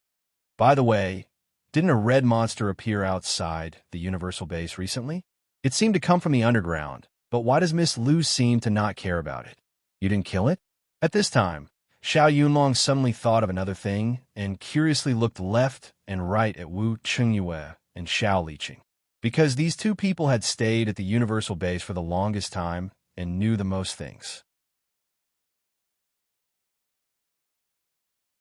And just as he mentioned the red monster, the level 6 big red cat outside the Universal Base came again. You're tuning into the Romance Rendezvous YouTube channel. We're so grateful for your support, and don't forget to subscribe to join us on this incredible journey through captivating stories. Your generosity through donations truly makes a world of difference, as it's the primary source of revenue that allows me to expand and enhance this channel for you. Thank you from the bottom of my heart for being a part of this adventure.